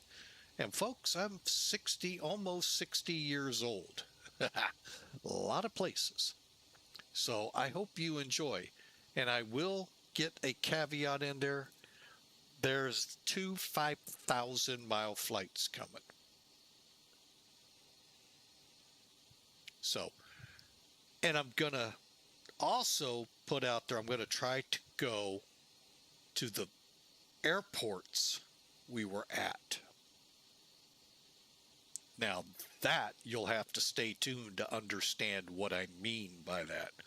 So, but anyway, that's what's upcoming. Folks, it has been an downright pleasure flying for you today. What a great flight. Flew from Fairchild Air Force Base, Washington, right outside Spokane, all the way over here to Pease Air Force Base, International Airport / Air National Guard Base. Yeah, they actually do get some commercial aircraft in here. And folks, 2,600 miles and 4 hours of flying time. I just want to say thank you. What a great day. Great flight, great ATC in Boston. Great job on the visual. They could just now somehow an ATC, and I'm sure they all say that, can we get the clouds out of the way? So, but it was fun, folks. And if Duluth by chance has an ear to this, we didn't have the throttle up issue you did, so I don't know what to tell you without watching it. So, all right, folks, well, y'all have a great night. Thank you so much for being a part. Inuit, thank you for the 50 bits. Ross Cudd followed us yesterday off stream, and we want to say thank you, sir. And Duluth, I heard my name. Duluth, I just wanted to let you know I did not experience that issue you had with the throttles. So I'll have to either watch you the next time or whatever. So, but yeah, I didn't experience it. All right, so folks, we'll catch you tomorrow. Sometime around 1 o'clock, Destin, Florida to Chicago. Why would anyone leave Destin to go to Chicago is beyond me. Oh, but anyway, they do, and we are. We'll see you tomorrow. God bless.